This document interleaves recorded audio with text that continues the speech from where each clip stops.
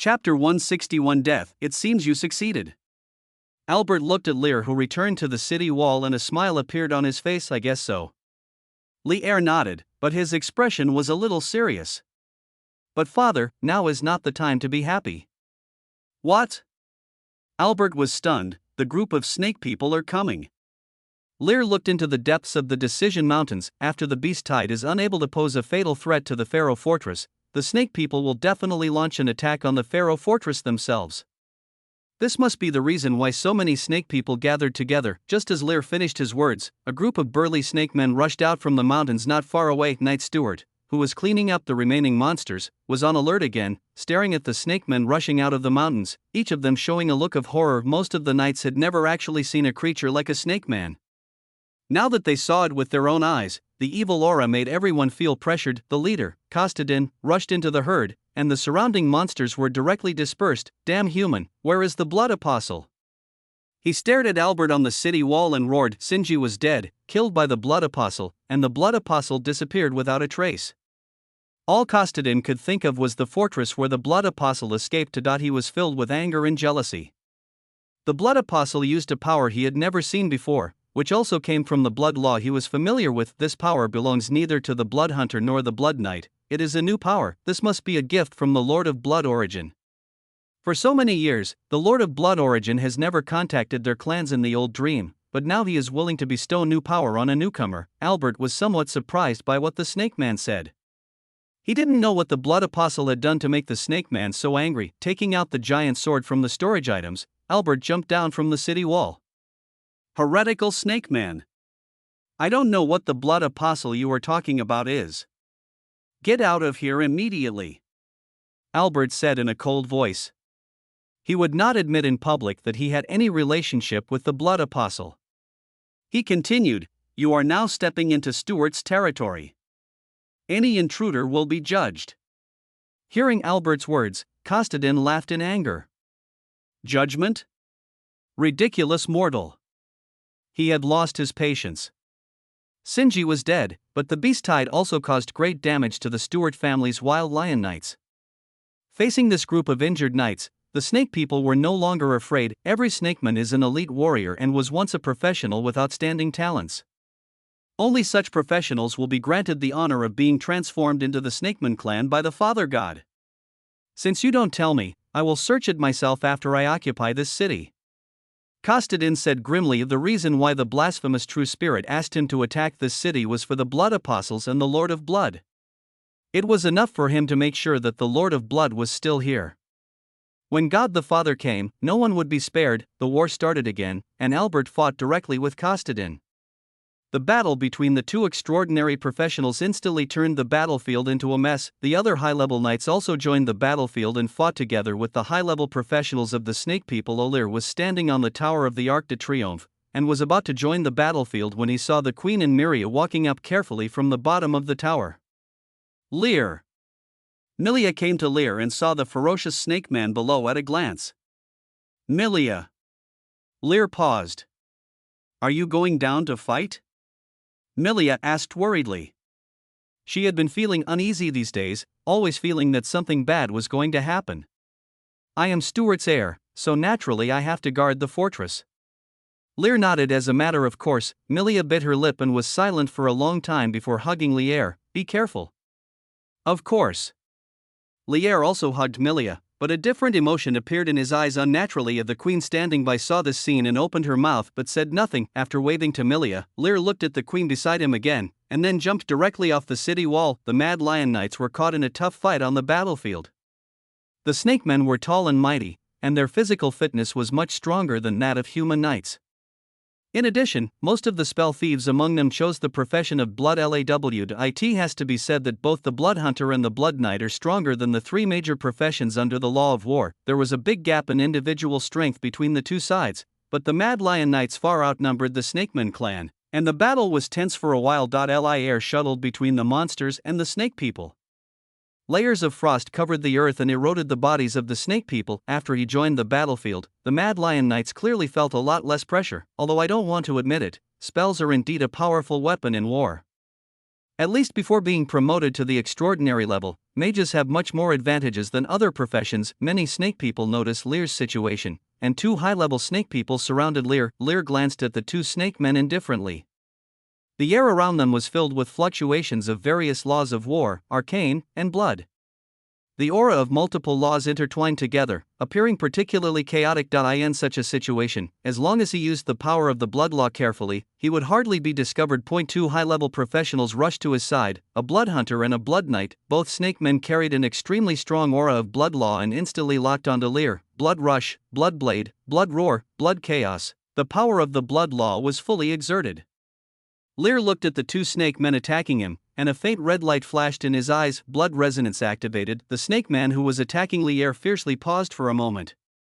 The next second, the night rose pierced through the heads of the two snake men with the power of the storm. The speed was so fast that people could not see its figure clearly. Storm stab. A fatal blow. In a duel between strong men, even a moment of inattention can be fatal. The two snake men had never expected that Lear would actually use the power of the blood law. The two of them had expressions of disbelief, and then fell to the ground without saying anything. The system prompt appeared in Lear's eyes. Two high-level snake men were killed so easily. Everything happened in a flash, and no one expected such an outcome. Albert, who was originally a little worried about Lear, was also shocked. Kostadin, who also noticed this, looked gloomy and roared, "Damn humans!" Lear ignored them and continued to kill the rest of the snake people. While killing the snake man, Lear observed Kostadin. His career advancement mission has not been completed yet, and now the only target is Kostadin. He must find an opportunity to deal a fatal blow to Kostadin. After witnessing Lear's strange and unreasonable speed and attack strength, the remaining high-level snakemen became cautious and no longer gave Lear the opportunity to kill them easily. Lear did not rashly start Aslan's royal swordsmanship again, as he needed to save his magic power for Kostadin. Albert and Kostadin were still fighting, but as the battle progressed, Albert's mood became heavy. Every time the sword in Kostadin's hand collided with his, he could feel a lot of strength in his body being absorbed, while the pressure from Kostadin was getting greater and greater. This terrifying and ferocious-looking sword possesses a strange power. Albert thought of the profession of the law thief under the law of blasphemy, stealing the power of other laws, and this sword was devouring his power to elevate Kostadin. Boom! The giant sword and the blasphemous holy sword collided again, and Albert took a few steps back. He took a deep breath and could not delay any longer.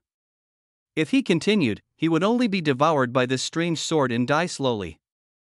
Albert's eyes became sharp, and he had to kill the snake man in front of him with a thunderbolt. He let out a roar, and the shadow of a mad lion appeared behind him, along with the shadow of the goddess of war. The power of the storm raged around him, and the knights and snakemen around him retreated into the distance. Upon seeing this, Kostard used the moon escape blood sacrifice without hesitation. A bright red crescent moon was imprinted on his forehead. The two extraordinary warriors displayed their strongest powers at this moment. Everyone was attracted by the battle between the two powerful warriors. Looking at the phantom of the mad lion behind Albert, Lear raised his eyebrows. I have to say that the Lionheart Knight is indeed powerful. In terms of professional strength, the War Knight is not as good as the Blood Hunter, but with the Lionheart Knight, he can fight on equal terms with the Serpent Man holding the blasphemous sword. Lear's eyes kept scanning the two fighting people. In the end, Kostadin gained the upper hand. The power of the profaned holy sword was too evil, and Albert's power was being devoured all the time. Mortal, I admit that you are powerful, but I am a follower of the gods. Humans can never compete with the power of the gods. Kostadin laughed crazily. Albert was silent. He could feel his own strength being devoured bit by bit. The snake man in front of him was a speed-oriented professional and was just the right size to restrain him. He felt a little helpless, his eyes inadvertently sweeping away to other places. Where is the Blood Apostle now? The Blood Apostle's target is the gods behind the snake people. If the Phio fortress falls, will the Blood Apostle have to deal with the gods and the snake people alone? Just as Albert was struggling to resist the snake man's attack, a buzzing sound suddenly sounded not far away. It was a sound that reached an extreme speed, and even the air began to tremble. Lear used Aslan's royal swordsmanship to its fullest extent, and took action when Kostadin let down his guard and suppressed Albert wantonly. The storm gathered in Lear's hands, and the power was concentrated at the tip of the sword. At the moment the sonic boom sounded, his figure had already appeared in front of Kostadin. Kostadin was completely unable to react, and just as he was about to dodge, a thick layer of ice formed under his feet and hindered his movements. The ice layer broke under Kostadin's power, but it also hindered Kostadin for a moment. At this moment, the rapier in Lear's hand had stabbed Kostadin's right eye, but at this moment, the blood moon gauze dress on Kostadin lit up. The blood moon gauze of the moon release blood sacrifice can block a fatal blow. The blood moon gauze dress was shattered by Lear's attack. Kostadin was so frightened by the rapier in front of him that his soul almost flew away.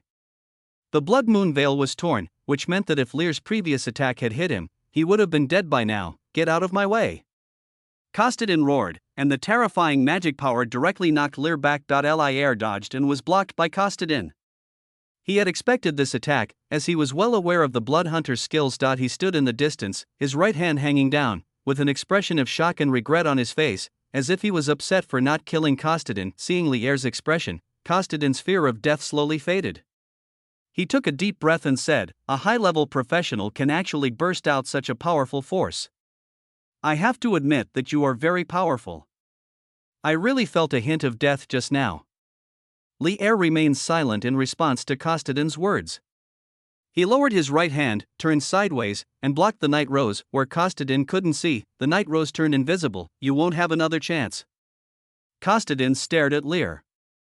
He was almost killed, and he would not take Lear lightly again. Albert walked up to Lear and was shocked by Lear's fighting ability just now, but his expression remained solemn. "Father, please continue to entangle this snake man." Lear whispered. Albert was stunned for a moment, then his eyes became deep. Of course, I won't let this snake man set foot in the Pharaoh fortress," he said as he attacked the snake man again. The two men fought again, and this time Kostadin was also on guard against Lear beside him. The storm was raging on the battlefield. Lear felt the breath of the gale and the laws of war were ringing around him. The next second, his breath disappeared in the storm. Kostadin's pupils suddenly shrank while he was fighting with Albert. He could not even feel Lear's breath. In the strong wind, Lear's magic fluctuations disappeared. Albert, who was holding the giant sword, seemed to feel something, and a trace of shock flashed in his eyes. As a fellow war knight, and an extraordinary level 1 at that, he could feel that Lear was nearby. The war knight controlled the power of the storm and synchronized it with his own power. Lear now seemed to have merged into the storm and had become the storm, coupled with the terrifying speed in the storm's cover. Kostadin was unable to sense it. Such extraordinary skills are truly shocking. Albert sighed in his heart, and continued to attack Kostadin. Lear danced in the storm, and no one saw him. This is an ability developed by the agile war knights in the previous life. It is a skill that only the top agile war knights can master. The storm is hiding. Kostadin became more and more upset because of Lear's disappearance, as if the scythe of the god of death was placed on his shoulders. Albert pressed forward step by step.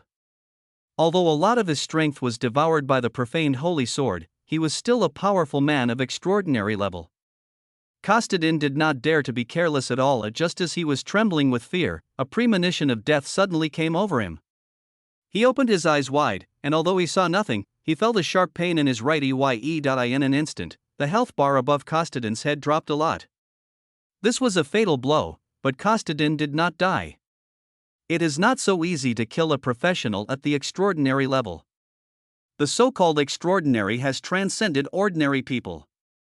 Even if he is hit in the vitals, he will not die immediately.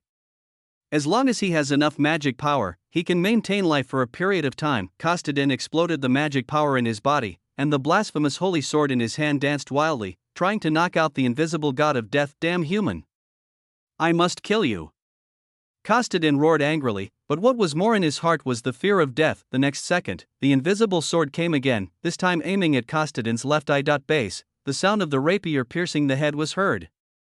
Kostadin, who was wielding the blasphemous holy sword, was shaking violently, and the blood bar above his head was finally emptied by this blow. Kostadin's body fell straight to the ground, and Lear's figure appeared in the storm. "You killed the spell thief Kostadin, superb, and you gained 400,000 experience points. You have completed the extraordinary Blood Apostle career advancement task. Your level cap has been lifted, and you have obtained the extraordinary Blood Apostle skills. You have reached the requirements for Transcendent Transformation. Do you want to undergo Transcendent Transformation immediately?" The system prompt appeared in front of Lear, and Lear immediately clicked no. Now is not the time for extraordinary transformation. After seeing Kostadin being killed, the snake people around showed panic expressions, began to disperse, and fled towards the Decision Mountains. Many knights stared blankly at Lear in front of the snake man's corpse, completely speechless. Albert also looked at Lear with shock.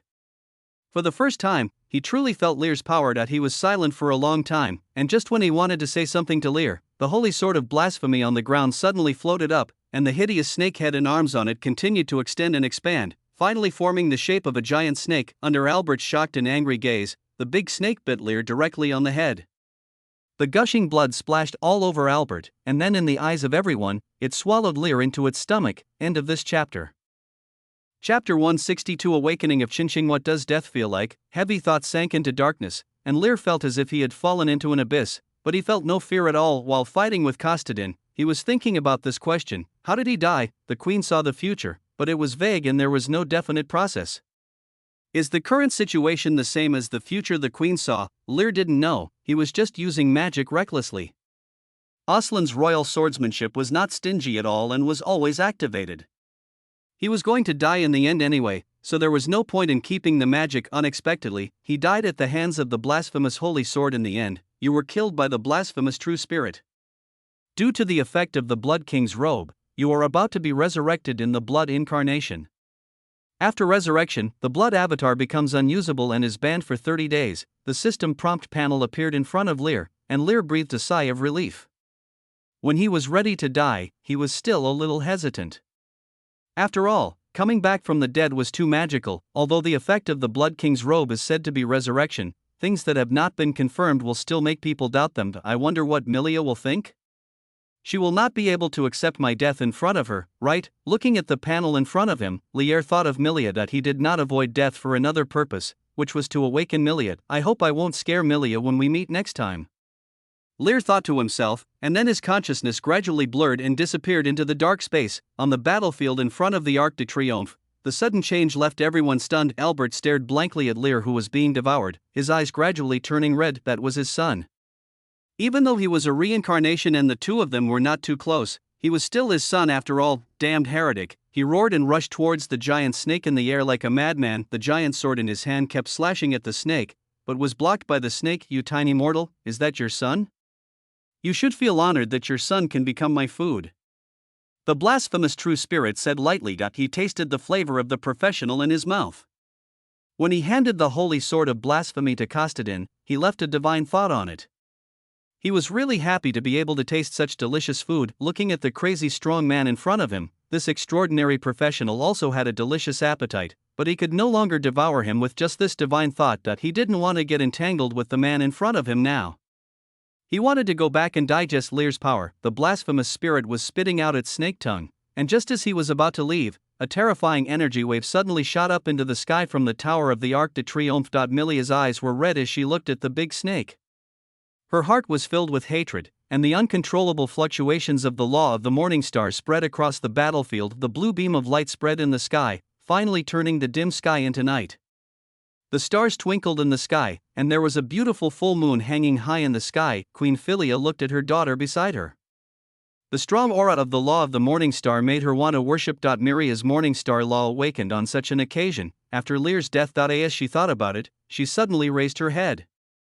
Lear knew that he would die but remained indifferent. Was it just for this? In order to make Milia wake up, she accepted her fate calmly. Emilia stood up slowly. The cold law of the morning star was spreading, and the aura on her body was surging wildly. In just a moment, she had reached the extraordinary realm. She recalled everything: her past as the goddess of the morning star, her meeting with Lear, and the scenes of her being with Lear. She was once a god, who gave up her throne and reincarnated as a human. As a princess, Milia truly fell in love with Lear, and that emotion also infected her current mind. This was the first time that the goddess of the morning star felt such an emotion. Sadness? Anger. It was like she had lost some important treasure. The sadness that could not be expressed in words made her want to destroy everything in front of her. You deserve to die. A cold voice spread across the battlefield. Everyone was shocked by Milia's change. Avian, who was originally grief-stricken over Lear's death, stared at Milia blankly. The girl in front of her was so strange. The blasphemous true spirit also looked at the girl in front of him, with a hint of horror in his eyes. As a fellow god, he immediately felt the aura of the girl. You also survived the destruction, he spoke in a deep voice, but before he could finish, meteors from the sky came crashing down at him. The blasphemous spirit widened his eyes, looked at the meteorite in the sky, and quickly controlled the blasphemous holy sword to dodge. Boom! Loud noises rang out on the battlefield, and the snake men and monsters below were smashed into meat paste one by one. It was not known whether it was intentional, but the meteorites avoided Stuart's knights. After a brief moment of shock, all the knights began to retreat towards the fortress. The meteorite was still falling, and the blasphemy true spirit gritted his teeth. The girl in front of him was a god like him. And the laws she possessed were extremely powerful, controlling the power of stars? He had never heard of it. Admiring Milia's power, a glimmer of greed flashed in the eyes of the blasphemous spirit. If he could devour such a law, how powerful would he become? Thinking in his heart, the blasphemous snake face laughed. He looked at the angry Milia and said with a smile, "It seems that this boy is very important to you." Hearing the words of the snake, the murderous intent in Milia's eyes became more fierce. The dark blue morning star shone brightly, and her long silver hair danced in the fluctuations of magic power. The light of the stars rushed towards the blasphemous spirit like raindrops, drawing magnificent arcs in the night sky. Seeing this, the blasphemous spirit could only defend passively, and the dark fog formed a protective shield in front of him, but it was still very difficult. A crazy woman, no, a crazy goddess, was not something that his small mind could resist. It is really unbelievable that the woman in front of me possesses such powerful strength just after awakening. Don't you want this kid to survive? The blasphemous spirit suddenly spoke. The starlight in the sky suddenly paused. Milia stared at the big snake. For delicious food, I usually prepare it before cooking and tasting it. The blasphemous spirit said lightly, spitting out a piece of Lear's body from his mouth. He looked at the girl in the air. Deceiving others was his strong point, and even if it was a dead body, he could turn the other party into his Snakeman clan puppet. Many of the current snake people are transformed from corpses. Turn Lear's body into a puppet controlled by blasphemous laws.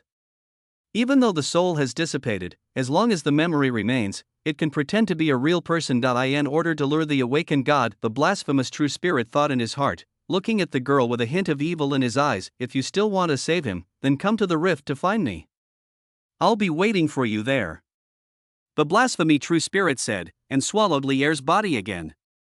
Then, while Miria was a little distracted, the blasphemy holy sword quickly swept towards the depths of the Decision Mountains. Looking at the direction where the blasphemous holy sword left, Milia took a deep breath and slowly fell from the air. She walked to the place where Lier had been swallowed just now, and a silver ring fell into the soil on the ground. She picked up the ring and felt what was inside. This is Lier's storage ring, in which the Morning Star scepter is quietly placed. After sensing for a long time, Milia put the ring on her ring finger, and then she fell down as if she was exhausted. The blasphemous holy sword continued to fly towards the Decision Mountains. The blasphemous true spirit was in a good mood. Although the Snakeman clan was almost wiped out, he was more excited about a newly awakened new god. He felt the body of Lier inside him. As long as he made good use of this body, he would have the opportunity to devour the god. As he thought about it, his expression suddenly changed. The body of Lier in the stomach was actually gradually disappearing. Before the blasphemous spirit could react, it turned into streaks of blood and disappeared like foam. Blood Temple. Lier woke up from the incarnation of blood. He opened his eyes, stood up from the ground, and felt his body. It was the same as his previous body, with almost no difference. The incarnation of blood was formed by consuming 50% of his maximum health, just like a part of his body. Are you dead? A cold voice suddenly sounded in Lier's ears. Lier turned his head and saw Lillian floating behind him. Yes, Lier replied with a nod. You obviously don't have to die. Lillian said faintly. Is it to awaken that girl? Lier listened to Lillian's question but did not answer it immediately. He felt a hint of danger from the petite goddess in front of him, as if she was angry with his behavior. You are my king. Seeing that Lier didn't speak, Lillian stared at Lier and said, I don't care what you think of the goddess of Qinqing, but if you want to betray me, I will never forgive you. Even if I have to take you with me, she added. Lier was silent and looked at Lillian. He saw a hint of nervousness and fear in the girl's eyes, as well as a hint of resentment, like a puppy afraid of being abandoned. He suddenly felt pity for Lillian. What happened in the past that made Lillian feel so insecure? The king seemed to be more important to God than he thought. Lier took a deep breath and patted Lillian's little head gently. My dear goddess, I swear in the name of the blood law that I will never betray you.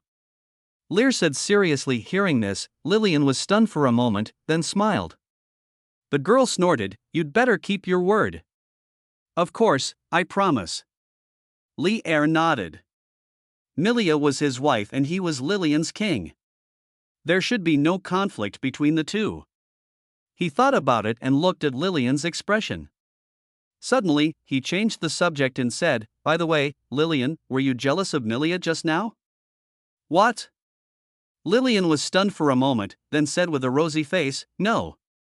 Lillian glared at Lear, and before Lear could continue asking, she returned to the Blood King's robe. Watching Lillian leave, Lear shook his head. The next step was the highlight, which was taking out the drop of corrupt divine blood. Now he has been promoted to the extraordinary class, and only extraordinary qualitative change and fusion of corrupted divine blood remain. What kind of power can the blood of the extraordinary class be liberated after being fused with the corrupted divine blood? Lear's heart was filled with anticipation. Pharaoh Fort, Steward House. The beast tide was over, and the casualties suffered by the fortress this time were much lower than in the past, but the entire fortress was immersed in a haze. The steward hero who killed the extraordinary snake man, Master Lear, was captured and his life or death is unknown. Many knights saw with their own eyes that Lear was swallowed by the giant snake. Although the snake said that Lear was still alive, no one knew whether it was true or false. The queen was sitting on a chair, and on the bed beside her was the unconscious Milia. Milia's body simply couldn't withstand the high intensity of using power right after awakening. "Philia, what did you say to Lear before?" Albert stood behind Philia and suddenly asked, "Was it about the future where Lear will die?" Philia listened to Albert's question, and after a moment of silence, he nodded with his back to Albert. Lear knew that he would die, but he still came to the battlefield. Albert murmured to himself, his voice trembling. He didn't know why Lear had concealed the news.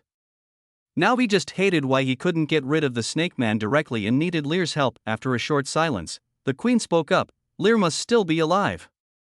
After returning to Fort Pharaoh, the queen felt something was not right. Lear's true identity is not only Albert's son, but also the blood apostle. Lear's strength is definitely not as simple as what he showed yesterday. He had never used even one of the skills of the blood law. When he was fighting against the corrupt spirit before, the Lord of Blood had appeared. This shows that the Lord of Blood attaches great importance to Lear. Would such a believer who was cared for by the gods be killed so easily? Albert listened to the queen's words and fell silent again. He remembered what the blasphemous spirit said before it left. Maybe Lear was really still alive and in the chasm. "I know what you are thinking. The chasm is too dangerous. Even if Lear was really taken there by the giant snake, you can't save him. Wait until Milia wakes up. You have already seen Milia's power." The queen seemed to sense Albert's thoughts, and turned her head and said, "Milia is a person favored by the morning star. After her awakening, her strength has reached the extraordinary level. Let's wait for Milia to wake up before making a plan to go to the rift. I wrote it too late yesterday and my mind was fuzzy. I forgot that the blood moon veil in the moon escape blood sacrifice state can resist a fatal attack. Now the previous article has been modified." End of this chapter. Chapter 163. Bad men must be punished. Night fell quickly, and in the room, Milia slowly opened her eyes. She sat up in bed, her eyes a little confused. As she woke up, the faint blue light of the morning star lit up in the room. There was no one else in the room, and the queen and Albert had left. She held her aching forehead, and memories flooded into her mind like a tide. The image of Lear being swallowed by the giant snake echoed in his mind. Lear. She couldn't help but let out a panicked sound. Milia covered her head with her hands. The memories of her being a god and her current memories as a princess were mixed together in her mind, making her feel very confused. It took her a long time to calm down. She became calm and composed, as if she had become a different person. "I actually fell in love with a mortal," Milia said with a chuckle as if mocking herself. She is a god, a high and mighty god. She has never had any intimate interactions with any opposite sex. In her era, she is the strongest. There was no one stronger than her, and no man she could ever catch. But now, when she was reincarnated as a human, she fell in love with a mortal. She thought of that man's face, who was handsome, and who imprisoned her when they first met and bullied her wantonly. My body was seen all over by the other party. Thinking of this, Milia's cheeks turned red. She lowered her head and whispered, "What a nasty person," before choosing to reincarnate. She also thought that if she was already married when she woke up, she would erase that person's memory and become the goddess of Morningstar again. She didn't think she would fall in love with a mortal, but now, she became interested in Lear, the man who deceived her tears. She is the controller of the laws of the Morningstar and can see destiny. A beautiful light shines in her eyes, and Lear's face is reflected in her eyes. Lear is not dead, he just fakes his death. Milia bit her lip, and couldn't help feeling a little annoyed. When she just woke up, She was really sad and angry under the influence of her current memories. This was the first time she had such strong emotional fluctuations, and it was because of a man, but all this was a farce planned by the man. Although it was for the purpose of awakening her, Milia still felt a little uncomfortable, as if she was being teased. She raised her right hand and looked at the ring on her ring finger. The ring emitted light, and the Morningstar scepter appeared in her hand. She looked at the scepter in her hand, and a faint blue light lit up, and then a sound like something breaking came from inside the scepter. A dark purple light emerged from the scepter, and the person with long black hair looked exactly like Milia, beautiful, but with a hint of resentment. Milis. Milia said softly, Milia. You should call me sister. Milia said lightly, sister? The sister who imprisoned me in the scepter? Milis said angrily, her eyes turning red. Do you know how I got here? I have spent countless years in endless darkness. There is nothing there, I can't see anything, and I can only stay there. Milis' emotions were a little out of control. After listening to Milis' words, Milia fell silent. After a long while, she said apologetically, I'm so sorry, Milis. I had to do this so that you could survive the destruction. You mean I should thank you? Milis said with red eyes. No, Milis, Milia sighed, I just want to save you. You know, destruction had already come by then, and our divine domain was shattered in the destruction. You wanted to protect your family, and even live and die with them, but you are my sister, and I couldn't watch you die like that, so I could only seal you in the Morningstar scepter by force. Milia explained, after that, I dispersed most of my divine power, and only retained a trace of my soul essence to survive. You are lying. It was you who abandoned me and reincarnated as a god. Milis didn't believe Milia's words, but became more excited. So that's what you think? Milia was stunned for a moment, then shook her head. That's not the case. If I want to abandon you, I can let you die in the destruction. Why would I seal you up? Listening to Milia's words, Milis paused. She had never thought about such a question. Milis recalled the long-lost memory. She was sealed in the scepter for endless years. Her past memories had become a little fuzzy. When she was sealed at the beginning, she just felt uneasy and didn't know why her sister did this, but as loneliness and silence eroded her, her emotions gradually became distorted. No one could spend so many years in a silent, lightless, and lifeless world and still maintain mental stability. She is the dark star goddess, controlling the dark side of the morning star, but she cannot resist the dead silence and loneliness. She began to hate her sister who sealed her, and this hatred was infinitely magnified during the long period of loneliness. As the saying goes, the deeper the love, the deeper the hatred. Milis loves Milia, and this love turns into hatred. Milis bit her lip, her eyes red, and she was a little overwhelmed by Milia's words. She didn't know which side was right. Milia sighed and reached out to touch Milis, but Milis dodged her. Milis glanced at Milia, and finally said nothing, and returned directly to the Morningstar scepter. Looking at this scene, Milia felt helpless. In order to prevent Milis from being sensed by destruction, the seal she left on the Morningstar scepter was extremely powerful, and no fluctuations would emanate from the Morningstar scepter, which also caused Milis to spend endless years in dead silence and darkness. She meant well, but it was also her responsibility that Milis became what she is now. Let Milis calm down now. Milia shook her head. She cared more about Lear now. The husband who had deceived her seemed to have other essences of law in him, and was even chosen as the king of law. Milia narrowed her eyes. Lear was her husband. How could she let someone else take him away? Even if he is the king of law, he should be the king of her Chinching law. Milia pouted, got out of bed, put on her clothes and left the room. As soon as she left the room, she saw Ino coming towards her. The little maid's eyes were a little red, but her expression was still calm. Ino was a little overwhelmed now. Her master Lear was dead, and some people said he was not dead. She didn't know which one to believe. When she first heard the news, Ino felt like the sky was falling. Lear was everything to her, but after the sadness, she found that the blood law in her body was trembling. She could feel Lear's breath. Master Lear was not dead. Ino told himself this in his heart. Ino? A voice interrupted Ino's thoughts. Ino was stunned for a moment, then looked up and saw Milia walking towards him. Ino, are you also worried about Lear? Milia walked to Ino and looked at the little maid's red eyes. Her eyes softened. Your Highness, Master Lear. After hearing Milia's words, Ino, who had calmed down, burst into tears again. Although he had a premonition that Lear was not dead, a premonition was just a premonition and could not be confirmed. I will bring Lear back. Milia stroked Ino's head gently and said seriously. Eno was stunned for a moment and opened his eyes wide in surprise. Almost everyone thought that Lear was dead, but Milia said she would bring Lear back. Lear is still alive, you should be able to feel it, right? Milia smiled at Eno, a faint blue light flashed in her eyes, the aura of the blood law in Eno's body could not be hidden from her eyes. Lear valued this little maid very much and had a deeper intimate behavior with Eno, even more than her. Milia thought about it, and her cheeks turned red again. She would feel shy when she thought about those matters between men and women, even if she was once a goddess. After all, she had no experience at all. Let's go and discuss with Uncle Albert how to bring Lear back. The bad man who played with our emotions must be punished. Milia snorted and took Eno's hand, and the two walked towards the hall together. Dinner was in progress in the restaurant and everyone was in a low mood, especially Sophia. As Lear's mother, she was the most painful when she learned that Lear was unknown whether he was alive or dead. Albert sat next to Sophia, comforting his wife, while Queen Philia sat alone. Milia took Eno to the hall, and everyone looked up when they saw Milia appear. The queen looked at her daughter. Now Milia no longer had the weak temperament she had before. Instead, she had a sense of nobility. Feeling the aura of Milia, the queen seemed to be hesitant to speak. She felt the breath of the gods from Milia.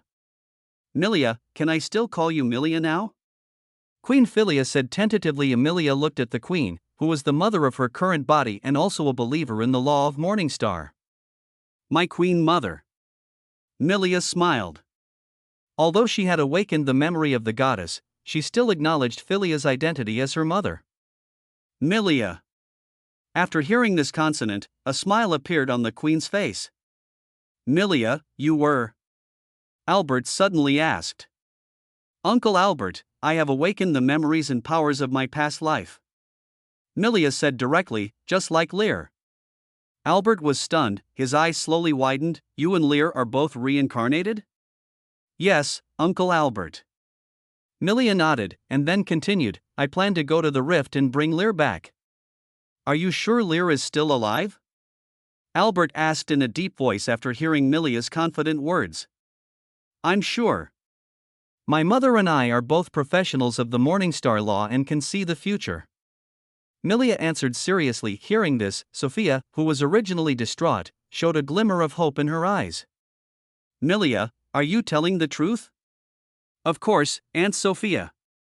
Milia smiled at Sophia. Do you have any plans? Albert also felt hopeful because of Milia's words. We just need to go, that damn snake is destined to die. Milia's eyes turned cold. She had already seen the fate of the big snake. The next day, Albert held a meeting about finding Lear. All high-level professionals were present, as well as Milia and Queen Philia. After Milia burst out with amazing power yesterday, everyone knew that the girl in front of them was no simple girl. Her power was even stronger than Albert's. Is it the power of arcane law? Everyone looked at Milia carefully. As professionals of the law of war, they were not particularly familiar with the aura of other laws. That kind of powerful long-range spell attack was very similar to the impression they had of a mage.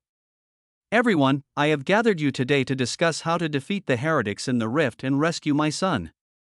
Albert's eyes swept across the knights. The knights looked at each other, and they also guessed the reason why Albert summoned them. It's nothing to defeat the big snake. It's a heretic hiding near the fortress. It should be eliminated. But Lear can be saved. They all watched Lear being swallowed by the giant snake.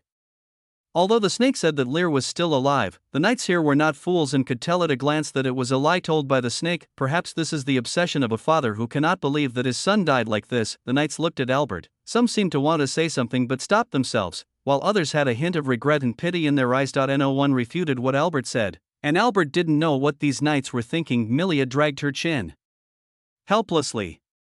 She had clearly said that only she and Albert could go. In the destiny she saw, 2 people were enough. But Albert was still stubborn and wanted to bring the elite of the Stewart family, so she held this meeting. Everyone, I know that yesterday's battle was very tiring, but the threat to the fortress must be eliminated immediately. Let's get ready. Leave 3 high-level professionals to guard the fortress, and everyone else will follow me to the rift. We will set off early tomorrow morning. Albert made the decision. All the knights had no objection and discussed with each other, and soon decided on the candidates to go to the rift. Albert gave a few more instructions and the meeting soon came to an end. After all the knights left, Milia said, "Uncle Albert, there is really no need to bring so many people. Just in case." Albert shook his head. After all, the other party is a god. More people always mean more power. Listening to Albert's words, Milia felt helpless, but didn't say anything else. End of this chapter. Chapter 164, Arrival at the Old Dream. In the old dream of Blood King City, inside the Blood Temple, Lear sat cross-legged in the hall with his eyes closed, emitting a terrifying aura, which was a sign of extraordinary transformation. His originally golden hair gradually turned pale with the integration of the blood law. A drop of emerald green blood was floating in front of him. It was the divine blood from the corrupt true spirit, God's blood. Amber, the red wolf who was watching from the side, looked at the divine blood that exuded a decaying smell with a horrified expression. As a family member who has been with Lillian for a long time, her understanding of the blood law is much deeper than that of liar, blood apostle. This is a profession that Lillian once conceived. Compared with Blood Knight and Blood Hunter, Blood Apostle can have a deeper contact with the original power of blood law. This ability starts from the extraordinary class, liberate the power of the origin of blood, gain strength from it, and even trace back to the roots of blood to gain the power of bloodline from ancient times. Lady Lillian, I remember that when the blood was fused, a phantom of the blood itself would appear. Only by defeating the phantom can the blood be completely fused. Amber looked at Lillian with some concern. He will defeat the corrupt phantom. Lillian looked at Lear, who was sitting cross-legged, and said in a firm tone. She had confidence in Lear, because he was the king she chose. You have successfully completed the extraordinary transformation of the Blood Apostle, and your attributes have gained more bonus effects. You have obtained the Blood Apostle professional expertise, blood domination. Your blood law professional skills have been enhanced. The system panel appeared in Lear's mind, and Lear felt that his whole body was filled with strength. This was not the first time he had undergone an extraordinary transformation. He had the same feeling when he underwent the extraordinary transformation of a war knight in his previous life. He opened his eyes and looked at the corrupted divine blood floating before his eyes. Only one last step remains, which is to fuse the corrupt divine blood. Lear's eyes became sharp, and without hesitation, the bright red light directly enveloped the corrupt divine blood. The divine blood gradually approached him and then sank into his forehead. Lear felt the world spinning around him. And the next moment he came to a dark world. The sky was blood red, with a bright red full moon hanging high in the sky. There was an endless pool of blood on the ground, and the blood was above his ankles. You have triggered the trial of the corrupted divine blood, killed the phantom of the corrupted true spirit, and completed the liberation of the blood source. The system panel appeared in front of Lear again. Lear was a little surprised.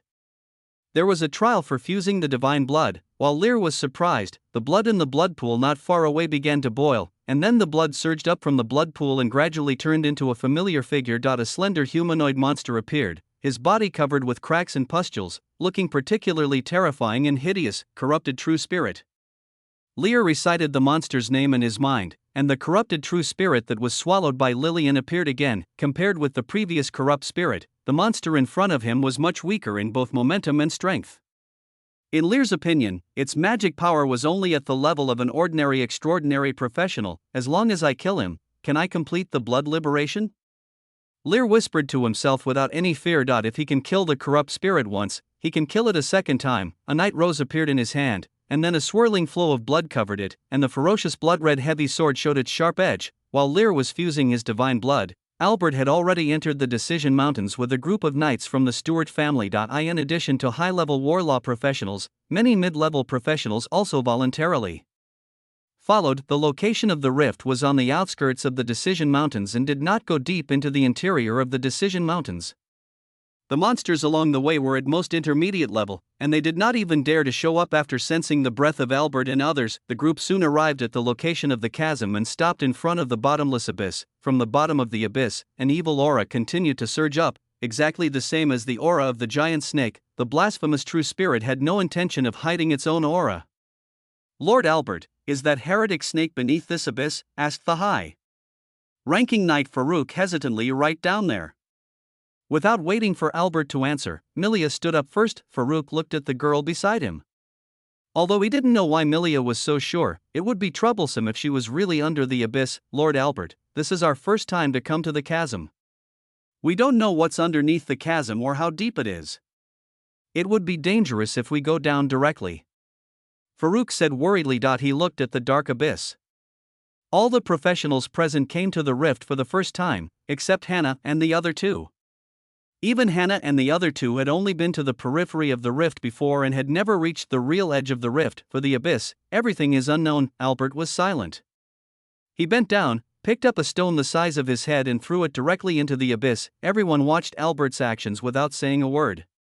After the stone was thrown, more than 40 seconds passed before a sound was heard from the bottom of the abyss. Hearing the sound coming from the abyss, everyone took a deep breath. It took 40 seconds to hear the sound, which means that the abyss may be close to 10,000 meters deep. What does this mean? Farouk, who was standing by, heard the echo and beads of sweat appeared on his forehead. The abyss is nearly 10,000 meters deep. If you go down directly, you will be smashed to pieces if you are not careful, Lord Albert. Farouk looked at Albert on the side. This was too dangerous. Even high-level professionals could not guarantee absolute safety. Albert took a deep breath. He also realized the danger of the abyss before him, but his son was right below. Leave a high-level professional to guard up there, and the rest of the high-level professionals will follow us down. The mid-level professionals should stay behind as well. Albert thought for a while before speaking. He said, turning his head and looking at Myriad. Milia and Lear are both reincarnated beings, and they have reached the extraordinary level after awakening. The abyss before them should be nothing to Milia. Can you guarantee your own safety? Albert asked. Of course. Milia chuckled, not caring at all about the rift in front of her. She said, then glanced at the other knights around her. I suggest that only the two of us go down, and everyone else stay up there. I've said it before, there's no need to bring too many people. That damned snake is doomed to die. Listening to Milia's words, Albert was silent. Are you really sure? I'm sure, I saw it, that was the fate of the big snake. Milia nodded seriously. In the end, Albert chose to believe Milia and let everyone else stay above the rift. Then, under the watchful eyes of the knights, the two carefully climbed down to the edge of the abyss. There was no light in the abyss, so Albert could only grope his way down along the ridge of the cliff. Milia also kept going down until she disappeared from the sight of the night above. She raised the morning star scepter, and a faint blue light enveloped her and Albert. Before Albert could react, he felt his body lighten. He actually floated up. Is this a flying spell? Albert said in shock. Flying is an ability that only professionals above the level of saints have. Apart from saints, only some extraordinary level mages can learn the spell of flying. This is gravity magic, not a spell.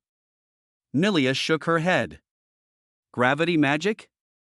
Albert was a little surprised when he heard this word for the first time. That's right. Get ready. I'm going to remove the effect. Milia nodded and suddenly smiled. What? Albert was about to ask what it was when he felt the power bestowed on him disappear, and then his body suddenly fell into the abyss below. Milia, holding the morning star scepter, also fell downwards. Milia! Albert couldn't help but shout. Uncle Albert, this is the fastest speed. Don't worry. I will release the gravity magic again during the final landing. Milia said calmly, flying headfirst. The airflow blew her long hair, making her look even more beautiful. In just a few tens of seconds, Milia and Albert saw the dark ground below. On the road not far away, in front of a statue, a bright red portal was opened. It's like inviting them in. Albert was also attracted by the red portal and briefly forgot the feeling of weightlessness from falling rapidly just when the two were only a few dozen meters away from the ground. The morning star scepter in Milia's hand lit up again. Milia's body flipped in a graceful arc in the air and landed gracefully on the ground. Albert adjusted his body, supported the ground with one hand, and then turned over. After he stood firmly on his feet, he raised his head and looked above the chasm. Thick fog was floating between the stone walls, and the entrance above was completely invisible. The abyss was nearly 10,000 meters deep, but they descended in just a few tens of seconds. Albert couldn't help but feel a little emotional. He turned around and looked at the red portal not far away. Is that God in there? Albert stared at the portal. It was the first time he saw such a thing. Yes, in this old dream. Milia nodded. Old dream? Albert was stunned for a moment when he heard the word, and then he looked at the portal with suspicion. He also knew that the old dream was a secret realm left by the gods that could help professionals quickly improve their strength.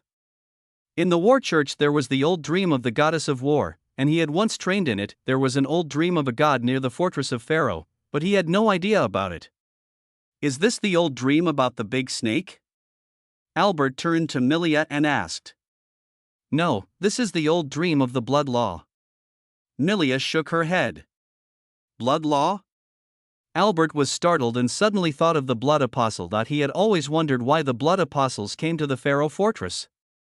Although Lear said that it was to devour other heretical law gods, he still felt something was wrong. Now he finally understood that the blood apostles came because the old dream of the blood law was here. Obviously this is a struggle between two law-abiding gods. Let's go in. Milia glanced at Albert. She did not tell Albert that Lear was the blood apostle. It would be better for Lear to tell it himself. She shook her head. Now she just wanted to enter the old dream, find Lear, and then severely bully Lear back for all the bullying he had done to her before. Without waiting for Albert to answer, Milia walked directly into the portal. Seeing this, Albert hurriedly followed. As soon as he entered the portal, he felt dizzy. When Albert came to his senses, he saw the blood-red sky and the endless plains. He looked at the scene in front of him with some disbelief. This old dream was so vast that it made him feel like it was a new world. Milia was much calmer, her eyes fixed on the dilapidated city in the distance. The atmosphere of blasphemy against the law was spreading in the city. She glanced at the dilapidated royal city, then at the lush forest on the other side, and finally smiled and said, "Let's go to the city." The big snake is in the city. Is Lear there too? Albert asked hastily. Lear, he will come to us himself. Milia smiled and walked towards the distant city. Albert was a little confused, but he could only follow Milia towards the city. It wasn't long before the two of them arrived inside the city. There were collapsed buildings, overgrown weeds, and a desolate scene all around. The deeper he went into the city, the more shocked Albert was. Even though it has become a ruin, he can still see the prosperity of this city. When Milia reached the innermost part of the city, she stopped. There were many intact buildings in front of her, and new burning firewood was placed on the ground around them. There are people living here. Albert immediately took out his giant sword. Those snake people live here. Milia nodded. At this moment, dozens of snake people walked out of the house in front, and the leading ones were wearing long robes. If Lear were here, he would be able to see that these snake men in the lead were the mesmerists who survived in the cave. When the snake man saw Lear and Milia appear, hatred flashed in his eyes. They all survived the battlefield. Among thousands of snake people, only dozens of them survived, and the rest died. Damn humans, a snake man roared. Seeing this, Milia's morning star scepter glowed. She didn't want to waste time talking to these ugly snake people. Albert also raised his giant sword, and the pressure from the two extraordinary professionals instantly fell on the snake man. The light of the law of Morningstar shone brightly. Milia's gaze passed over the snake man and looked at the half statue behind the snake man. Directly below the statue was a hole, and the breath of blasphemous law extended from the hole. End of this chapter. Chapter 165 Fusion of corrupted divine blood. Waving the morning star scepter, countless starlight pierced the snake people present like arrows. After awakening the morning star law, Milia and the blasphemous spirit were essentially the same kind. It is a god who descended to the mortal world. These snake people in front of us are just ants. Albert had just raised his great sword, but before he could move, the battle was over. Milia's eyes were fixed on the empty hole not far away from her. Let's go. With that, she walked straight towards the hole and jumped in under Albert's gaze. Albert shrugged, feeling somewhat helpless about his future daughter-in-law, and followed. The two of them went down along the winding underground passage and soon arrived at a big gate. The door was open and the air was filled with the smell of blood, not rotten blood, but the smell of fresh blood. Milia stopped and looked inside the door. Blood extended from the door all the way inside. The ground was covered with blood. Inside was a vast pool of blood, and a huge blood cocoon was floating in the sky. On the blood cocoon, there was a human face with eyes tightly closed. After sensing someone coming, the human face opened its eyes and looked at Milia and Albert outside the door. Welcome. The face opened its mouth and smiled. In the bloody space, Lear held the blood-red rose in his hand, tossing and turning among the dense tentacles. The corrupt spirit phantom in front of him was covered in blood, and only a quarter of the blood bar above his head was left. The phantom in front of him inherited almost all the power of the corrupt spirit. Although Lear has been promoted to the extraordinary class, it is still a bit troublesome to deal with it. Once upon a time, Lear also reached an extraordinary realm with the blessing of Lillian. He also had his blood source liberated without the fusion of blood. At that time, he defeated the corrupt spirit with the cooperation of the Golden High Priest and Albert, and now he is alone. He calmly dodged the attack of the corrupt spirit, and a storm raged on the Bloody Rose. He is stronger than before, having gained the power of a war knight as well as new skills. Another full moon rises in the sky, 2 moons in the sky, in a flash of blood, the blood condensed into a long sword. The storm was howling, and the power of the blood and the storm collided with each other. Countless bloody sword blades turned into a bloody bladestorm under the blessing of the storm. After being promoted to the extraordinary level, Lier gained a new expertise, blood control. This expertise can greatly enhance the effectiveness of his blood law professional skills, and will also greatly enhance Lier's control over blood magic, allowing Lier to manipulate blood at will. The dense tentacles were all chopped into pieces in the storm. The power of the corrupt true spirit is reflected in its erosion of life, but there is no life in this space for the corrupt true spirit to devour, which greatly weakens the corrupt true spirit's ability to recover. The blood blade storm swept towards the corrupted true spirit, and the blood bar above the corrupted true spirit's head dropped rapidly in the storm. Lier dodged away from the corrupted spirit and shook his head slightly as he looked at the corrupted spirit swaying in the storm. The outcome has been decided. About half a minute later, the health bar of the corrupted spirit disappeared completely. You killed the phantom of the corrupted true spirit, and you completed the trial of the corrupted divine blood. The system prompt panel appeared in front of him. Lier took a look at it. The next second, the corrupt spirit in the blood bar turned into a ball of dark green light and directly merged into his body. In an instant, a feeling of extreme pain spread throughout Lier's body. His face turned pale, and an aura of decay emanated from Lier. While the system panel started jumping again. You have fused the blood of the corrupt god, you have gained 5% of the source of the corrupt law, and you have gained 80% affinity for the corrupt law. Your affinity for the law of corruption has reached 80%, you gain Constitution plus 40, Mysticism plus 40, your physical attributes and mystical attributes have reached the attribute limit and are forcibly limited to 99, you have triggered the attribute limit breaking task. You have obtained the corruption law profession information, Plague Warlock, Honored Corruption Knight. You can awaken the corruption law affinity for others and transfer them to the corruption law profession. You can consume skill source crystals to learn corruption law profession skills. Your skill blood release gains the blood effect, Scarlet Corruption. Lier was dazzled by the series of system prompts, and the pain in his body was gradually disappearing. When the restlessness in his body gradually disappeared, Lier breathed a sigh of relief. At this moment, another message popped up on the system panel that had originally quieted down. You have triggered the extraordinary advancement task of the War Knight profession. Mission: Career Trial of the War Knight. Mission objective: Kill the blasphemous true spirit. Quest reward: War Knight career level upgrade. Extraordinary War Knight career skills. Looking at the career advancement task of the War Knight in front of him, Lier was stunned for a moment. Previously, when he received the gift from the goddess of war, he directly obtained the skills of an apprentice to a high-level war knight.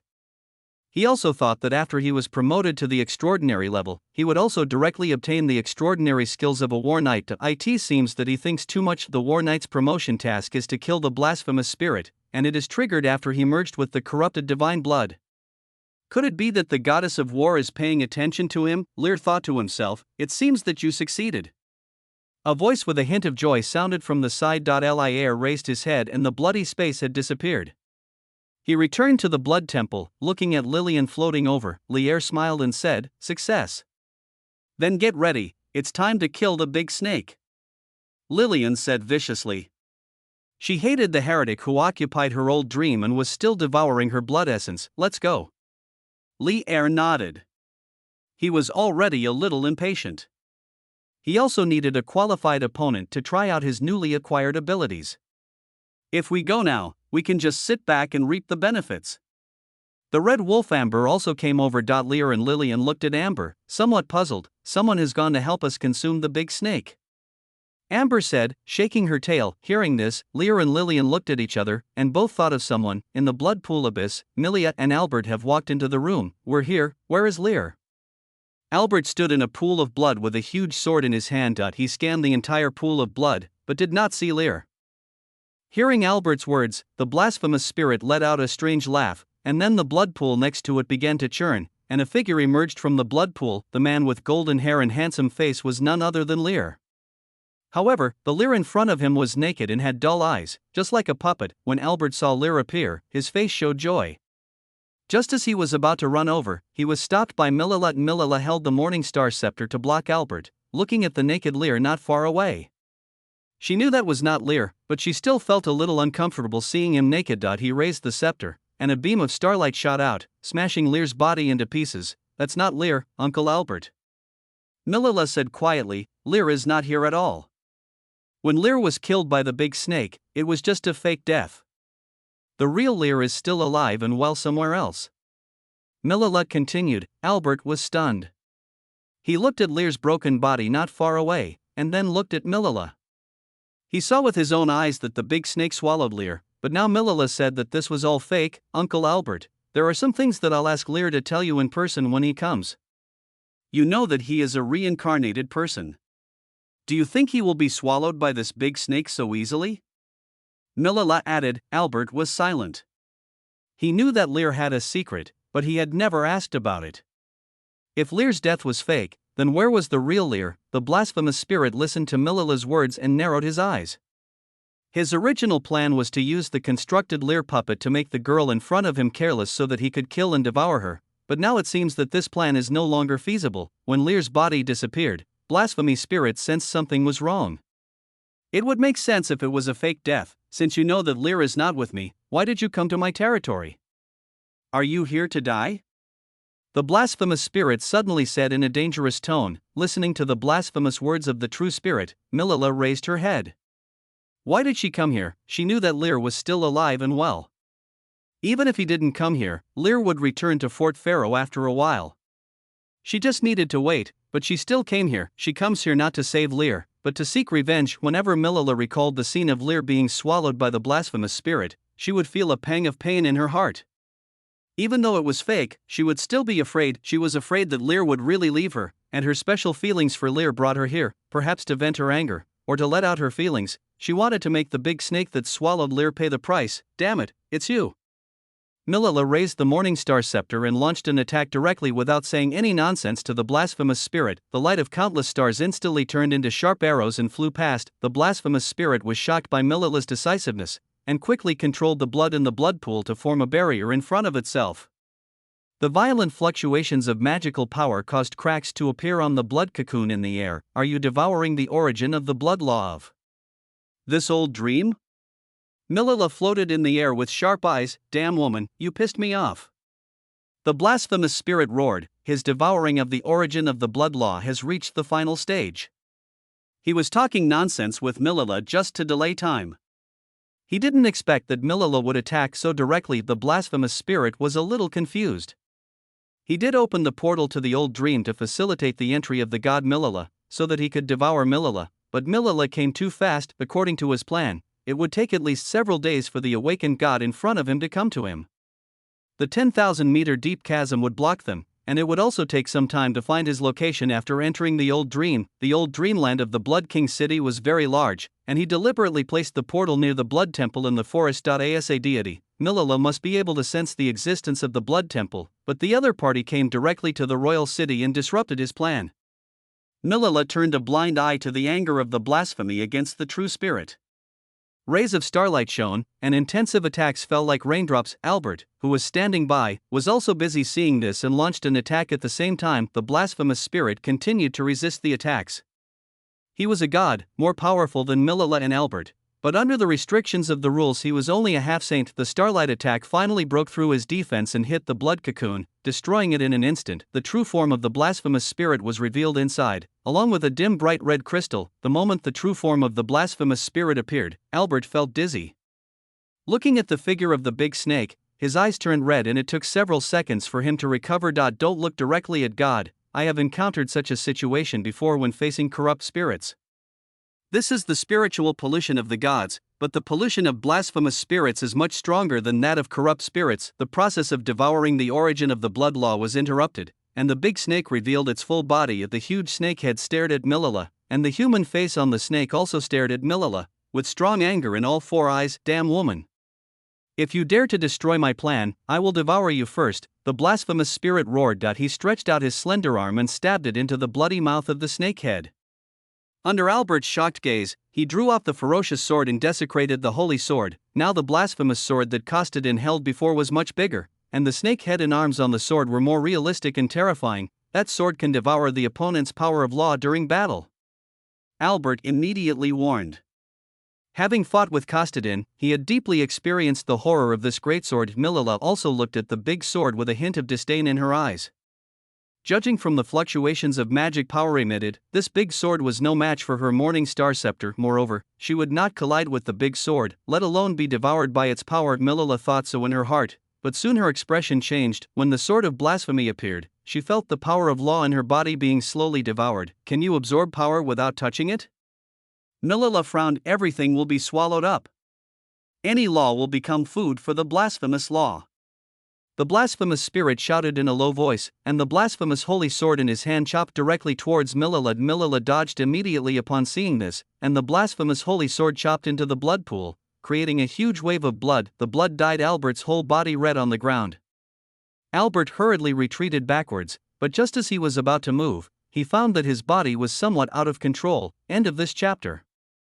Chapter 166, The Blood Apostle appears. The blood was swirling in the air, and the pool of blood on the ground became the best weapon to desecrate the true spirit. The blood in the blood pool turned into sharp blades, and every drop of blood that splashed out had terrifying power. Milia's figure kept dodging, and in front of her, the power of Qinqing turned into protection. She not only had to protect herself from the blood that penetrated every hole, but also had to dodge the blasphemous holy sword wielded by the blasphemous true spirit. Her expression was somewhat angry. If it was just the blasphemous spirit, even with the blasphemous greatsword that could devour the power of the law, she would have the confidence to kill the blasphemous spirit. However, the blasphemous spirit had devoured part of the blood essence. This pool of blood has also become a weapon to blaspheme the true spirit. Milia gritted her teeth. She could feel that the blasphemous spirit was once just a weak deity, not worth mentioning compared to her, but now she was suppressed. The blasphemous holy sword smashed down at Milia again with an evil aura.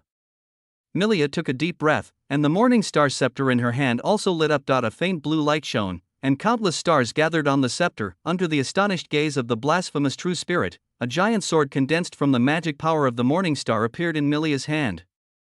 The cold law of the Morning Star spread a bone-chilling chill, freezing the surrounding blood pools in an instant. The blood in the sky that was attacking Milia was also frozen and stopped. Milia held the greatsword and without hesitation collided with the blasphemous holy sword in the hands of the blasphemous spirit. Bang! A violent buzzing sound was heard, and the dark blue magic of the Morning Star law and the black magic of the blasphemous law burst out instantly. The frozen blood pool under Milia's feet shattered into pieces, and the unfrozen blood pool not far away also set off huge waves. The two great swords collided with each other. One was dark blue and emitted a beautiful glow, while the other was ferocious and carried a black airflow, forming a sharp contrast. The blasphemous spirit stared at the shining sword in Milia's hand, and a sense of crisis inexplicably surged into his heart. At this moment, the dark blue magic of the Morning Star extended to the blade of the blasphemous holy sword along with the greatsword in Milia's hand. The icy chill instantly enveloped the blasphemous holy sword and even extended along into the hands of the blasphemous true spirit. Seeing this, the blasphemous spirit instinctively let go of the blasphemous holy sword. The coldness directly sealed the blasphemous holy sword, and the snake head and arms on the sword stopped wriggling and fell directly into the frozen pool of blood. As the blasphemous holy sword was sealed, the feeling of his power being devoured all the time suddenly disappeared. Milia breathed a sigh of relief. This was the sealing spell of the Morning Star Scepter. The Qinqing sealing technique can seal all the power of laws, but the opponent is a god in his prime. Even if it was used to seal the corrupt spirit, it was when the corrupt spirit was at the end of its rope. It is difficult to have much effect by using the Morning Star sealing technique directly on the profane true spirit, so Milia turned her target to the profane holy sword in the hands of the profane true spirit. Looking at the blasphemous holy sword falling to the ground, the blasphemous true spirit had a strange expression on his face. The power of the sealing law, he muttered to himself. He had never seen such power before. Emilia had no intention of just standing there in front of the profane spirit. She swung the starlight greatsword again, and the cold morning star magic transformed into sword energy that swept towards the profane spirit without mercy. The blasphemous spirit turned his head, and the blood on the ground suddenly surged up, turning into a blood wall to block the sword energy. Your power is very unique and powerful. The blasphemous true spirit slowly looked towards Milia. I think you must have been a powerful god in the past, so you came here arrogantly and wanted to kill me. You look down on a weak god like me, but it is a weak god like me who survived the destruction. The tone of blasphemy against the true spirit was full of mockery. His snake pupils and human eyes were staring at Milia. Your arrogance will make you die here, and you will become my food. With a roar, the blasphemous spirit once again controlled the blood in the blood pool, and at the same time an invisible mental wave was released. Just like the two professions under his law of blasphemy, the spell thief and the soul mesmer both rely on the power of others to form their combat effectiveness, and their own power is not strong. The same is true for him as a true spirit of the law. If Kostadin had not helped him occupy the blood pool, he would not have been able to compete with the blood elves. He is a weak god, but a weak ant can also devour an elephant. Milia didn't waste time talking to the blasphemous spirit. She brandished the Starlight Greatsword and launched a fierce attack. Under Milia's attack, the blasphemous spirit could only resist it. Just when Milia thought she had the upper hand, a storm swept towards her, bringing with it a torrent of blood. Completely unprepared, Milia could only quickly raise the Morningstar Scepter to summon the protective shield, but the shield was broken in her haste, and she was swept away by the storm, falling into a pool of blood and rolling for a long distance before stopping. She struggled to stand up from the pool of blood and looked at the figure standing not far away in disbelief. Albert held a huge sword in his hand, his eyes were red, and he actually pointed the sword at her. "Foolish woman, I have told you to come to me, so I am fully prepared." The blasphemous spirit looked at this scene, crawled to Albert's side, and put his arm on Albert's shoulder. "Maybe I look weak to you, but I have devoured many gods who are much stronger than me. You will pay the price for your arrogance." As the blasphemous true spirit spoke, the invisible magical fluctuations became stronger, and Milia clearly felt that her mind was being eroded. This is the power of blasphemy. Stealing power, manipulating minds, and all sources of power come from others. This makes it impossible for the blasphemous spirit to ever truly compare to those powerful gods, but such power is like a poisonous snake in the shadows. When you are weak, I will always give you a fatal blow. Is this the realm of saints? Milia covered her head. She had to admit that she really underestimated this big snake. Previously on the battlefield of the Arc de Triomphe, this giant snake did not show any signs of being a saint, not even when she was fighting the blasphemous spirit just now. Until now, Albert has been manipulated in the realm. The blasphemy spirit has the power to control the mind. Normally, if Albert resists, the blasphemy spirit will not succeed if they are both at the extraordinary level. However, it is different with the blessing of the saint's realm. I will taste you well. The voice of blasphemy against the true spirit sounded in Milia's ears. The blood in the surrounding blood pools began to stir again. Albert also raised his sword, and the storm gathered around him. But in the face of all this, Milia remained calm. Her expression was serene, as if she was not the one in danger of death. Looking at Milia's appearance, the blasphemous spirit was a little confused. This was different from the other gods he had defeated many times. Some strong men would beg for mercy from him when they were in a desperate situation, or fight to the death with their last bit of strength, but no one would welcome death as calmly as Milia. Aren't you afraid of death? The blasphemous spirit couldn't help but ask. Milia smiled, and did not answer the words of the blasphemy true spirit, but looked outside the hall. A strong breath of blood law suddenly descended from outside the hall, and a flash of blood-colored lightning pierced through the big snake's head before the blasphemy true spirit could react at all. Hiss! A painful cry sounded in the hall. The blasphemous spirit suddenly retreated back, and the scarlet spear nailed the snake's head to the ground. When the red light disappeared, the original appearance of the spear was revealed. The bright red heavy sword looked particularly ferocious and terrifying. Looking at the heavy sword stuck in his snake head, the man who blasphemed the true spirit showed an angry expression on his face. "Bloody apostle!" He roared, and was about to reach out to pull out the heavy sword that was stuck in the snake's head, when he saw the heavy sword turn into a stream of light and fly away. Outside the hall, Lear, wearing a bloody king's robe and a bloody prisoner's mask on his head, walked in. Little by little Milia stood where she was, staring at the blood apostle who walked in, with a scrutinizing look in her eyes. After looking for a while, she walked towards the blood apostle. She walked up to the blood apostle. Her deep blue eyes seemed to be able to see through the blood-covered mask and see the face inside. This was the man she fell in love with, a nasty man. Milia. Being looked at by Milia, Lear felt inexplicably uneasy. The Milia in front of him was completely different from the previous Milia. Although they had the same appearance, her temperament was like a different person. "Don't you have anything to explain to me?" Milia snorted. Lear was a little embarrassed. He could guess that Milia was angry because of his fake death. In fact, before faking his death, Lear had thought about a series of situations that would follow. If Milia awakens because of this, then Milia will definitely be able to sense that he is just faking his death. After all, The astrologers of the Morningstar Law have the ability to predict the future, and as the goddess of Morningstar, Milia's ability to predict the future will only be stronger. Now it seems that Milia really sees through everything. I just want you to wake up. Don't you always feel that you can't help me? Lear spread his hands and explained. But looking at Milia's angry expression, he finally sighed helplessly. I'm sorry, he said, listening to Lear's apology. Milia's expression gradually softened. She was angry that Lear faked his death, which made her heartbroken, but now seeing that Lear was still alive, she felt fortunate. The two were silent for a long time before Milia walked over to Lear and hugged him gently. I have awakened. From now on, you can tell me anything you have. No matter what, don't do such dangerous things again. Milia said softly. After listening to Milia's words, Lear also breathed a sigh of relief.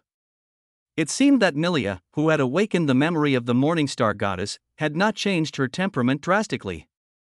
She still recognized him and was still his little princess. While the two were talking, the blasphemous spirit not far away became even more furious. He was actually being ignored. The Blood Apostle and Milia were flirting right in front of him. The controlled Albert immediately created a storm that swept towards Lear and Milia. Lear held Milia in his arms and blocked her behind him. Then the blood in the pool rose into the air and turned into a blood wall to block the storm. After being promoted to the extraordinary level, he gained the expertise in controlling blood. This pool of blood can be a weapon to desecrate the true spirit, and it can also be his weapon. Leave this big snake to me, Lear said softly to Milia. Can you? Milia frowned. Don't underestimate your man. Lear chuckled and patted Milia's head. Milia's cheeks turned slightly red, but she did not refute Lear's words. She broke away from Lear's arms and stood aside obediently. She used to be a goddess and had never dated other men, but she also understood men always like to show their strength in front of their lovers. This is something every man will do to reflect his masculine charm. Since Lear said he would deal with the blasphemous spirit himself, Milia would naturally not offend Lear. Smiling at Milia, Lear turned and walked towards the blasphemous spirit. Blood turned into a blood wall and splashed down from the air, forming blood-colored sword blades that floated in front of Lear. Looking at Albert, who was being controlled, Lear's eyes were slightly stern. Albert, who was of the extraordinary class, was controlled by the blasphemous spirit. If he had not yet been promoted to the extraordinary class, his mind would probably be controlled as well. This is the realm of the saints of the blasphemous spirit. In addition to the blessing of one's own strength, the power to control the mind is the most terrifying. You think you can defeat me by yourself? The blasphemous spirit let out a roar. He listened to the conversation between Lear and Milia. Originally, he was a little afraid of the appearance of the Blood Apostle and blasphemy of the true spirit. If the Blood Apostle and Milia joined forces, blasphemy of the true spirit would also feel a headache. But now the Blood Apostle actually planned to deal with him alone. This is naked contempt, another arrogant idiot. He looked furious on the surface, but in his heart he was blaspheming the true spirit with a hint of contempt. He likes arrogant people like this the most. He will trample their arrogance under his feet and then eat them. Lear looked at the blasphemy spirit and ignored the other party's anger. After fusing with the corrupted divine blood, Lear knew that the blasphemy spirit was just fish on the chopping board. The power after fusing with the divine blood was even stronger than he had imagined. He even felt that he didn't need Lillian's blessing to kill the blasphemous true spirit. He couldn't wait to try out his newfound power. An evil smile appeared on Lear's face, and in an instant, an aura of decay burst out from his body. The dark green power of the law of corruption and the bloody power of the law solidified on his body. Lear's body suddenly became huge, and grew to a height of about 10 meters under the fusion and transformation of the two laws. The two kinds of magic power turned into entities. Lear's body became hideous, and his hands turned into real devil-like claws. Black and green lines were wrapped around the two dark red horns on the top of the head, and the eyes also turned dark red with a faint green halo. Compared with the previous blood liberation, Lear has become even more hideous, with a rotten smell in his blood, like a devil resurrected from ancient times. End of this chapter. Chapter 167 Bloodborne Liberation, Scarlet Corruption. You activated the skill Blood Source to release the special state, Scarlet Corruption. Scarlet Corruption, your overall attributes are greatly improved, and you are immune to all negative curse effects on the body. In the Scarlet Corruption state, you will be immune to all physical damage, and any of your attacks will also be affected by the Scarlet Corruption effect, which can quickly corrupt the target and spread the Scarlet Corruption disease. Scarlet Corruption disease, the infected person will continue to lose health and mana limits. The health and mana limits lost by the scarlet corruption disease will disappear permanently. The disease cannot be eliminated by conventional means. When the health and mana limits are cleared, the target will transform into a scarlet corruption undead. A terrifying aura emanated from Lear's body. Compared to the blood source liberation without blood fusion, the current blood source liberation increased Lear's attributes by nearly 200% simply in terms of attribute values, not to mention other special effects. Neither the Blood Hunter's Moon Escape Blood Sacrifice nor the War Knight's Wrath of the Goddess of War are anywhere near as powerful as blood source liberation, and this is not the limit of blood liberation. After fusing with the corrupted divine blood, Lear obtained new information. After becoming extraordinary, every time he advances a level, he can continue to fuse a blood essence and merge it with the power of the corrupted divine blood. That is to say, in the next 3 stages, Saint, Epic, and Legend, Lear can also fuse 3 kinds of blood. The huge demon stood in the pool of blood. Now Lear's body size was the same as that of the blasphemous spirit, or even bigger. The bloody rose also grew huge in the state of scarlet corruption. The blood and corrupt law magic power entangled the bloody rose, turning it into an even larger heavy thorn sword. Everyone present was shocked by the changes in the blood apostle. Milia looked at the scene in front of her. Although she didn't like Lear's blood law very much, she had to admit that such power was amazing. She felt a very ancient breath from the blood law in front of her. The blood law was a more ancient law power than her Morningstar law and came from an even more ancient era. Did you see it? That's the power of blood. A voice suddenly came not far away. Emilia turned her head and looked over. She saw a beautiful girl with white hair and red eyes floating towards her. Lillian looked at Milia with some pride. She had not liked Milia very much since a long time ago. At that time, she was still hesitating whether to choose Lear as her promised king. At that time, Milia had not yet awakened, but Lear liked Miria very much, which made her a little unhappy. Lear is my choice. You have no chance. Lillian snorted. Hearing Lillian's words, Miria smiled and said in a nonchalant tone, I am Lear's wife. So what? Lillian was a little annoyed. I can be with Lear every day, we can do anything, and you are just an illusion. Your real body should still be sealed somewhere, right? Milia said with a chuckle. She could tell at a glance that Lillian was the same as her. They were both powerful gods, and in the past they probably had never had in-depth communication with other men. From Lillian's words and actions, Milia saw a hint of immaturity. You know what? Men like things that are visible and tangible. Although a phantom like you can create an entity, you are just a puppet. What can you do for Lear? Lear is your king now, but you can't be sure about the future. Milia continued, her eyes flickering slightly. Lillian was furious when she heard this. Milia was trying to snatch the person from her right in front of her. How could she tolerate this? Biting her lip, even though Lillian was very angry, she also knew that what Milia said was true. Milia now appeared in the human world in her true form and was Lear's wife, which was a great advantage.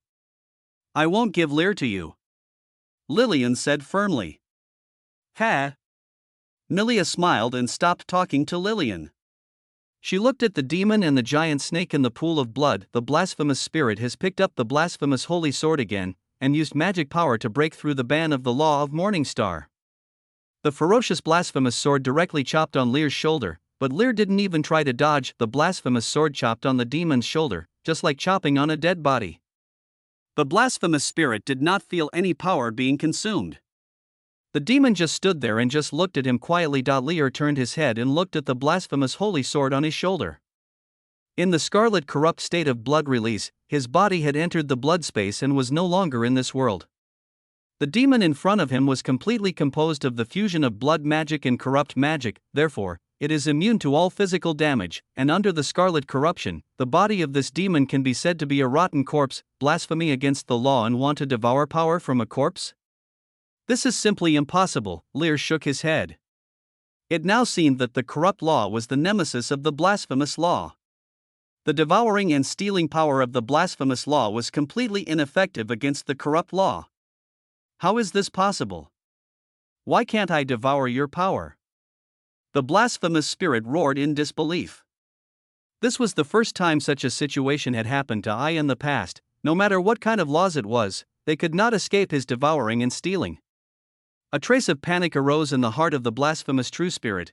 just like a mouse meeting a cat. Lear did not respond to the anger of the blasphemous spirit. He reached out and grabbed the blasphemous holy sword on his shoulder. The power of corruption spread along the sword. The snake heads and arms on the blasphemous holy sword seemed to be frightened and tried to dodge, but they were still eroded by the power of corruption and quickly decayed. Upon seeing this, the blasphemous spirit quickly drew back the blasphemous holy sword and retreated a long distance with its huge body. What kind of monster are you? This is definitely not the power of blood. The blasphemous true spirit roared in disbelief. The devil still stood there, quietly holding up the bloody rose. The power gained after fusing with the corrupted divine blood far exceeded Lear and Lillian's imagination. The blood apostle is a brand new profession constructed by Lillian. Lillian has given more power to the blood apostle profession, which also makes the blood apostle exceptionally powerful. It's time to end it. Lear sighed with some disappointment.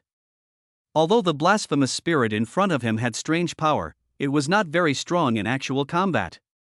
It was not even as strong as the corrupt spirit in the royal city. After all, stealing other people's power is not decent. No wonder the blasphemous spirit has been hiding in the old dreamland and has only dared to raise a tide of beasts to deal with the Pharaoh fortress for so many years. It can be seen that the blasphemy law is indeed not powerful. The demon's huge body moved, rushing quickly towards the blasphemous spirit. The blood in the blood pool was boiling, turning into blood swords that flew towards the blasphemy true spirit. The blasphemy true spirit did not sit still and wait for death, and also controlled the blood. Not far away, the controlled Albert also waved a huge sword and attacked Lear with a storm and a mad lion. Feeling the law of war, Lear looked at Albert and shook his head with some amusement. A bright red chain instantly tied up Albert. After being promoted to the extraordinary level, the life-binding shackles became even more powerful, and in the state of scarlet corruption, they also gained the ability to corrupt magic. While devouring Albert's physical strength and corrupting the magic power, Lear said sorry to his father in his heart, and then rushed towards the blasphemous spirit again. The bloody rose and the blasphemous sword collided with each other. This powerful relic of law from the previous life was far from reaching the heights that Lear had seen in his previous life, and was even slightly inferior to the bloody rose. Every time the two weapons collided, the snake head and arms wrapped around the blasphemous sword would decay, and the aura of the entire blasphemous sword would continue to fall. The blasphemous true spirit kept retreating. When had he ever been forced into such a desperate situation? It has always been him and the sword of blasphemy that devoured the power of others, but now the power of the sword of blasphemy is constantly decaying. It is not being devoured, but turned into ashes. The blasphemous true spirit never thought of himself as powerful. Instead, he understood his own weakness. Because of his weakness, when destruction came, the other party did not care about his life or death, so he was able to survive. When he came to the new era, he had already devoured many other gods.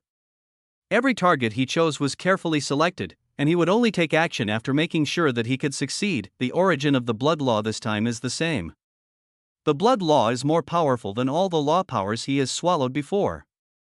After repeatedly confirming that there are no gods in the old dream, he chose to seduce the blood elves to occupy this old dream. But how can you walk by the river without getting your shoes wet?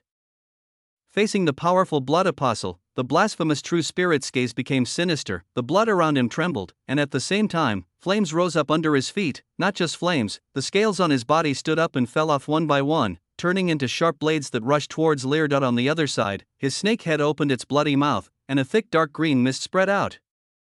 All kinds of power were released by the blasphemous spirit. These were the power of laws that he had once devoured. Lear, who was attacking the blasphemous spirit, also felt a strange breath.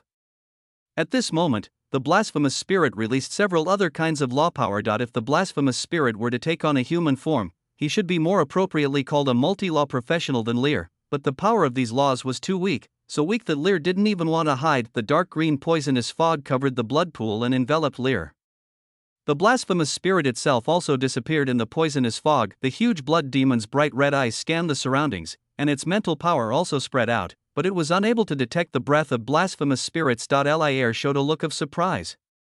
He originally thought that this boss battle would become boring, but the blasphemous spirit obviously would not just wait to be killed. Suddenly, a strong wave of magical power appeared in the poisonous fog, and a strong blood light shot towards Lear. The speed was so fast that Lear didn't even have time to react. The blood pierced through the demon's chest, leaving a terrifying hole. Even Lear's body, which was in the blood space, felt the shock of magic. Lear frowned. This kind of magic attack was completely different from the previous ones.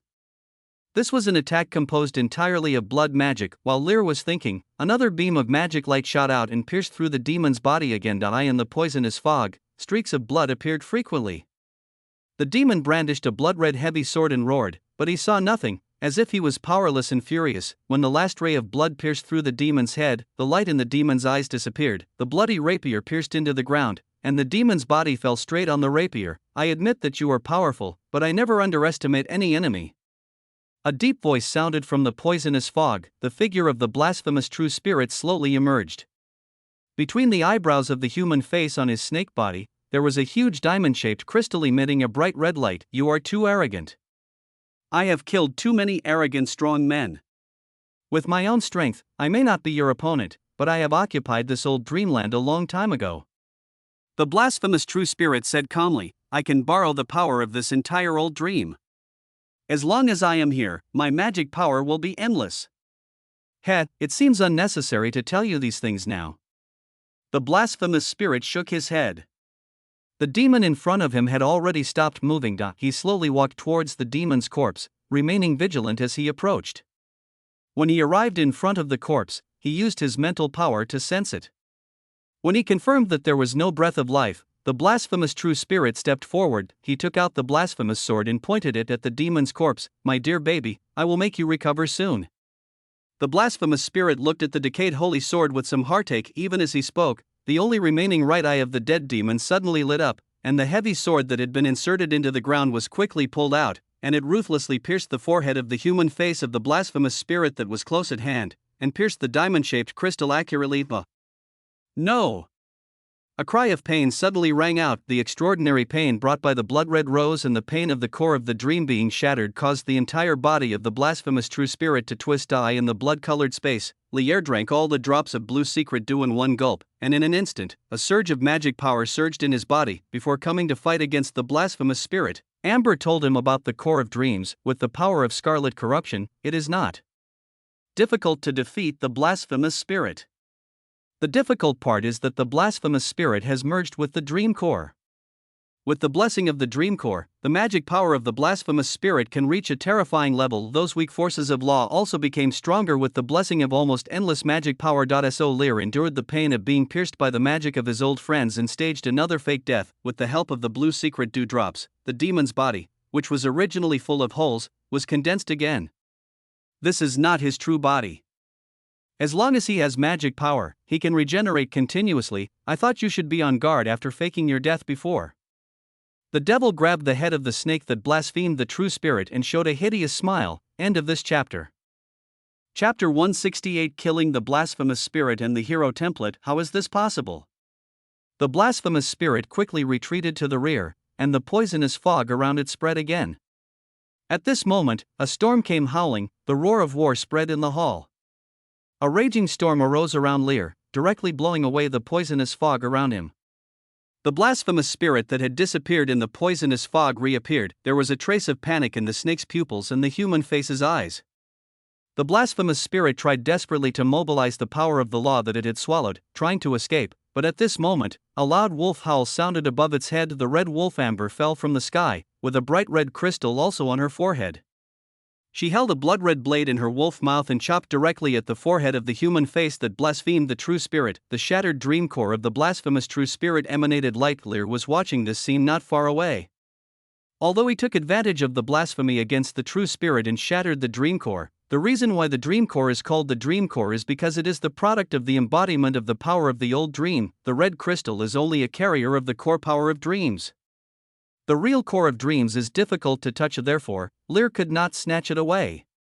Only Amber, who also possessed the dream core, could take back the dream core while the blasphemous spirit was weak. The reason why the blasphemous spirit was able to obtain the power of the dream core was because Kostadin betrayed the Blood Elves and forcibly divided the power of the dream core. No! That's mine! Looking at the sudden appearance of the red wolf, the face of the man who blasphemed the true spirit became ferocious. He waved the holy sword of blasphemy to block Amber's attack, but the next second, the bone-chilling cold froze his arms, and frost quickly covered his entire body. Not far away, a flash of purple arcane light appeared in the demon's eyes. The blasphemous spirit's eyes widened. How could he not recognize the arcane laws of the three major Orthodox sects? And the storm just now, that was the law of war. A heretic believer actually possesses the three major laws of blood, arcane and war at the same time. The blasphemous spirit had always been proud of his ability to devour and steal the power of other laws for his own use, but now such pride had been completely trampled upon by Lear. Not far away, Lillian and Milia also saw the power in Lear through the poisonous fog. "You should know this too, right?" Milia said suddenly. "Are you talking to me?" Lillian looked at Milia strangely. "Lear not only has your blood law source, but also the source of the corrupt law. That should be what you and Lear gave him after devouring the corrupt true spirit, right?" Milia continued to ask Lillian with her eyes still on Lear. "That was obtained after fusing with the corrupted divine blood." Lillian nodded. "In addition to the source of the law of corruption, there is also a trace of the source of the law of war. You actually allowed the goddess of war to put her own source of power into Lear's body?" Milia turned her head and looked at Lillian with some dissatisfaction. "Just a little bit. The goddess of war is just optimistic about Lear's potential. Do you believe such a lie?" Milia interrupted Lillian. Lillian was a little dazed by what Milia said. When the goddess of war gave Lear power, she didn't think too much and was powerless to stop it. After all, she was just an illusion now. "If you don't trust your king, not only me, but other gods will also snatch Lear away, right?" Milia glanced at Lillian and said meaningfully. Lillian clenched her fists and replied angrily, "Lear will not betray me." Milia shook her head, not commenting on Lillian's words, and then looked at the battlefield not far away again. The giant red wolf held a bright red blade in its mouth and stabbed it directly into the broken dream core at the center of the blasphemous true spirit's eyebrows. The blade encountered no resistance and penetrated deeply.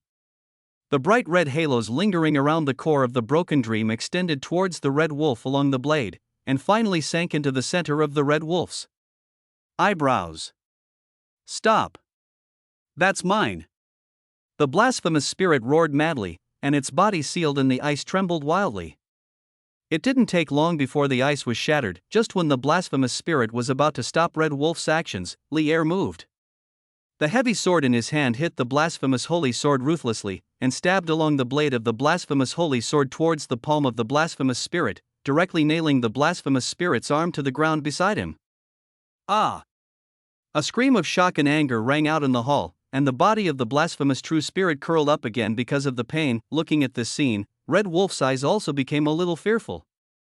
She had felt that kind of pain when Lear first conquered the dream trial. That rapier has the ability to amplify pain infinitely. It is truly evil. Lear waved the blood-red rose and kicked the blasphemy holy sword away. He then launched a frenzied attack on the blasphemy true spirit. The blood in the blood pools around him turned into blood swords.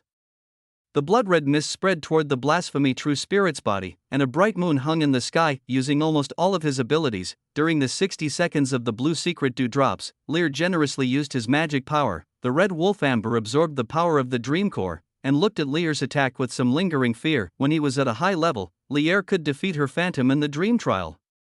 After being promoted to the extraordinary level, he might be able to defeat her easily. Amber was a little unwilling, but there was nothing she could do. It lasted for about half a minute. When the effect of Lil Land's secret dewdrops was about to disappear, the red crystal on the forehead of the blasphemous spirit was completely turned into powder. The poisonous fog that filled the surroundings and the lava flames under the feet of the blasphemous spirit all dissipated. Amber drew out the bloodblade without hesitation and stepped back. At this time, Lear also raised the bloody rose. The power of blood gathered on the heavy sword, turning it into a blood-red spear. Facing the struggling blasphemous spirit, Lear gathered his magic power in the last time of the blue secret dewdrops. The blood moon in the sky condensed into a blood-red sword, and the blood sword and blood spear rushed towards the blasphemous spirit. The blasphemous spirit crawled in the pool of blood, with a hint of despair in his eyes. The next second, the blood sword and blood spear crossed and pierced the blasphemous spirit. The huge snake body flew backwards and nailed it to the wall. "You killed the blasphemous true spirit, semi-saint, and you gained 1 million experience points. You completed the task of killing the blasphemous true spirit, S level, and you gained 2 million experience points. You have completed the extraordinary War Knight career advancement task, and you have obtained the War Knight's extraordinary skills. You have reached the requirements for transcendent transformation. Do you want to undergo transcendent transformation immediately? Note, since you have already undergone the extraordinary transformation, if you choose the extraordinary transformation of the law of war, it will cover the extraordinary transformation effect of the law of blood. A series of system prompts appeared in front of Lear, and Lear looked at the last message with some surprise. Is it possible to use the extraordinary transformation of the law of war to cover the extraordinary transformation of the law of blood, after any law profession undergoes an extraordinary transformation? Not only will the effects of the attribute points be strengthened, but the profession will also gain special expertise. Just like the blood apostle's control over blood, the war knight also has his own special expertise, war will. This feat can greatly enhance the war knight's resistance to all control effects, and even make him immune to most negative effects when he is promoted to saint, epic, or even legend. It also includes the ability to actively clear all negative states and control effects. It is similar to the effects of all the God-given blessing skills of the Golden Law's high-level prayers, except that health points cannot be restored. As a former legendary war knight, Lear was well aware of the power of this skill. For some reason, he felt an urge to let the extraordinary transformation of the law of war override the urge of the law of blood. After being silent for a long time, Lear suppressed the thoughts in his heart. Judging from the current effects, blood control allows Lear to manipulate blood and slightly enhance the effects of other blood apostle skills. In a place without blood, Lear can only consume his own blood and launch blood control to attack, which does not seem to be much stronger than the special expertise of the war knight. But this is only an extraordinary level of blood control. Lear glanced at the panel and chose to reject the extraordinary transformation of the law of war. As he made his choice, the system panel popped up again. Due to the changes in your character panel, your character template has been upgraded to hero level. Your template bonus is increased to life plus 1000%, magic plus 500%. You have obtained the hero template feat. Hero, your leader expertise is changed to a hero expertise. Hero, as a hero, any target with a lower template than you will reduce the damage caused to you by 30%. When your health drops to 30%, your all attributes will increase by 50%, and the damage reduction will increase to 50%. The cooldown time of this effect is 12 hours. As the system panel reappeared, Lear felt the magic power reserves in his body surge instantly, and his health bar reached an incredible length. Heroes, these are the truly powerful characters in the game. If the commander is a small boss, then the hero is the real big boss. In Lear's previous life, every hero-level NPC was extremely difficult to defeat, and it often required a large number of players to successfully conquer it. Looking at his own exaggerated and abnormal attributes, Lear smiled, and now he has really become the villain boss, and a big boss at that. What are you grinning about? A puzzled voice suddenly sounded. Red Wolf Amber looked at Lear, who was grinning alone, with a strange look in her eyes. Lear came back to his senses. Nothing, just thinking of something happy. He released his blood release state and turned back into a small form. Amber looked at Lear with some suspicion. Just a moment ago, she felt that Lear's aura suddenly became much stronger, but this feeling quickly dissipated. Is the blasphemous spirit dead? Lillian floated over impatiently from a distance, and Milia followed behind. Lear turned his head and looked at the two women walking together, raising his eyebrows in surprise. Congratulations, your aura seems to have reached the heroic level? Milia walked to Lear, looked him up and down, with a hint of surprise between her brows. Heroic class? Lillian and Amber were both surprised. Lillian floated to Lear's side, feeling his aura, and after a while she said in shock, he actually reached the hero level. The Red Wolf Amber also came to Lear and sniffed him, looking a little bit unbelievable. She used to be a hero, but her strength was greatly reduced in the destruction and she fell to the commander level. As a former hero, she knew better than anyone how difficult it was to break through to the hero level, but Lear achieved it inexplicably. White Amber was jealous and resentful. Maybe I'm just lucky. Lear smiled harmlessly. He really didn't know what the promotion requirements of the NPC template were. In his previous life, he was just a player, and his template was always an ordinary player, even after he was promoted to legend. After hearing what Lear said, Amber became even more dissatisfied, as if she was going to bite Lear in the next second. Well, let's not talk about these irrelevant things. The blasphemous true spirit is already dead. Lillian, Milia, are you going to devour him?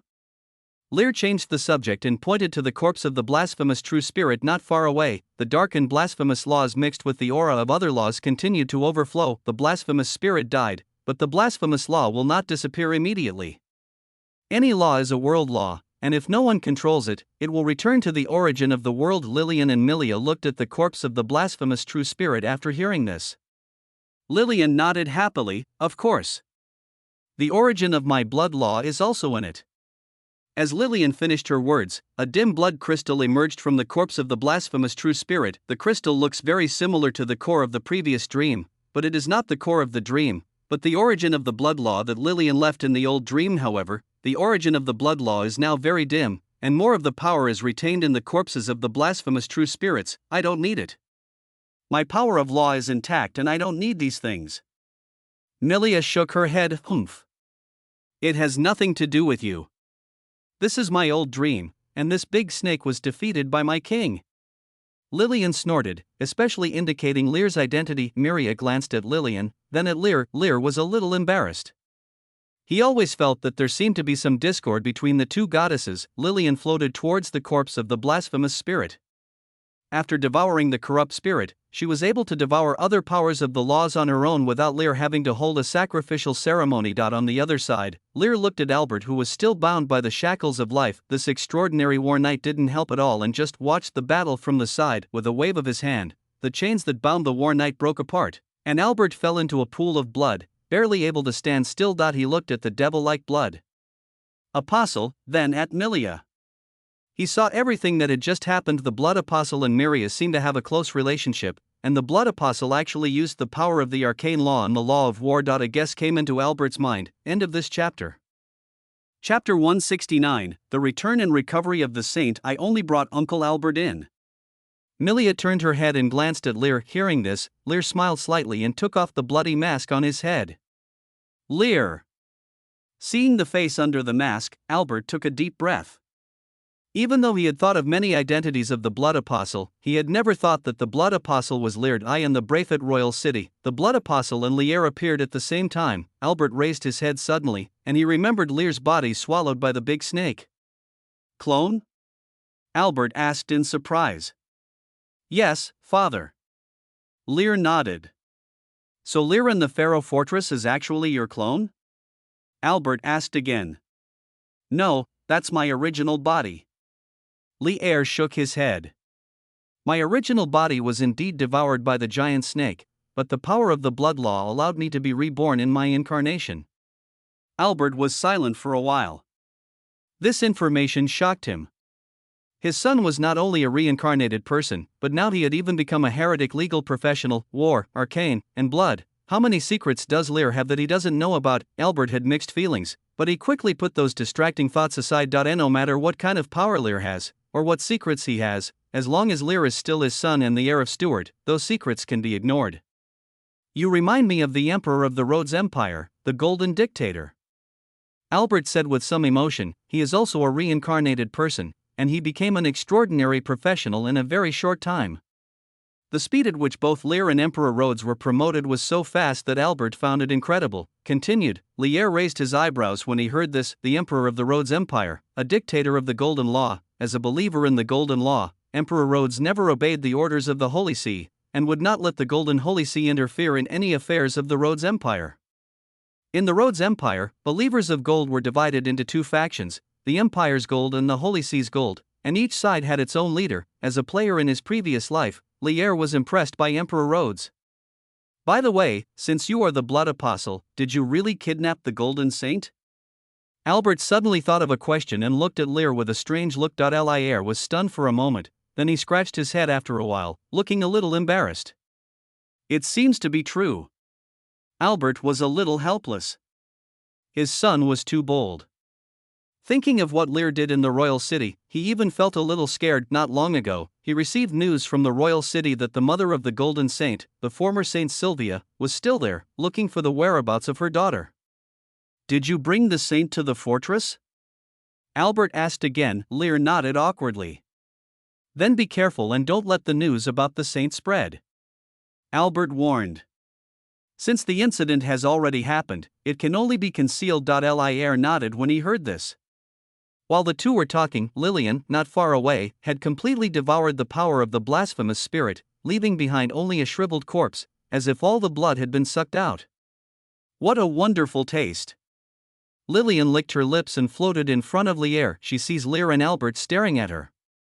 This is the Lord of Blood, the God of Blood Law. Lear pointed at Lillian and introduced her. God? Albert was shocked again. Lillian looked at Albert and felt inexplicably awkward. Without waiting for Albert to say anything, she went straight back into Lear's bloody king's robe. Seeing Lillian disappear, Lear and Albert looked at each other in bewilderment. Continued, Lear opened his mouth. At that moment just now, he seemed to feel that Lillian was a little shy. Here, this is for you. The red wolf on the other side came up, holding a bright red diamond-shaped crystal in its mouth. This is the reward that Lady Lillian promised. Amber said this, obviously reluctantly. The dream core here has always been under her control, but now it can only be handed over to Lear. Lear took the crystal from Amber's mouth, and a system prompt appeared in front of him. You have obtained the core of the dream, the Broken Blood Domain Royal City. A smile appeared on his face. He still remembered the use of the dream core. With this, it was equivalent to owning this small world of the old dream. He could take this old dream away, which meant carrying a small world with him. Albert looked at Lear and the huge red wolf without saying a word. The aura of the red wolf in front of him was even stronger than his, and it was obviously also a believer in blood. After getting the core of the dream, Lear did not stay in the old dream any longer. After picking up the holy sword of blasphemy on the ground, he left with Albert and others. Amber returned to the blood temple, everyone came out of the portal, and Lear integrated the old dream into the core according to the rules of the dream core. The entire dream core became more mysterious. The bright red light carried a huge magical fluctuation and lasted for more than 10 minutes before it calmed down and turned into an ordinary red crystal. After doing all this, Lear mixed a drop of his own blood into it, and in an instant he left a mark in the old dream. Okay.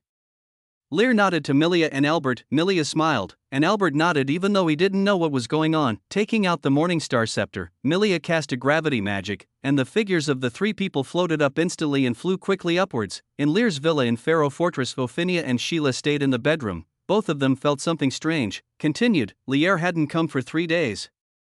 Normally, in order to prevent them from escaping, Lear would come to suck their blood once a day, but now, what happened? Ophinia frowned and looked out the window. The magic power in her body has almost recovered.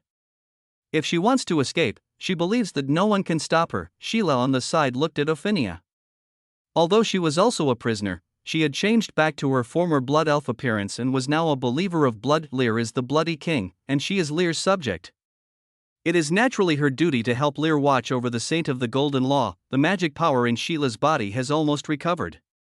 Judging from the magic level alone, she is even stronger than Ophelia.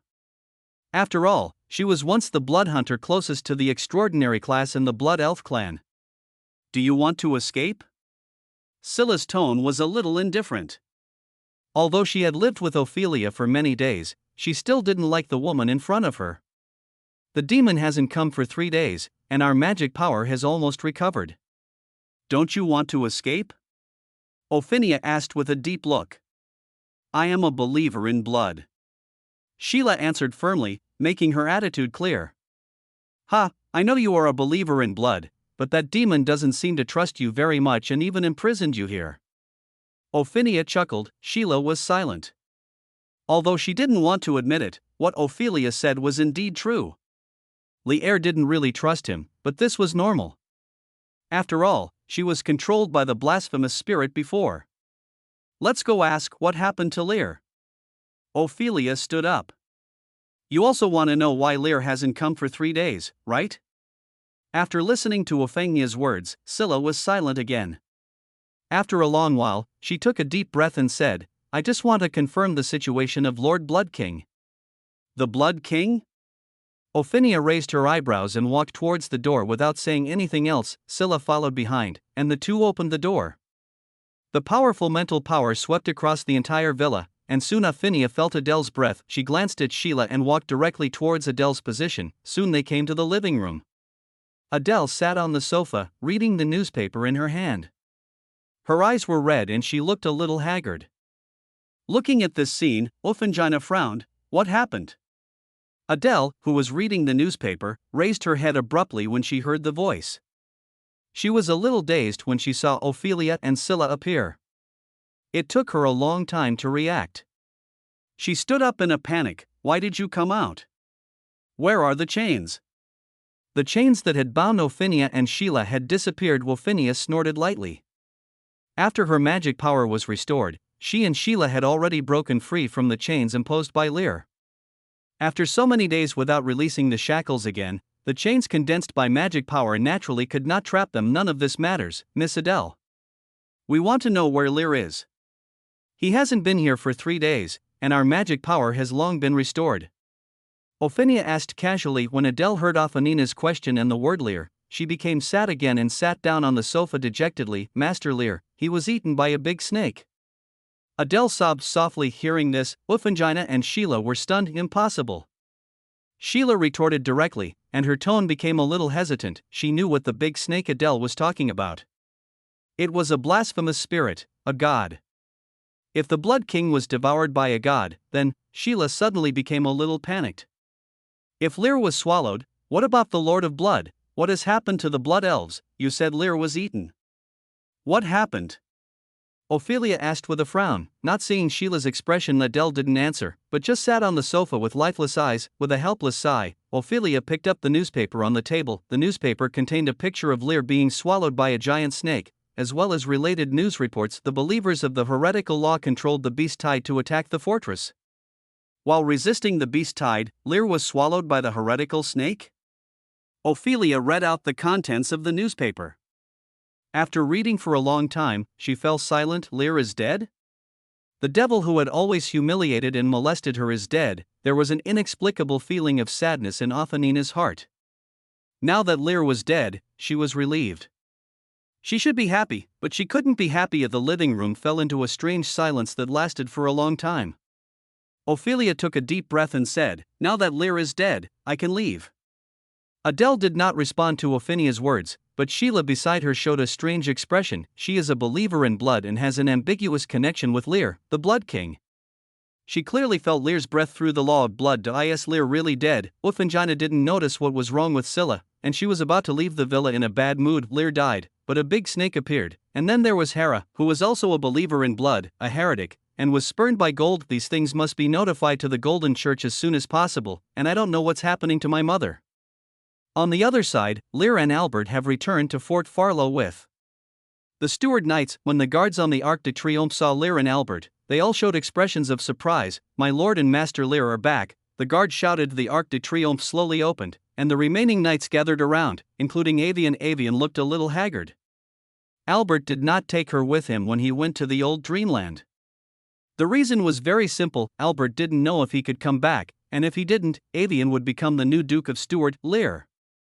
Avian threw herself into Lear's arms, looking at Lear with red eyes. "You're still alive?" "Of course, my dear sister. I can't bear to die like this."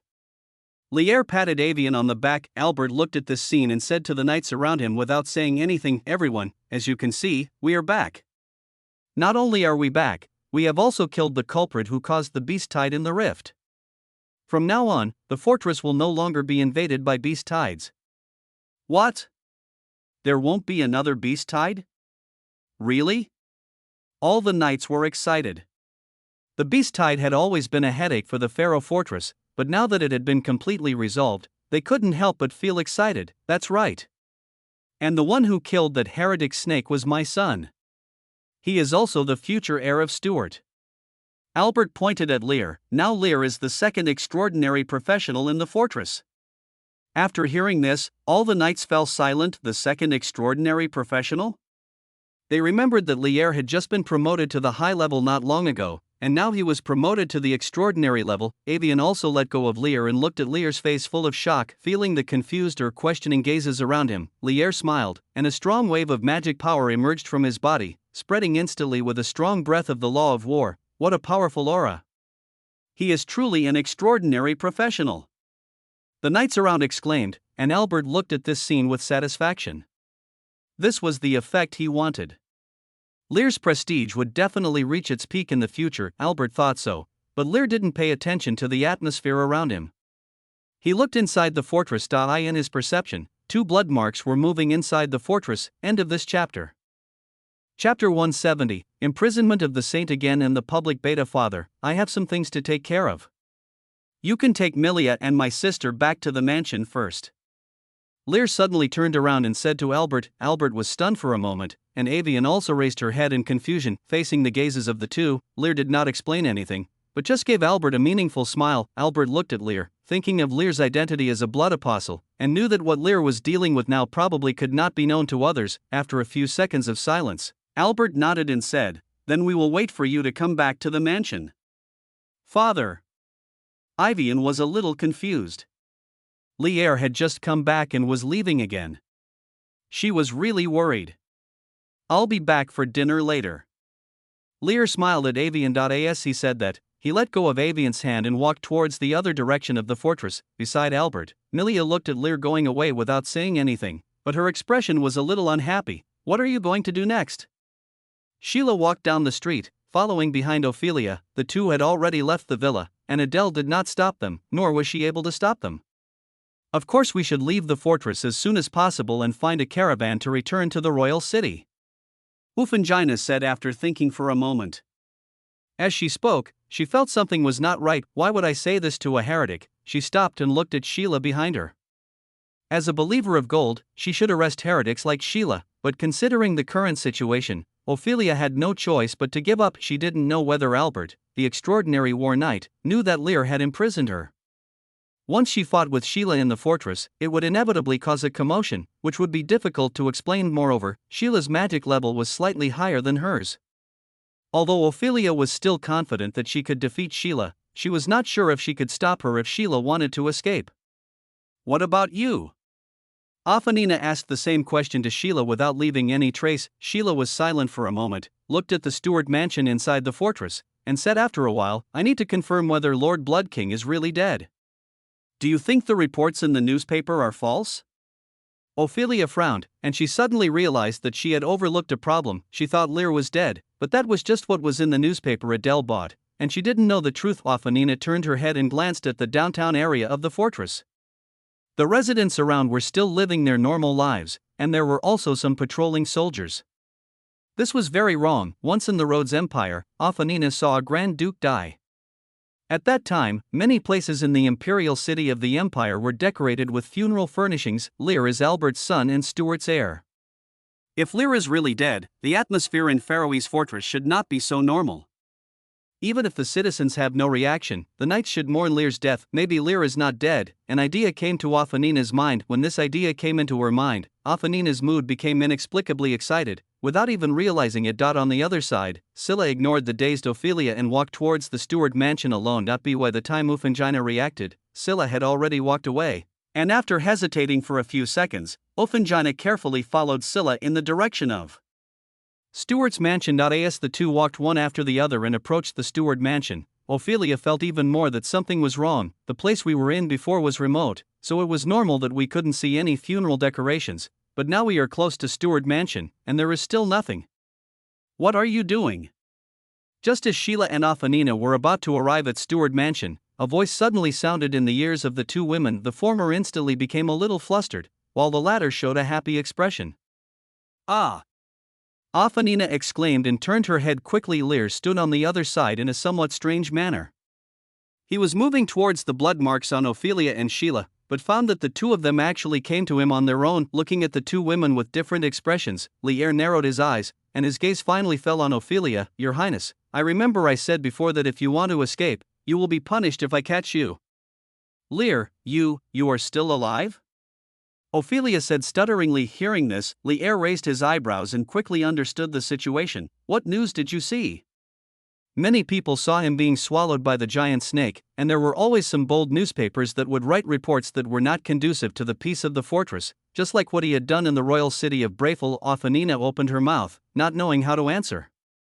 She was a little annoyed that she actually believed what was written in the newspaper. Previously in the royal city, some rumors about her were published in newspapers, and Ophelia felt the same way. "So you really want to escape, right?" Lear looked at Ophelia and smiled. Looking at the smile on Lear's face, Ophelia's body trembled slightly for no reason. She remembered the excessive behavior Lear had done to her before. As she was thinking about it, she suddenly raised her head. My magic power has been restored, so I may not be unable to fight against Lear now. "Do you want to compete with me?" Lear felt the change in Ophelia's mood and the smile on his face became even bigger. "My magic power has been restored. The only reason you were able to imprison me before was because you were despicable and shameless. Ophanina said angrily. So, do you think you can defeat me once your magic power is restored? Lear smiled and glanced behind him. Albert, Milia, and others are almost here. Although Albert already knows about the saint's affairs, it would be better not to let Avian find out. After all, his identity cannot be exposed to the world. Thinking in his mind, Lear took out the dream core. The next second, a dazzling red light flashed, and the figures of the three people disappeared directly on the spot. Old Dream, Blood King City. Lear directly teleported Ophanina and Sheila in. After leaving a mark in the dream core, Lear could mobilize the magic power in the dream core. As long as he wanted, he had almost endless magic power, but even so, Aslan Royal Swordsmanship can still only last for 100 seconds. Aslan Royal Swordsmanship consumes a percentage of magic power, and although Lear can mobilize the magic power of the dream core, it is not his own after all. However, apart from Aslan's Royal Swordsmanship, he can unleash other skills at will, without any anxiety about mana consumption. This is the Blood King City. Sheila's eyes widened as she watched the scene suddenly change. Ophanina also reacted in the dizziness of the world spinning around her. She became nervous as she looked at the situation around her. The Golden Law was shaking, surrounded by the magic of heretical laws. The Golden Law in her was like a little lamb caught in a pack of wolves. Where exactly is this place? Ophanina asked in panic. Welcome to my old dream. Lear smiled. The old dream of the Blood King? Sheila was stunned for a moment when she heard this, and then her expression became a little excited. Yes, the blasphemous spirit is dead, and the dream core here is also under my control. Lear nodded. Ophanina was a little confused. She seemed to understand the conversation between Lear and Sheila. She knew about the old dream. After all, the Holy See had it, but even the old dream of the Holy See was not as huge as the old dream in front of her. What else is blasphemous? The true spirit is already dead. Did Lear kill another god? Just as Ophanina was in a daze, a group of pointy-eared humans wearing leather armor came over from a distance, led by Irina.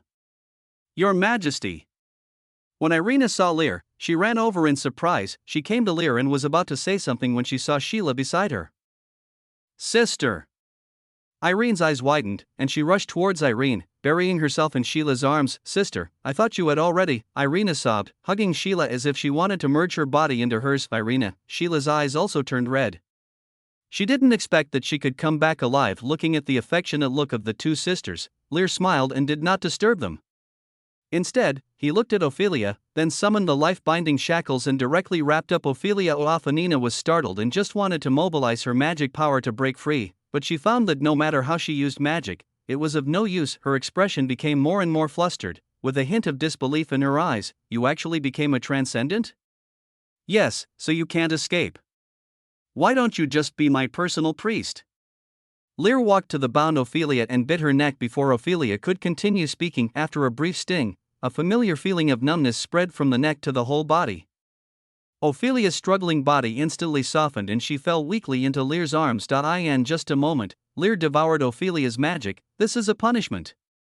To punish you for escaping, I will completely devour your magic power every day during this period of time. Lear greedily sucked Ophelia's blood and said finally. Ophanina bit her lip.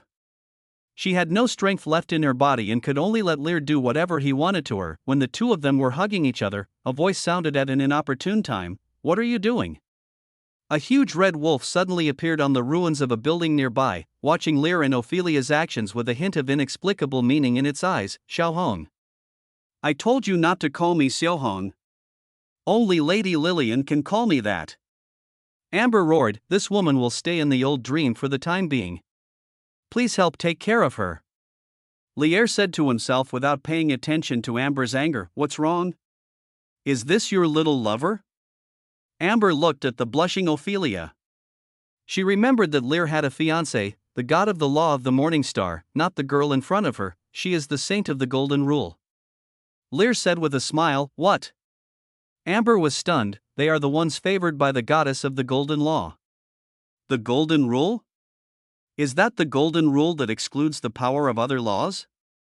Amber seemed to have heard of the golden rule. Have you heard about it? Lear was a little surprised. The old dream was so closed, and Amber was still hiding in the blood temple. He thought Amber knew nothing about the current world. Yeah, I've heard a little bit. Amber's expression was a little strange. She looked at Ophelia for a long time before looking away. From now on, Ophanina will be placed in the old dreamland. I will visit her once a day. Is that okay? Lear asked again. The core of the dream is yours now, so of course whatever you say is what counts. Amber said unhappily. Lear smiled, looked at Ophelia, reached out and stroked Ophelia's delicate cheek. You better be good this time, I won't be so gentle next time. As he spoke, he handed Ophanina over to Shira beside him, in the face of Ophanina's ashamed and angry gaze. Then he nodded to the blood elves and disappeared into the old dream. Returning to Fort Pharaoh, Lear put away the core of the dream and then walked towards the Stewart mansion. As he walked into the house, Lear saw the girl waiting at the door. Eno was standing at the door, looking outside. When she saw Lear, Eno's eyes turned red and she ran over and rushed into Lear's arms. Master. The girl's low cry echoed in Lear's ears. Lear hugged Eno's soft body and sighed. It seems that my fake death this time has indeed made many people worried, including my mother Sophia. Lear took a deep breath and walked into the mansion holding Eno. Just as he stepped into the mansion, the system panel popped up at an inopportune time. Looking at the information that appeared on it, Lear's pupils suddenly shrank. Countdown to the game's public beta, 7 days, game forum officially open, La public beta pilot officially released. Looking at the words on the panel, Lear's heart was filled with waves. The game was about to start its public beta, which meant that the fourth plague of the undead was approaching, and an era of chaos with the rise of many heretical laws was also about to come. Lear took a deep breath. He has now reached the extraordinary level and obtained the hero template. With his current strength, he is not afraid of anyone. He is the biggest boss in the early stage of this version. It's time for players to feel powerful. End of this chapter. Chapter 171, The Blood King in the promotional PV. The law has attracted widespread attention since its internal beta test. This new virtual online game developed by New Era Technology Company has never released any promotional videos, and its internal beta test only involved a select number of well-known anchors and professional gamers. When Li Huanhuan received the invitation to the internal test of law, she didn't know much about this game. At first, she thought it was a thing made by some rubbish game company to cheat people out of money. There are countless such game companies in the industry. It was not until later when New Era Technology was willing to pay compensation and give away game login equipment for free that Li Huanhuan accepted it. The last internal test was very impressive. Many anchors and players made the gaming community aware of this new virtual online game after broadcasting live or editing videos. Real and quite excellent. This is the evaluation of a game connoisseur who participated in the game's internal testing. However, after the internal test ended, there was no more information about the game law. New Era Technology Company seemed to have evaporated from the face of the earth, and even the forum was closed. Until today, the forum was reopened. Family members. Guess what news I received? In the live broadcast room, Li Huanhuan made an exaggerated expression mysteriously. Valkyrie, what are you thinking? What game did you play today? Or did another game company invite you to test it? By the way, will the game called Law be released? It's been several months, and there's no news at all. This brother named Valkyrie's underwear is right.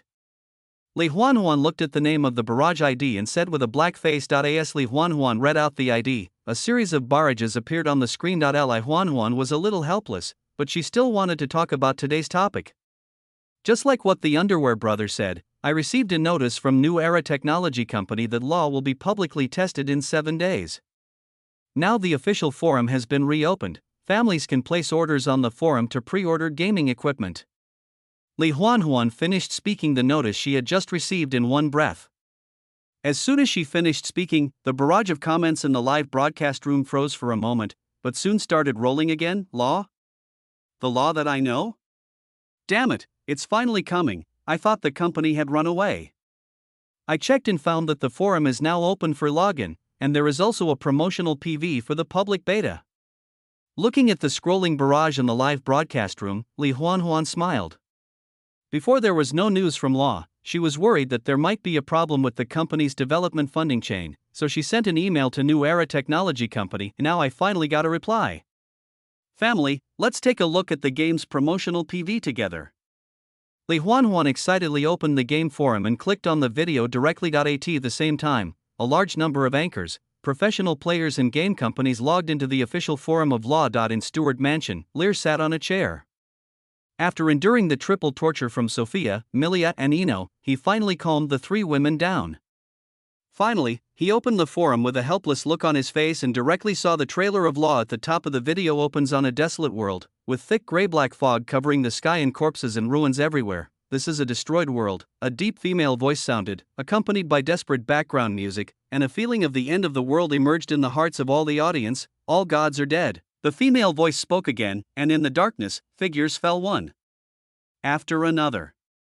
Their faces could not be seen, only silhouettes, but each one gave people a powerful feeling. All the gods and spirits of the people perished in the destruction and only a small number survived. When destruction fades away, light emerges from hope, the female voice continued, and the picture quickly fell from the air and focused on a ruined eye and the ruins. A scarred blonde girl knelt on the ground with her hands on her chest. A golden light was brewing in the girl's hands. The golden law was born quietly. The background music suddenly changed from low to high, and the female voice also became high. The golden light gathered in the girl's hands, and a huge golden tree rose from the ground, illuminating the entire gray sky. After the golden tree fully grew, a fallen leaf floated by, and the scene changed.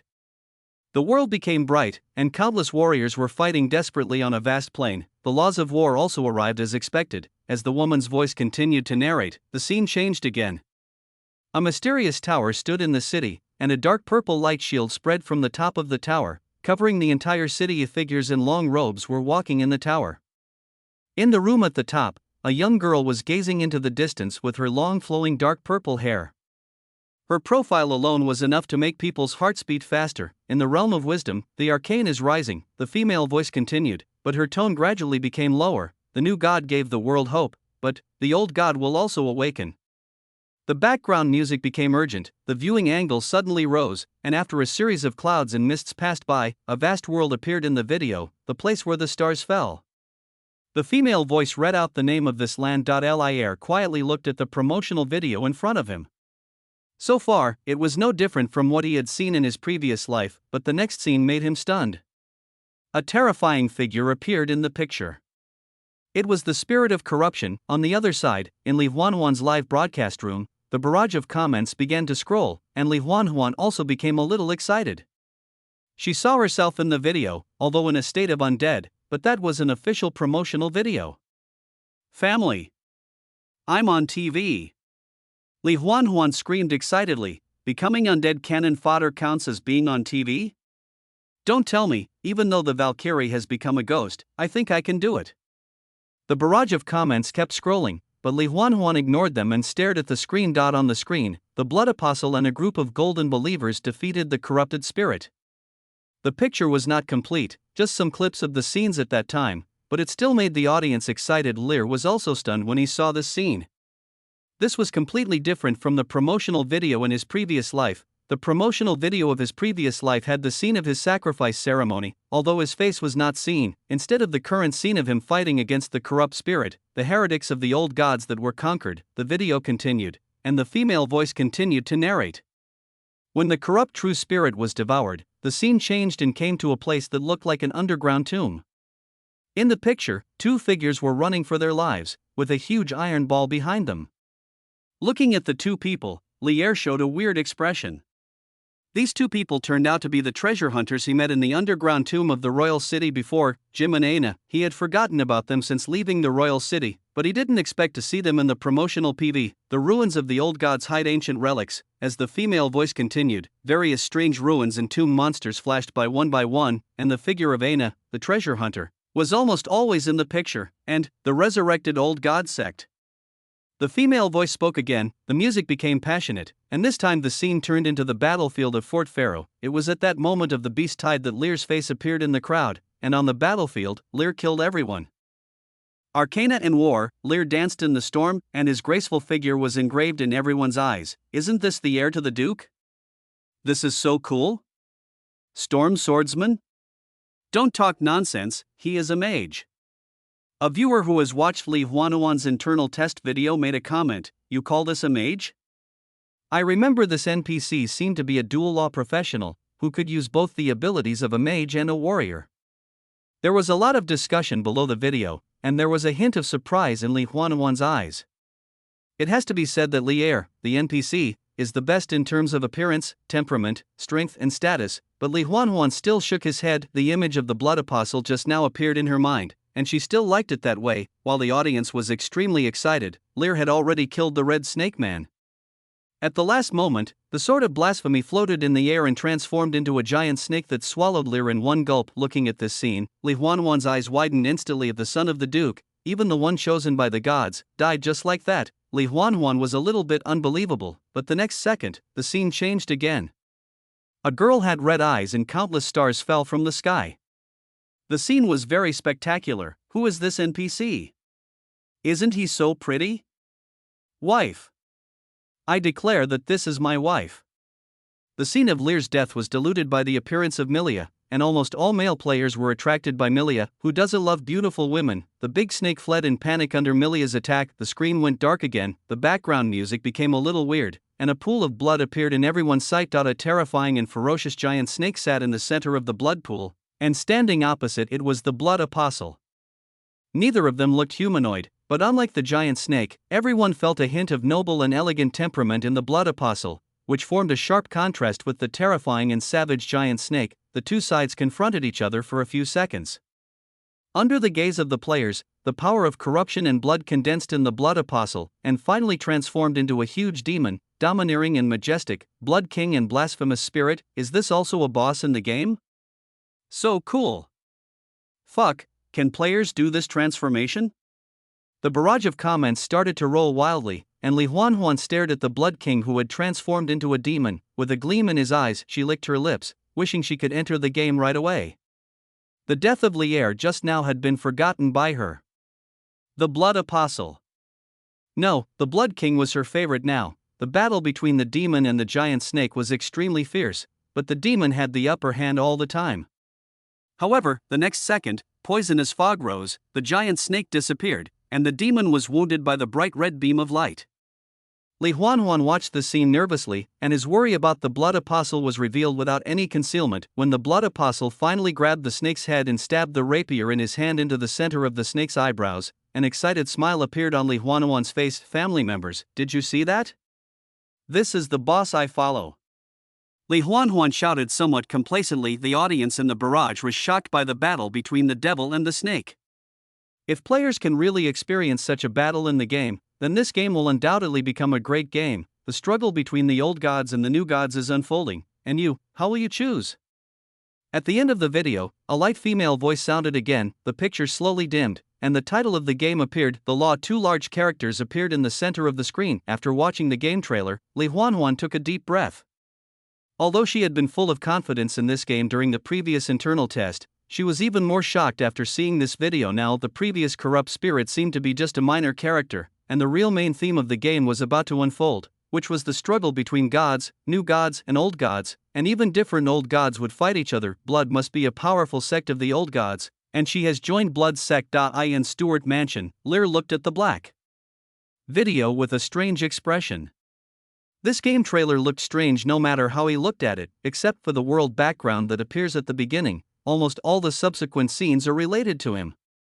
Both the corrupt true spirit and the blasphemous true spirit were killed by him. Just call it the Blood Apostle promotional video. In the previous Life's game pilot, the protagonist was Milia, and Lil Stewart was the villain who was conquered. Now Milia only appears in a short clip, and he is still the villain, but seems to have been treated like the protagonist. Have you really reflected on yourself? Sophia, who was standing aside, was furious when she saw Lear's absent-minded look. Lear had just explained his fake death, using an illusion spell to cover it up. Only Albert and Milia knew the truth. Sophia and Avian, who knew nothing about magic, believed what Lear said. I'm sorry, Mother. I promise I won't do this again next time. Lear quickly stood up and hugged Sophia. Do you want to do it again next time? Sophia raised her eyebrows. There won't be a next time. Lear quickly changed his words and said with a wry smile, after another round of torture, Lear finally calmed Sophia down. On the other side, Milia looked at the two of them without saying anything. Lear turned his head and saw Milia's calm eyes, and suddenly shuddered for no reason. The once weak and shy Milia is gone, and now she is the goddess of Morningstar. Lear can no longer understand what Milia is thinking now. End of this chapter. Chapter 172 Milia's Revenge and the King of Morningstar. At night, Lear and Miriam returned to their room after dinner and Milia followed Lear in silence until they reached the bedroom door. Lear stopped and felt that Milia's eyes were always on his back since she had walked here. Milia. Lear turned around and looked at Milia with a calm face. For a moment he didn't know what to say. You weren't like this when you treated me toughly before. Milia suddenly smiled, and her beautiful and delicate face stunned Lear. Milia was in a good mood as she looked at the dazed Lear. Lear was lost in thought of her looks. She was very beautiful, Milia knew it very well. After a brief moment of joy, Milia felt a little unbelievable again. She was actually happy because a man was obsessed with her appearance. She was a god, but she had such emotions like a little girl. When she met Lear before, the memory of this life dominated her, so she behaved just like the little princess Milia before. That was very shameful and inconsistent with her identity as a goddess, but Milia did not hate that feeling. Now she has regained the demeanor of a goddess from her previous life, and has become mature and calm. Let's go in. Milia smiled, then walked past Lear and walked straight into the room. Lear was a little surprised. After hesitating for a moment, he walked in. He remembered that Milia had said that after she woke up, she would give herself to him. Lear had been waiting for this day for a long time. That he loved and respected Milia, but Lear was helpless because he could only look at such a beautiful princess but not eat her. He was very greedy for Milia's body. All men are lustful, and he is no exception. Walking into the room, Lear was in a somewhat excited mood. He was not the innocent little boy who was doing such a thing for the first time.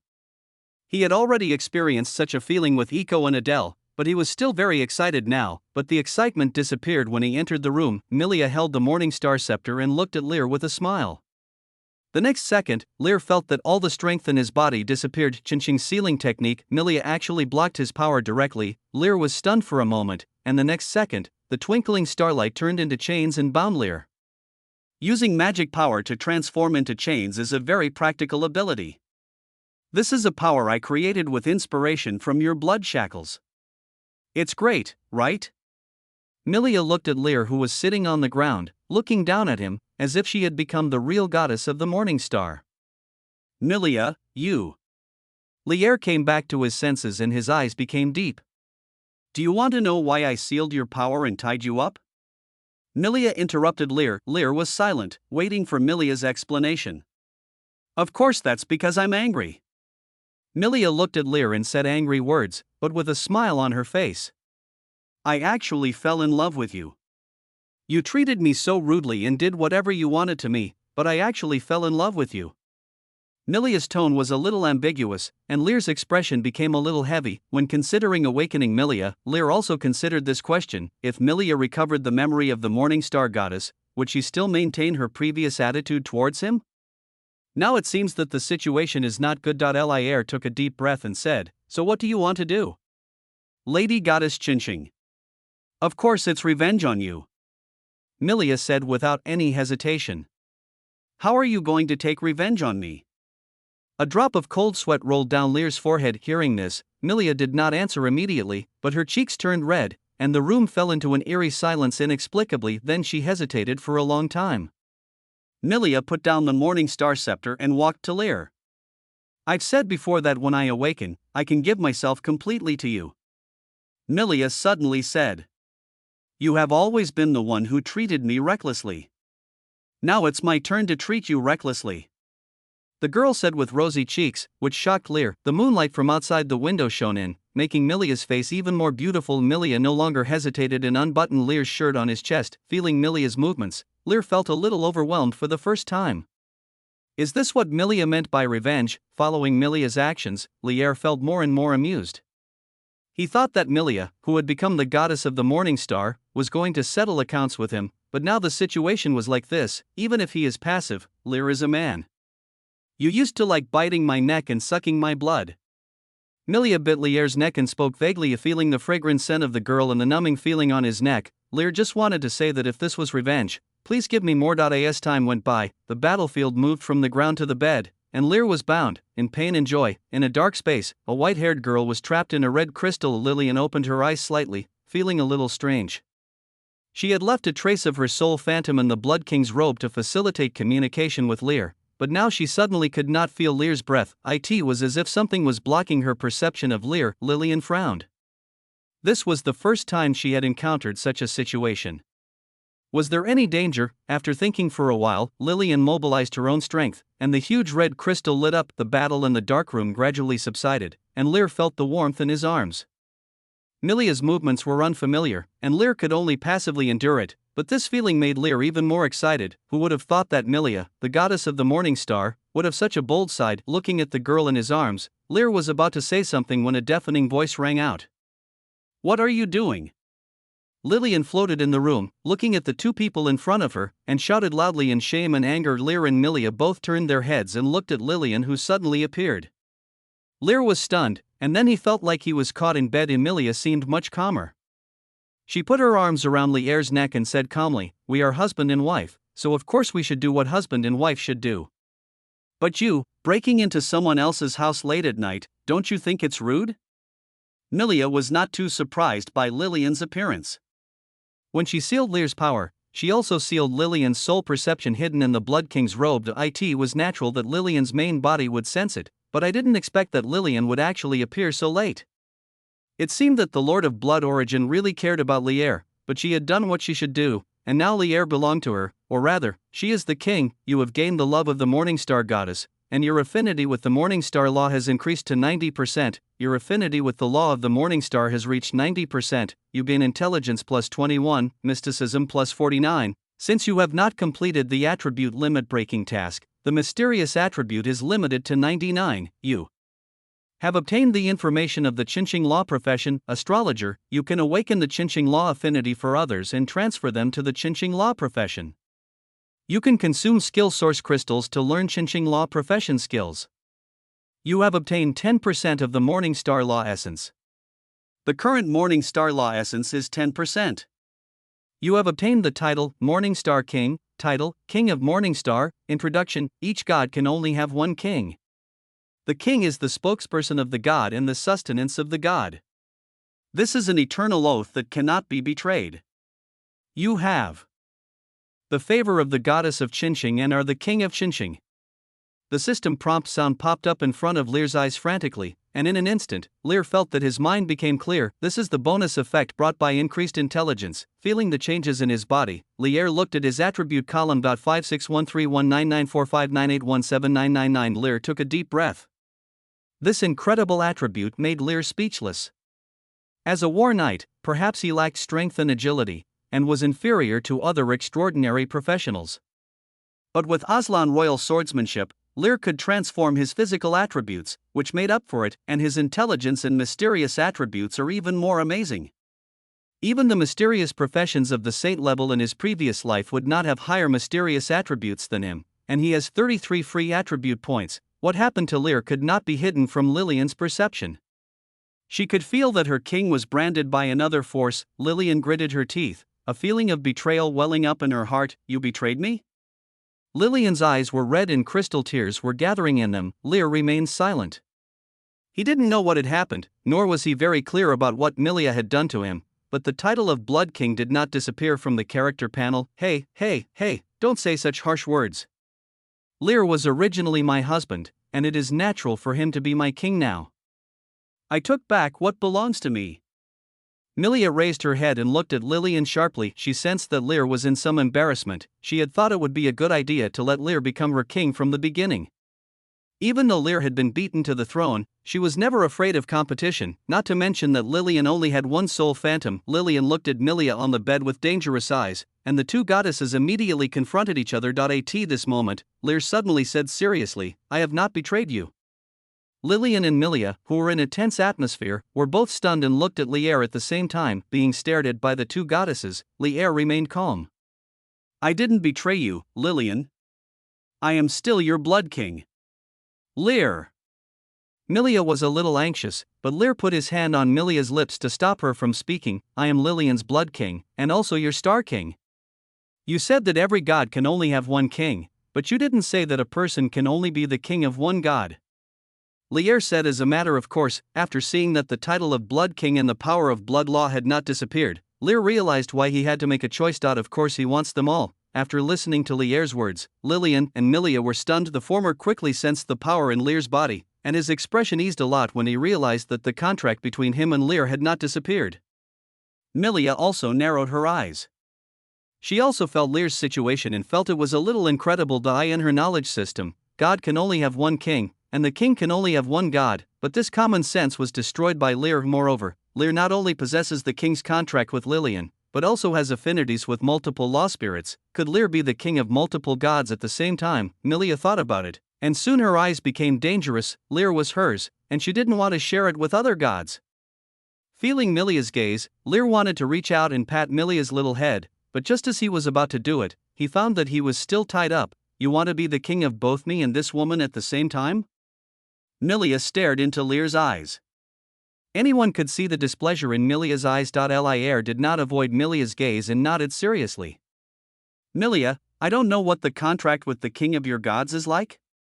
Maybe a person can only make a contract with one god, but maybe I am special. I can make a contract with both you and Lillian. You are my wife, I can't abandon you. Lillian is also an important person to me. Since the time in Brayful Royal City, Lillian has helped me a lot. I can't abandon her either. As Lear spoke, the room fell silent, and neither Milia nor Lillian spoke. Looking at Lear, Milia felt a little annoyed, but she also admired Lear. If Lear really abandoned Lillian like this, Milia would feel that Lear was not worthy of relying on her. The reason why she signed the king's contract with Lear without his knowledge was to make Lear feel less guilty. As long as the matter was done, Lillian could not change the reality, but no one expected that Lear could make contracts with both goddesses at the same time. Humph. You got it for free. Milia snorted, then climbed up from Lear, put on her clothes, and looked at Lillian beside her. Since Lear doesn't want to abandon you, I naturally won't let Lear do anything he doesn't want to do. Let's talk. What are you talking about? Lillian was stunned. Milia glanced at Lear, then walked to Lillian and said in a voice that only the two of them could hear, of course, it is to prevent more gods from signing a contract with Lear. Since Lear can conclude a contract with me at the same time, it is possible for him to conclude contracts with more gods. He also has affinity with arcane and the law of war. Milia said seriously. After hearing this, Lillian's expression became serious. The two girls whispered and walked out of the room. Lear watched the two women leave, then looked at the chains that bound him. Should I unlock it first? End of this chapter. Chapter 173, The Arrival of the War Pope and the mission issued by the goddess of war. Lear waited helplessly in his bedroom. About half an hour later, the two women returned to the bedroom. Without waiting for Lear to speak, Lillian directly merged into the Blood King's robe, while Milia was in a good mood and climbed onto Lear again. What did you say? Lear asked, looking at the girl in front of him. Secret. Milia snorted and then began to think. Do you want the profession and skills of Chinching Law? She suddenly said, You mean the astrologer? Lear said subconsciously. After obtaining the source of the Chinching Law, he also obtained the professional information under the Chinching Law, astrologer. He can learn the professional skills of an astrologer, but he still needs skill source crystals to learn, not an astrologer.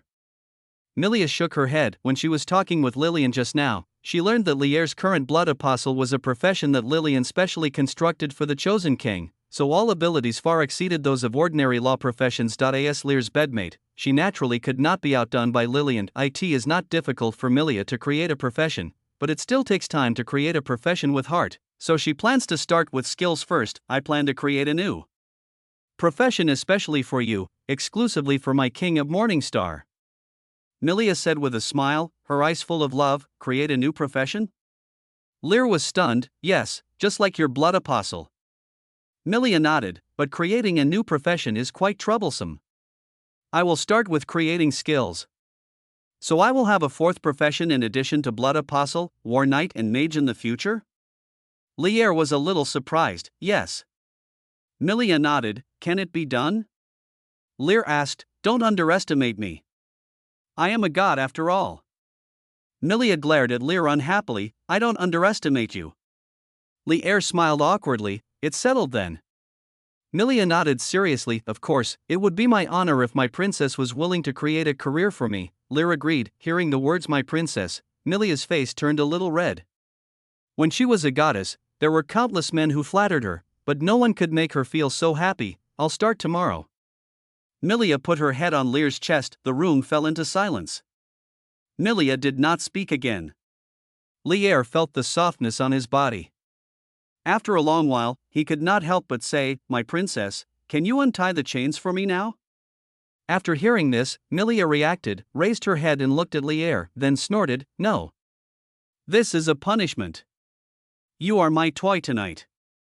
As the girl spoke, she hugged Lear again, not giving him a chance to speak again. The next day, Lear was finally freed from his restraints. Milia had already dressed and was sitting at a table nearby, eating breakfast, with Eno standing beside her. Seeing Lear wake up, Milia glanced at Lear, her cheeks turned red for no reason, as if she remembered something embarrassing.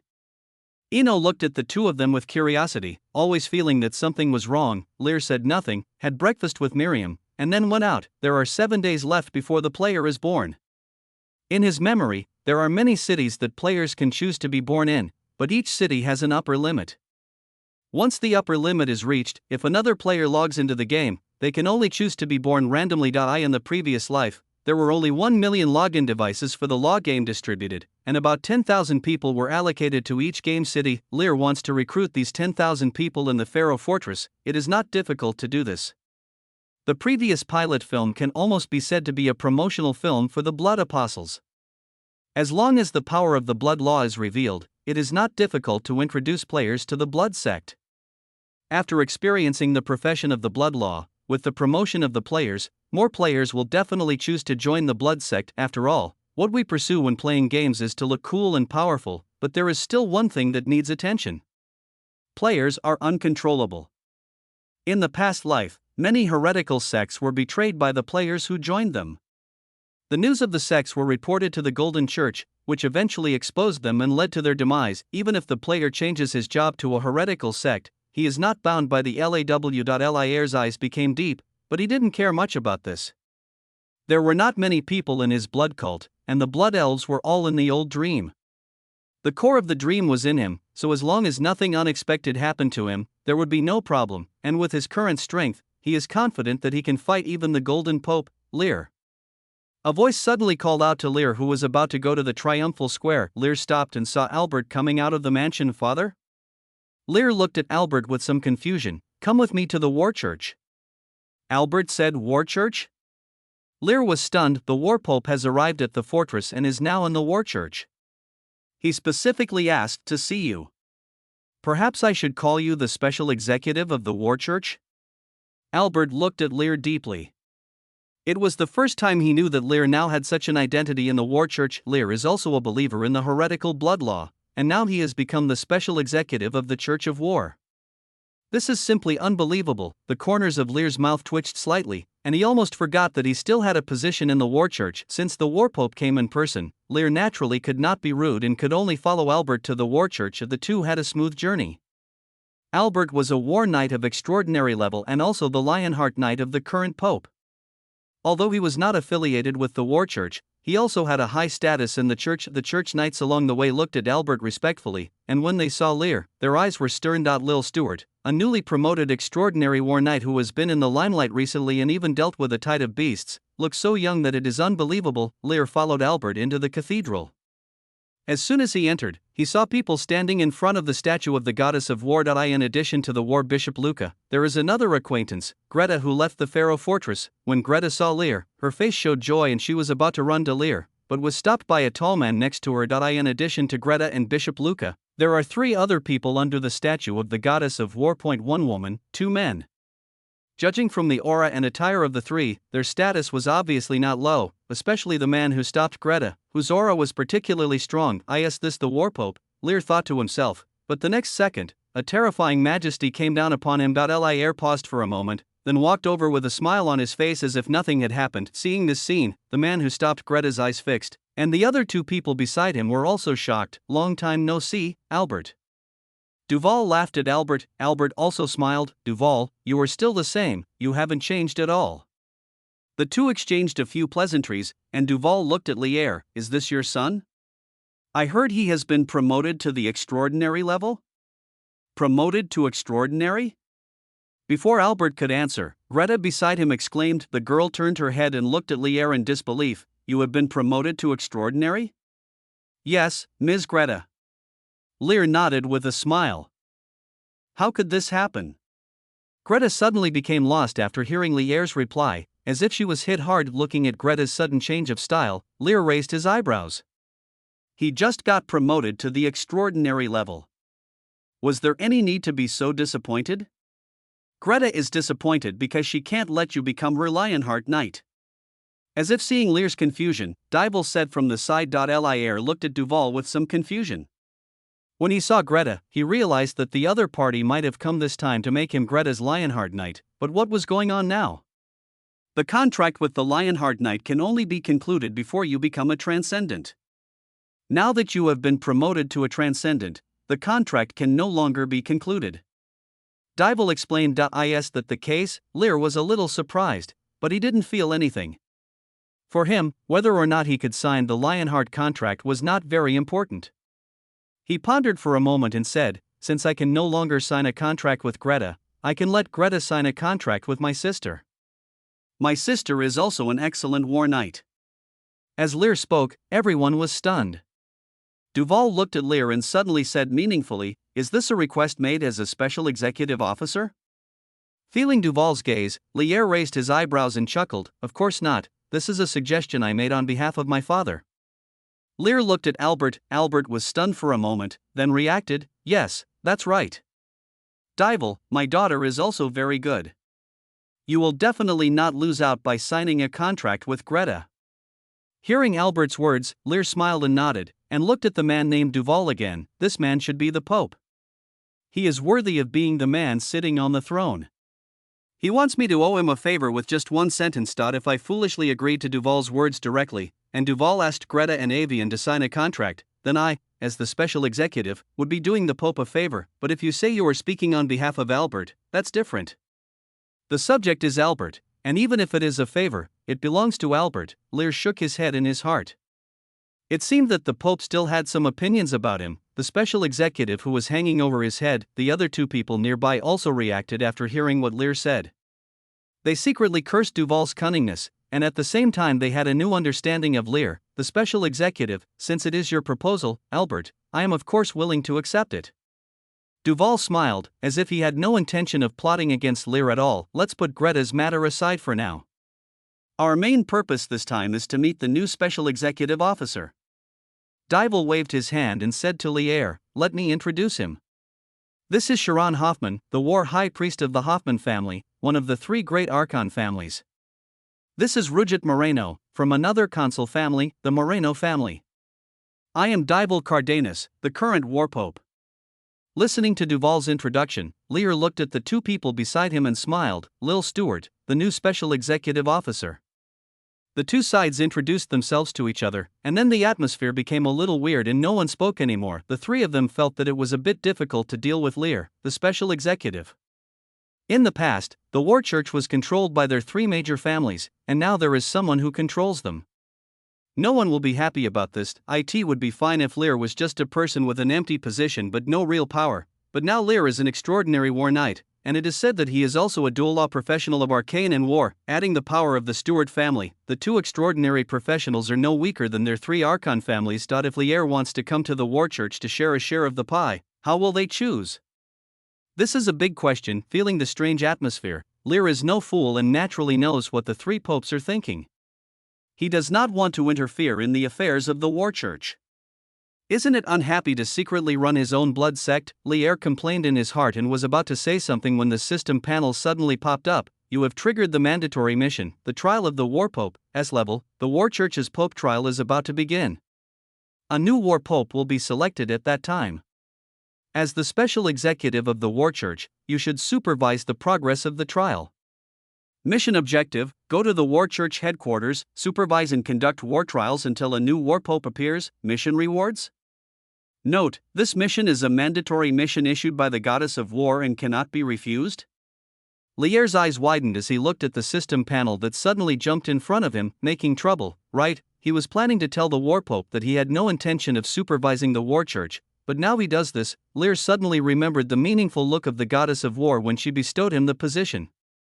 It turned out that she was waiting for him here. He closed the system panel, looked up, and suddenly found that the War Pope and the other two were looking at him with complicated eyes. Looking at the expressions of the three people, Lier's heart trembled. He asked tentatively, "Your Highness the Pope also received the oracle of the goddess?"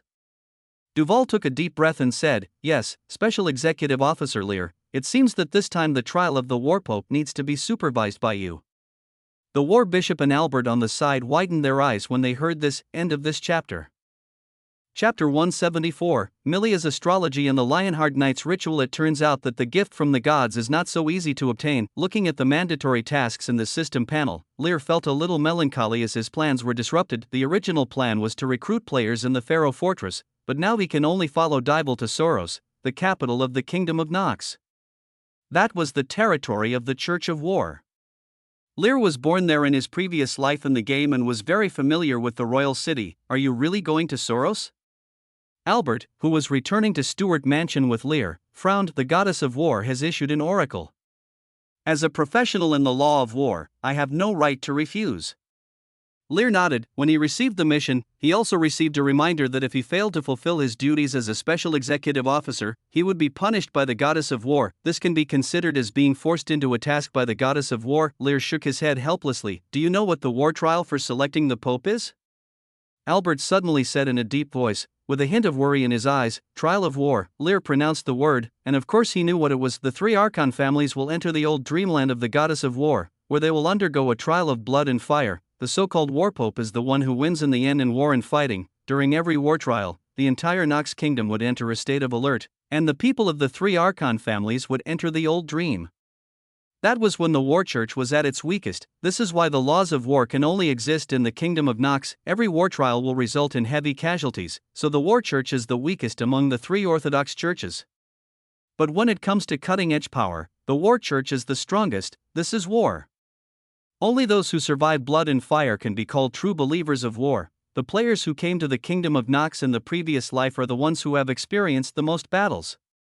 They are also the ones who improve their strength the fastest. It coincides with the war trial. Any player can enter the old dream of the war trial after paying a certain price. There are a large number of alien monsters in it, which are completely impossible to kill. The most important thing is that there are experience points and skill source crystals dropped. The goddess of war has already told me about the content of the war trial. Lier turned his head and smiled at Albert. I will be careful in the old dream of the goddess of war. Back at the steward house, Lier retired to his bedroom. In the bedroom, Milia sat on the bed, with the morning star scepter floating in front of her chest, and the bright starlight shining in the room. Lier could feel a strong fluctuation of laws, which should be Milia building her own special profession. Sensing Lier coming into the room, Milia immediately put away her staff and walked obediently to Lier's side. Looking at Milia's beautiful smiling face, for a moment, Lier seemed to feel that Milia seemed not to have changed and was still the little princess before, but thinking of what Milia did to him at night, Lier shattered the fantasy in his mind. What's wrong? Milia asked, as if she sensed that something was wrong with Lier. Well, I met the Pope of the Church of War, and received a mandatory mission issued by the goddess of war. It's like this. Lier suppressed the little thoughts in his heart and told what happened in the church, supervising the war trial? A special executive of the War Church? After hearing Lier's description, Milia frowned. That goddess of war really had bad intentions. Milia was annoyed in her heart, as expected. Giving Lier 1% of the source of the law of war had some ulterior motive. Lillian hadn't even told her about such a big thing. Thinking of that weird white-haired woman, Milia became angry again. Do I have to go? Milia bit her lip. This is a mandatory task. There will be punishment if you don't go. Lier waved his hands helplessly. Milia's expression became even uglier. As her husband, Lier was now trapped by another woman. How could she not be angry? I'll go with you. Milia made the decision immediately. I have awakened and can help you. And now I can also hide my own aura of law, and no one will find out. Milia continued, that's what I was planning too. Seeing Milia's anxious look, Lier smiled slightly. I can't bear to leave such a beautiful wife alone at home. Milia, who was originally a little anxious, blushed immediately after hearing this, and glared at Lier with her beautiful eyes, slippery tongue. Lier held Milia in his arms. He already had the old dream of the Blood King city with him, so it was no problem for him to bring Milia with him. She wanted to take not only Milia but also Eno and Adele. Since we can't stay in the Pharaoh fortress, we will develop followers of the blood cult in Soros. Lillian has not yet released the next round of tasks for the Renaissance of Blood. Ever since he devoured the power of corruption and blasphemy, Lillian seems to have become more stable and erratic. In the past, Lillian was the one who rushed to issue tasks to him, but now he is the one who takes the initiative to develop the blood cult. Lear felt helpless. Not only the blood sect, but the professions that Lear can now teach include corruption and Morningstar. The corrupt professions include the Plague Warlock and the Noble Knight. The power of the Plague Warlock is too evil, and Lear does not intend to pass it on to lawless players, but the Noble Knight can. There is only one profession in Qinqing, the astrologer, which is a very powerful profession. In the previous life, there were very few players who obtained this profession, and it required a very high favorability of Milia. Lier looked at Milia. Milia, can I spread the word about your Morningstar law profession? Astrology is a very competitive profession and is very good at attracting players. I will not pass my Morningstar law to others at will. Milia shook her head. Lier was a little surprised. No? I remember that with more believers, the power of your gods will also increase, right? That's true, but my laws come from the stars in the universe, and they are not highly dependent on believers. Unlike blood, the blood laws are derived from the blood in living bodies, so the increase in believers will greatly enhance the power of blood. Milia explained. Lier nodded thoughtfully. I see. Since Milia was unwilling to spread the profession of Morningstar law, Lear also respected Milia's decision. The next day, at the Stewart family's training ground, a huge magic circle was carved on the ground in the center, and Greta and Avian were standing in the circle. This is the contract ceremony of the Lionheart Knight. As I said yesterday, the contract was made between Avian and Greta. In the center of the magic circle, the two girls faced each other. Greta still felt a little regretful. In her heart, Lear was the most suitable candidate, but after Lear was promoted to the extraordinary level, the only one left to choose was Avian. This was also her initial choice. Next to the magic circle, Lear and Milia stood together watching the ceremony. On the other side stood Albert and three other important figures of the Church of War. You should be glad that you didn't sign a contract with that girl. Looking at the ceremony in the training ground, Milia suddenly leaned close to Lear's ear and said, feeling the gentle voice coming from his ear. Lear turned his head in confusion and looked at the girl who was so close. What does this mean? This so-called Lionheart Knight's contract can enhance your strength, but it is also a shackle. Milia explained with a slight blush on her cheeks. Shackles? Yes, a part of the lion spirit is separated and attached to your body. The person who possesses the lion spirit can experience the improvement of magic power and the improvement of affinity with the law from you. Milia continued, but this is not the point. What is really important is that your strength will not be able to widen the gap with the main body of the contracted lion spirit.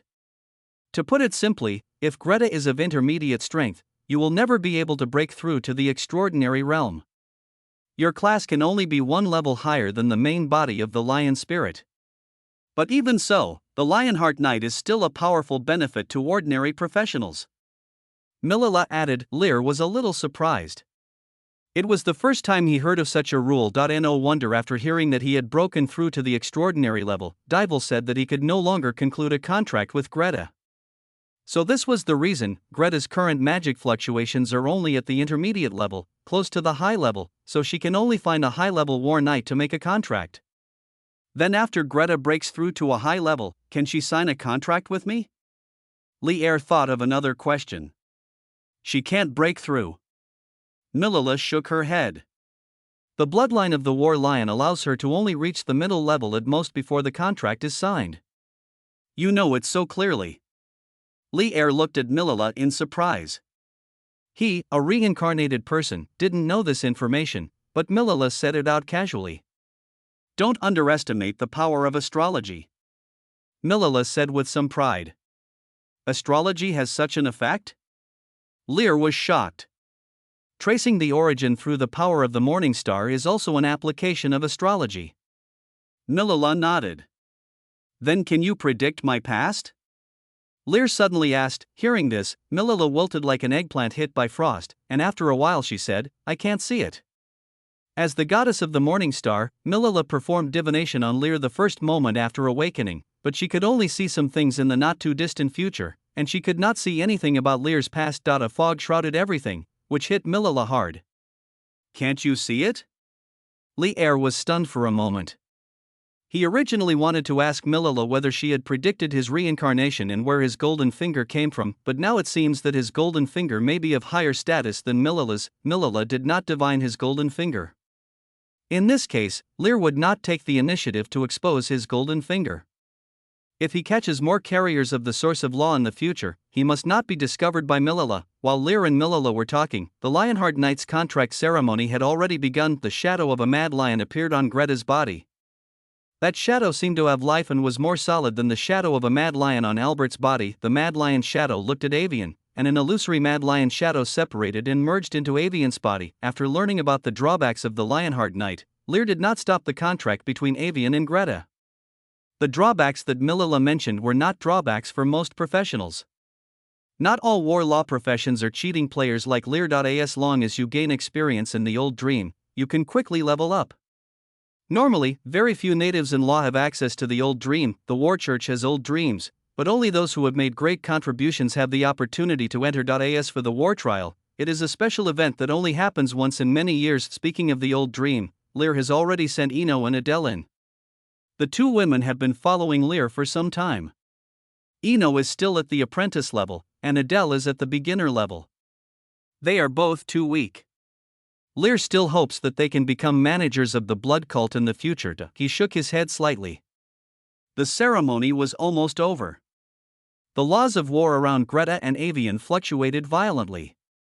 Under the delighted gazes of Duval and Albert, the two women were promoted to a high level at the same time. Being able to be promoted to a high level at the age of less than 30 years old is considered a genius among the indigenous people. Greta and Avian both showed excited expressions.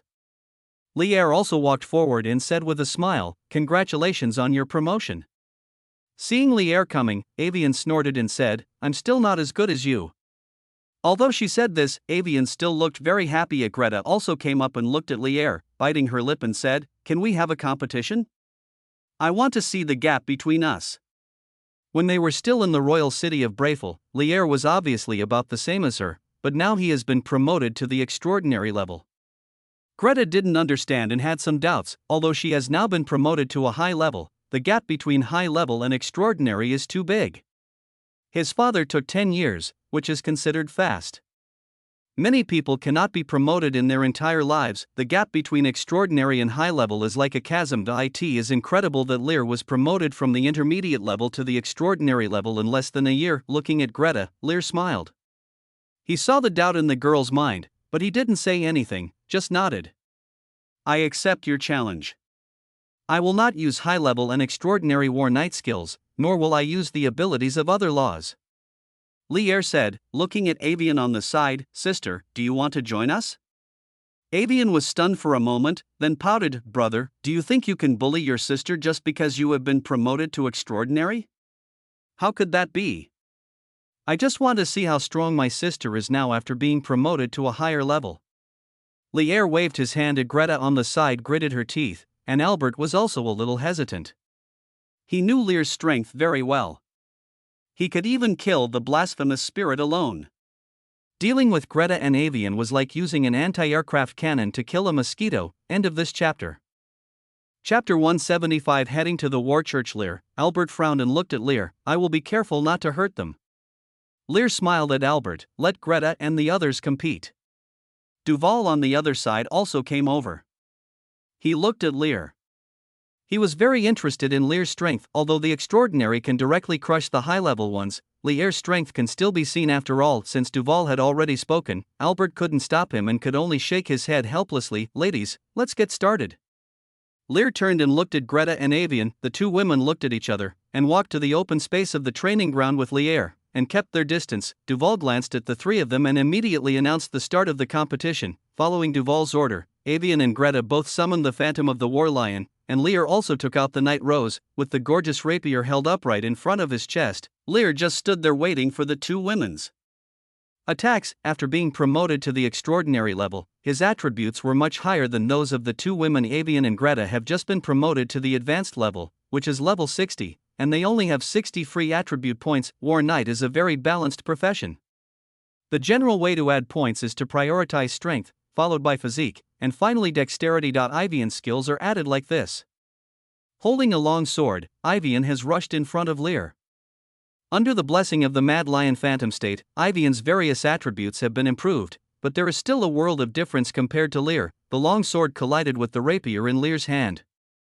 Lear did not move at all, but Ivian felt a violent vibration coming from the hilt of the sword. She was a little bit unbelievable.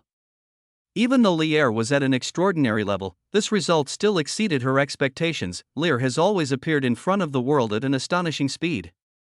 She naturally regarded Lear as a dexterity professional, and Lear can also use the power of arcane laws. This means that Lear also allocated some attribute points to intelligence and mystery, two attributes that are not of much use to war knights. This means that Lear won't have many attribute points to add to strength, but the facts broke Ivian's cognition, and Lear used a light weapon like a rapier. Seeing Ivian's puzzled look, Lear raised his eyebrows, swung his sword and knocked Ivian away. At this time, Greta also attacked. Greta's aura is obviously much sharper than Ivian's. It is obvious that Greta has allocated more attributes to strength. Just look at the big sword in Greta's hand, but even so, Lear still did not take any action, but just raised the Knight Rose to block. The greatsword in Greta's hand was also an extraordinary weapon, even more powerful than Lear's Knight Rose. Raging flames rose from the greatsword and collided with the Knight Rose, but it was exactly the same as Ivian's situation.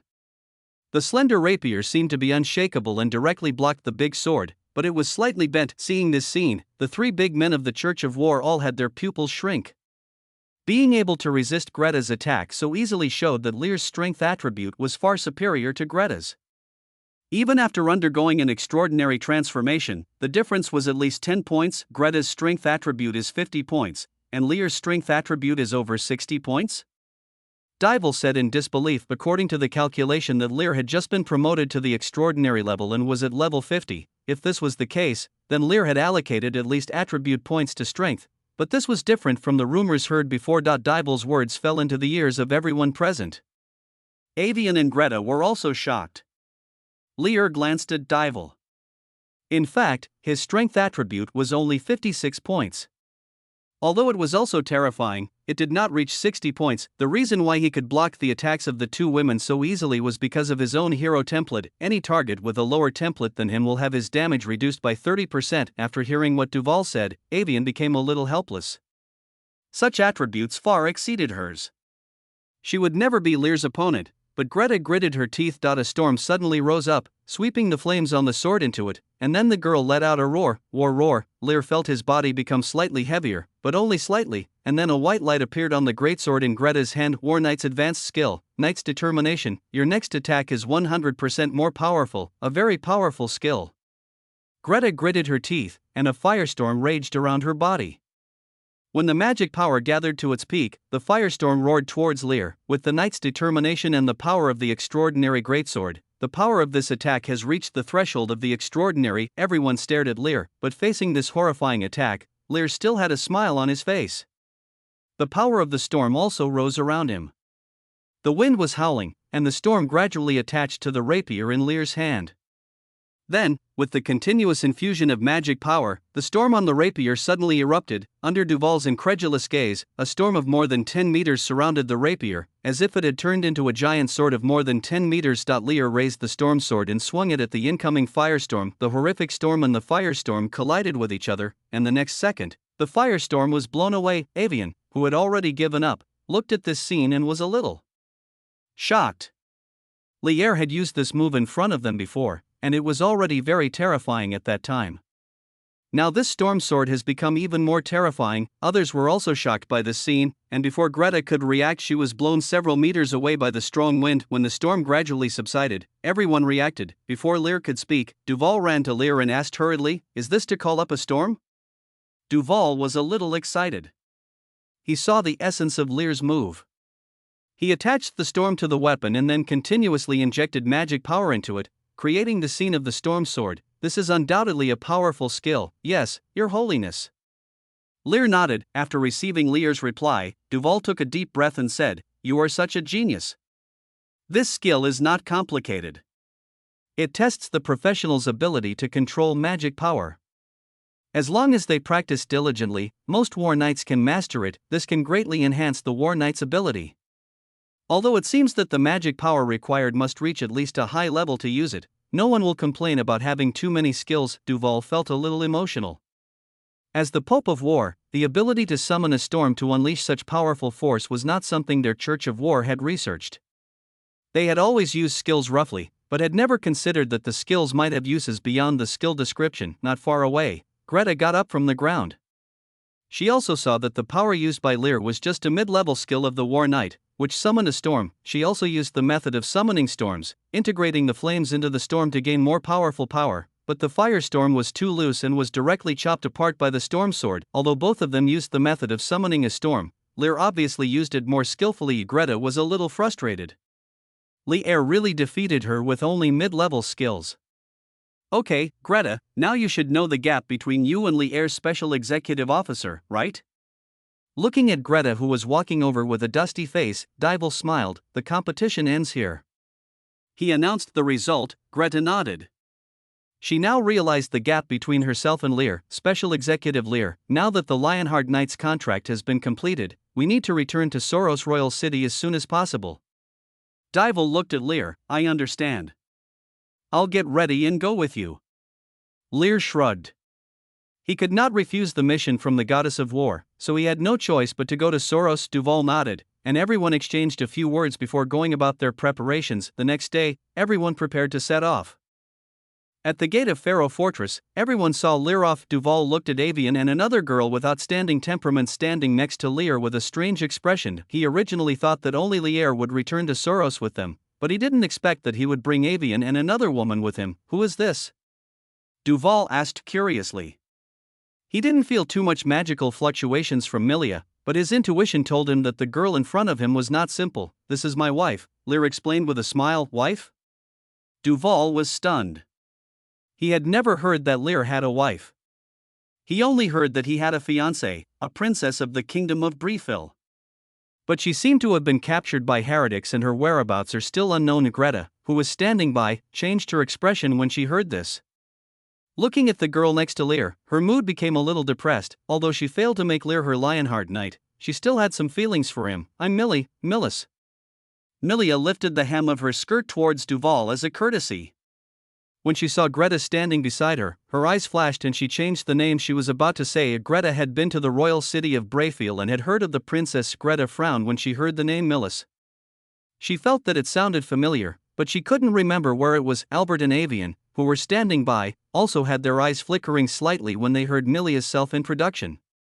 They knew Milia's identity. Albert does not encourage Milia and Lear to go together. After all, Milia's identity is sensitive. Although the War Church is not as extreme as the Golden Church in its laws against heresy, it is not friendly either. Duval didn't notice the strange atmosphere. He didn't ask too much about Lear's family affairs. It was not polite. He just smiled at Milia and looked at Lear. Then let's go now. Duval, my son and daughter are now in your care. Albert said seriously before leaving. Of course, I promise they will come back the same way they left. Duval nodded, then everyone got on the carriages, Lear, Avian and Milia in one, and Duval and others in another.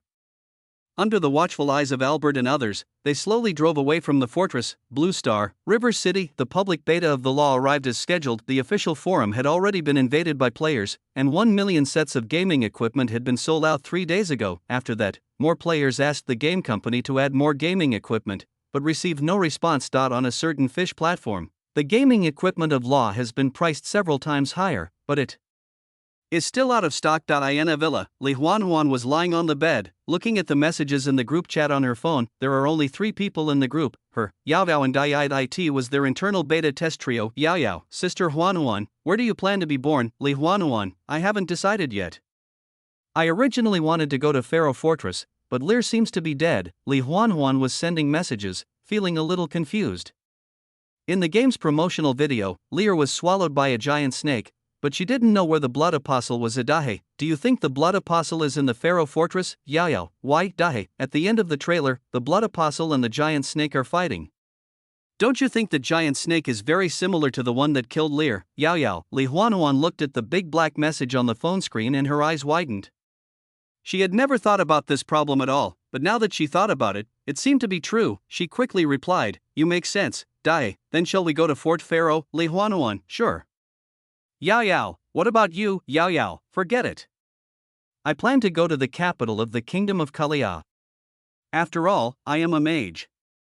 If Lear dies, there will be no NPC in the Pharaoh fortress who can help me upgrade my profession. Looking at Yao Yao's reply, Li Huanhuan also understood.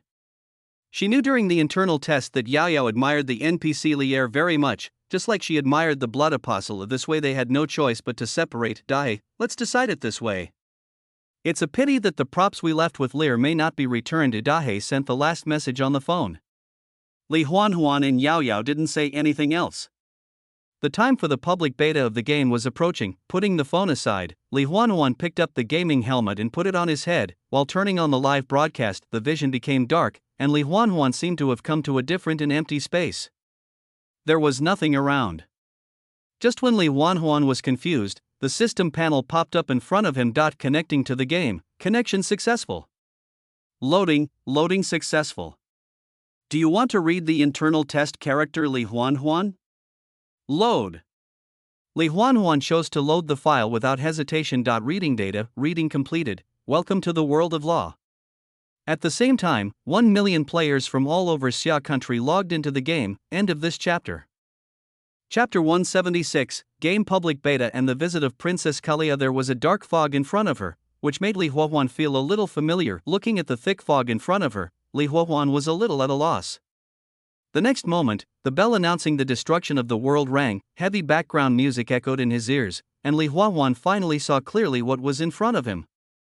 It was the game trailer on the forum and also the opening CG of the game.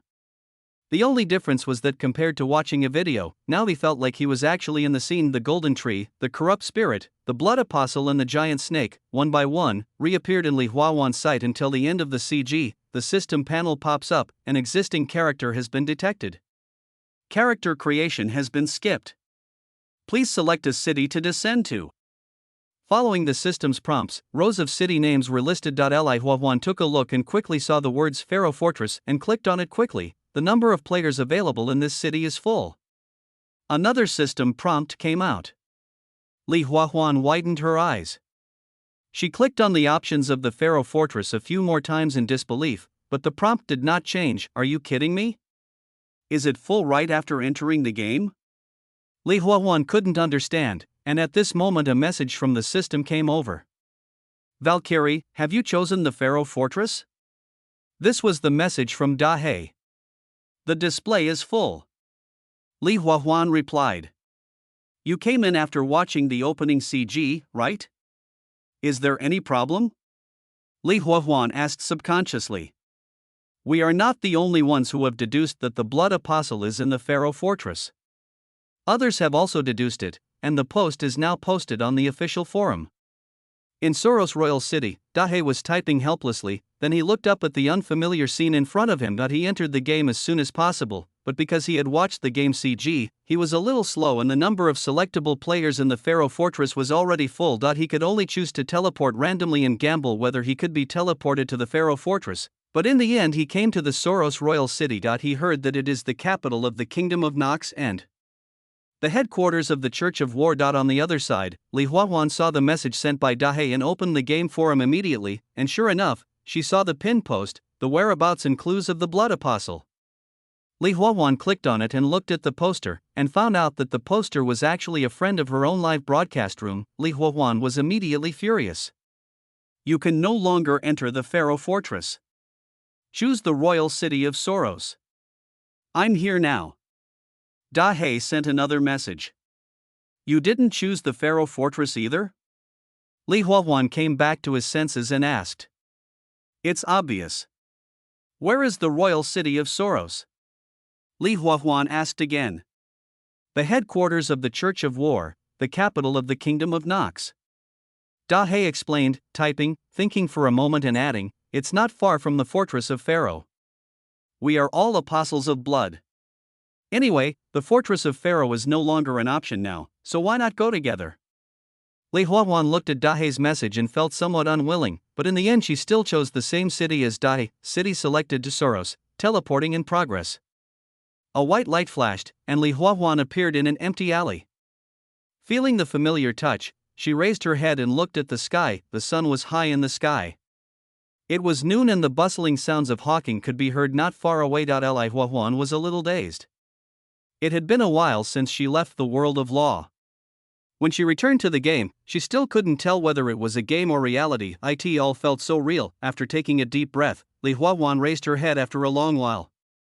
The system panel popped up at this time, which was a message from Dahe. 10 minutes later, Li Huan and Dahe met up. The two of them acted very naturally and found an empty public seat near the city gate and sat down. As beta testers, they have a much deeper understanding of the game than the average player, especially the fact that the NPCs in the game like to capture people. Do not expose the power of heretical laws, and do not expose the secret of resurrection, or you will suffer misfortune.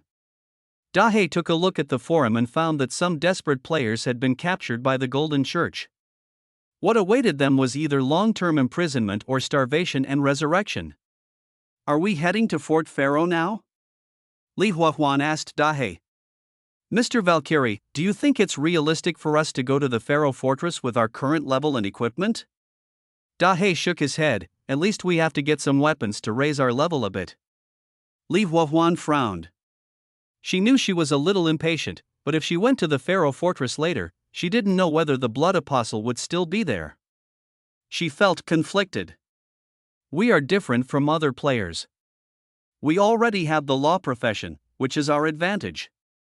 Dahe had no idea what Li Huan was thinking and was analyzing on his own. Just as he was speaking, a carriage drove in from the city gate not far away. There were emblems of books and staffs painted on the carriage. Li Huan was attracted by the carriage and felt that it looked familiar. After a long while, Li Huan recalled, Arcane Academy? What Arcane Academy? What are you talking about? Dahe frowned and looked over, following Li Huan's gaze. The emblem on that carriage is the logo of the Arcane Academy. I saw it when I was in the royal city of Brayfield. Li Huan said hurriedly. Arcane Academy? Dahe was stunned. A carriage with gorgeous decorations slowly drove into the city. Many people on the street looked over. The decoration style of this carriage was completely different from that of the Kingdom of Nox, and it looked deep and elegant. Li Huan and Dahe were also looking at the carriage. When the carriage passed by, they saw a delicate profile and long purple hair. The two stood there, and it took them a long time to react, and they looked at each other. That profile just now, Li Huan said uncertainly. It's the wizard with long purple hair in the promotional video. Dahe said firmly, I really don't know why the goddess issued such an oracle. Will the War Church really allow us to establish the Arcane Academy in the Kingdom of Nox? In the carriage, a young girl was looking at the scenery outside the window boredly. Compared with the elegance of Kalia, the architectural style here was more rough and not refined at all. Divine, that was the oracle of the goddess. She has her reasons for saying so, and we are here to negotiate. Not only do we want to establish the Arcane Academy in the Kingdom of Nox, but we also want to introduce the Church of War to Kalia. On the other side of the seat, a handsome middle-aged man said in a deep voice. If Lier were here, he would definitely recognize the identities of these two people. They were Erwin, the former dean of the Arcane Academy in the royal city of Brayful, and his daughter Divine. Erwin and Divine were talking, but the purple-haired girl next to them didn't say anything. She glanced out the window of the carriage. In the corner, two sneaky figures were quietly following the carriage. Li Huan and Dahe followed the carriage carefully, completely unaware that they had been discovered. Both of them looked a little excited. This was a character in the game CG, he must be a big shot. Although the two are not believers in arcane laws, it is so hard to see the characters in the CG, it would be a shame to just leave like this. The carriage drove all the way to the Pope's district of the Church of War, and was finally stopped by war believers in armor. The area ahead is the Pope's Hall. No outsiders are allowed to enter. The guard at the door blocked the carriage with his spear. In the carriage, Erwin saw the scene and nodded to the purple-haired girl, then got off the carriage. Walking up to the guard, Erwin smiled and said, I am Duke Bane of the Kingdom of Carlia and a member of the Arcane Council. The one in the carriage is my daughter and the princess of the Carlia royal family, Her Highness Maya. The royal family of Carlia? The guard was visibly stunned when he heard the name. He looked at the carriage suspiciously and said after thinking for a while, I need to inform someone. Please wait here for a moment. With that, the guard turned around and walked towards the interior of the Pope's Hall area. About 10 minutes later, the guard came back, along with a man in a robe. Rafar walked to the front of the carriage and his eyes fell on Erwin. He could feel that the man in front of him was not inferior to himself in terms of magic power. I'm Rafar Cardenas, one of the archons of the Church of War. Rafar introduced himself first, then said, I heard that you are from the Arcane Council and the royal family of Kalia? Yes. Any token? Rafar asked. Upon hearing this, Erwin took out a complex geometric emblem from his storage item. Seeing the emblem, Rafar nodded, then smiled. Please come in, I'll have the guards keep an eye on the carriage. Erwin also smiled, and Divine and the purple-haired girl got off the carriage, and everyone walked towards the interior of the Pope's Hall. What brings you here, 3? Rafar asked as he led the 3 people towards the hall. We have received the oracle from the goddess and need to meet with His Holiness the Pope? Erwin answered ambiguously, You want to see the Pope? Rafar groaned for a moment, then you'll have to wait for a while. Do we have to wait for a while? What happened to His Holiness the Pope? Erwin asked puzzledly. The Pope is out for something and is not in Soros now. Rafar shook his head. Hearing this, Erwin paused and his expression turned into surprise. In the vast wilderness, 2 carriages were moving slowly forward. They were Lear and others who were heading towards the Soros royal city. 7 days had passed since we set out from Fort Pharaoh, and we were just halfway through the journey. The game's public beta was also launched 3 days ago. Lear did not see any players along the way.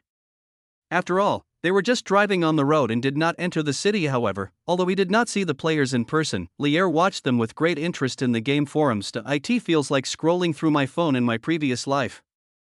In just 3 days of the public beta, there are already thousands of posts in the forum. Most of the time, players used reconnaissance skills casually, were discovered and taught a lesson by NPCs, and some tragic guys were killed or imprisoned. There were also many players who exposed the secret of resurrection. Everything developed exactly the same as in the previous life. At first, the NPCs in the game were not friendly to the players who could be resurrected. Lair was browsing the forum, and soon a post caught his attention. The picture showed the profile of a purple-haired girl. Tens of thousands of comments have accumulated in the comment section, and everyone can see that this is the great wizard in the game CG. Lear looked at the picture of the girl and smiled with interest. Maya Kalia, the princess of the kingdom of Kalia and the youngest member of the Arcane Council, has reached the level of a high-level wizard at a young age and has created many powerful spells. Lear still remembered that it was very difficult to become a member of the Arcane Parliament, and there were only 2 ways. One is to be promoted to the extraordinary level, and the other is to create 3 recognized high-level spells. Up to now, there are only 5 members of the Arcane Council, and only Maya is a member as a high-level professional. Maya Kalia came to the royal city of Soros. Lear was very clear about her purpose, which was to reach an agreement with the Church of War so that both parties could spread the laws in their respective kingdoms. That is to say, War and Arcane will be united. This is something that happened in the previous life, so that players can more conveniently advance in their careers and improve their affinity with the law in various countries. After all, players won't stay in one place for years like NPCs. Lir remembered that these arcane academies and war church branches that entered each other's countries were only responsible to the players and did not preach the power of law to the local NPCs. This should also be the intention of the gods. Lear thought to himself. Just as Lear was browsing the forum, some noisy noises suddenly appeared outside the carriage. In front of the carriage, 5 figures blocked the way. Lear looked through the window and saw that each of these people had a line of text above their heads, such weird names as the most handsome one and I'm the cousin. There is no doubt that these people are players. Woody Zwigelang looked at the 2 carriages in front of him with a hint of excitement in his eyes. This game is so real that when players enter the game it is like entering another world. You need to eat, sleep, survive, and have money. If you want to get money, you have to work. But do players enter the game to work? It is impossible for me to work. It is impossible for me to work in this life, so Woody Zwigelang set his target on a passing carriage. The decorations of these 2 carriages are very luxurious, and it is obvious that they belong to wealthy families or powerful professionals. Whatever it is certain that the NPCs of these 2 carriages are very rich. That's exactly what they need, brothers. It's our turn. Woody Zwigelang shouted loudly, then he rushed forward amid the admiring gazes of his younger brothers. Lear and others looked at this scene and obviously regarded these people as robbers, but Lear was a little confused. There is a sin value setting in the game. This is to protect NPCs and prevent players from doing evil, but these people, Lear was wondering, but before he could think too much, he saw Wu Di Zue Junlang bump into the horses of the carriage and then fall to the ground. End of this chapter. Chapter 177, The Immortal Alien. What happened? In the carriage, Dival, who sensed the commotion outside, frowned and asked the war believer who was driving. The driver was a mid-level war knight. After hearing Duval's question, he replied respectfully, "Someone hit the carriage." Someone hit the carriage? Duval's brows furrowed even deeper, and now the carriage was approaching the next city for supplies, so it was not going very fast. He didn't think his subordinates would hit passers-by. Besides, there was the emblem of the Church of War on the carriage, so under normal circumstances, passers-by and other vehicles should have given way. Ah, my leg. My leg is broken. A tragic voice sounded outside the carriage. Wu Di Zwigenlang was lying on the ground, hugging his legs. There was some blood on his thigh, which he had cut with a knife. This game is very realistic and players will suffer real injuries. There was a look of pain on Wu Di's most handsome face, but there was a hint of cunning between his brows. This was how he thought of making money to scam. This place is close to the city. Find a target who looks rich. When there are fewer people around, pretend to bump into him accidentally, and then let the brothers hiding in the dark come out. Most caravans would surrender if they demanded compensation and threatened to go to the guards at the city gate if they didn't get compensation. After all, when the guards come and see Wu Di Zwigenlang's handsome appearance, they will think that Wu Di Zwigenlang is the victim. For players, there is no cost in making money in this way. Since they have just entered the game at a low level and have no equipment, it doesn't matter if they died out. On the contrary, if you were hit and killed, you can get more compensation by keeping the body. The game has been in public beta for 3 days, and he has already made a lot of money this way. How did you drive? You hit my brother like this. If anything happens to my brother, I will fight you to the death. Several other players not far away also ran over, shouting angrily. You go and handle it. Since we hit someone, give them some compensation. Don't waste too much time on this kind of thing. Duval shook his head and glanced at the people outside the window. These people were dressed very ordinary, without any magical fluctuations, and were obviously ordinary people. He originally thought that they were robbed or something, but now it seems like just an ordinary accident. The knight driving the carriage opened his mouth. He saw with his own eyes that the man was risking his life and ramming the carriage on his own initiative. This looked like a gang extortion crime no matter how you looked at it. Looking at Duval's indifferent expression, he finally sighed helplessly. Since the Pope wanted to return to the royal city as soon as possible, he did as he was told, letting go of the reins. The knight got off the carriage and threw a gold coin directly to the invincible and handsome man lying on the ground. Get out of the way immediately, the knight said coldly, looking at the golden coins on the ground. Wu Di's most handsome eyes were wide open. He had been scamming people here for more than a day and only had a few silver coins on him, but the person in front of him took out a gold coin. 1 gold coin is worth 100 silver coins. What kind of invincible rich man is this? After being stunned for a few seconds, he quickly picked up the gold coins on the ground and tactfully crawled to the side to make way. Anyone who could casually take out a gold coin must not be a simple NPC. Just when he wanted to look at him carefully, a system prompt appeared in front of him. Lear Stewart's favorability towards you has decreased and is currently disgusted. Looking at the system prompt that suddenly appeared in front of him, Wu Di Zue Junlang was stunned for a moment. Lear Stewart, he felt that it sounded familiar, as if he had heard it somewhere before. The carriage in front continued to move forward, and just as the carriage behind passed by him, he saw a cold-faced Lear looked at the most handsome Wu Di lying on the ground, his face expressionless, but the disdain in his eyes clearly revealed. Wu Di Zwigenlang stared blankly at the carriage passing by. And he finally remembered what the name Lear Stewart represented. He had appeared in the game trailer and was the heir to the Duke whom the Valkyrie came into contact with during the internal test, but wasn't this person swallowed by a giant snake in the promotional video? Wu Di Zue Junlang was a little puzzled, until the carriage went away. The surrounding players gathered around. Brother, I just got a tip, an NPC's favorability has decreased. Let's follow them. Wu Di Zwigenlang said after thinking for a moment. Are we going to try this again? A player asked. Idiot. I told you to read more books, how could you ask such a question? Wu Di Zue Junlang said angrily. We are following them to see what's going on, understand? The NPC whose favorability was reduced as prompted by the system just now was encountered by the Valkyrie during the internal test. That NPC has legendary skills to teach. Wu Di Zwigenlang said with regret, looking at the carriage going away. He felt a little regretful. He lost a forest for a gold coin. Not if he had known that it was this NPC on the carriage, he would never have tried to scam me. The other party obviously knew their player identities and also knew that he was committing fraud. After all, during the internal test, the Duke's heir received an oracle and knew that these aliens were about to arrive. Being hated by such an NPC is a sad story.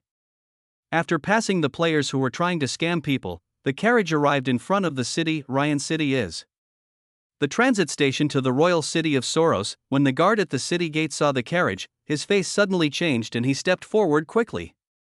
"Excuse me, is this His Holiness the Pope?" The war knight driving the car nodded and said, "Yes, we plan to rest in Ryan City for one night and leave for Soros tomorrow. Please inform Lord Brian. I will notify the city lord immediately." The guard nodded respectfully. What happened in the city? The knight driving the car turned his head and looked to the side. There were many guards on martial law at the city gate. It was not so strict when they came here before. "Sir, to be honest, some immortal aliens have appeared in the city recently, and the city lord is having a headache over this matter." The guard showed a helpless expression. Ryan City, city lord's mansion. The carriage entered the mansion under the guidance of the guards. A burly man stood in front of the garden, looking at the stopped carriage with a respectful expression. Dybel and others got off the carriage, and Lear also got off the carriage with Avian and Milia. "Brian Carter, greetings to His Holiness the Pope." The man knelt on one knee and performed a high ceremony. "Get up. I heard that there are immortal aliens in the city?" Dybel nodded and asked. "Yes, Your Holiness, we saw it with our own eyes. The body of the person who fell to his death from the building the day before disappeared, but reappeared the next day." Mayor Brian replied. Listening to Brian's words, Dybel frowned. It was impossible for someone to come back to life from the dead. "Is it possible that you have seen it wrong, and that they are actually two people who look very similar?" Dybel said in a deep voice. "That's not true, Your Holiness. There are not just a few people who have come back to life from the dead, but many." Brian shook his head. "A lot? How many?" "Maybe thousands of people." Brian took a deep breath and said a shocking number. Dybel was stunned. For a moment, he wondered if the Lord of Brian in front of him was crazy. About 3 days ago, a large number of strange people inexplicably appeared in the city. It was as if they appeared out of thin air, and the citizens of the city had never seen them before. In the underground prison, Lord Brian was talking as he walked, followed by Dybel, Lear and others. These people behave very strangely. They like to run around everywhere. They will climb onto the roof and then jump off and die. However, their bodies will disappear after a while and then resurrect intact from somewhere else. Brian spoke slowly, and Duval and the others seemed to be listening to some Arabian Nights fairy tale.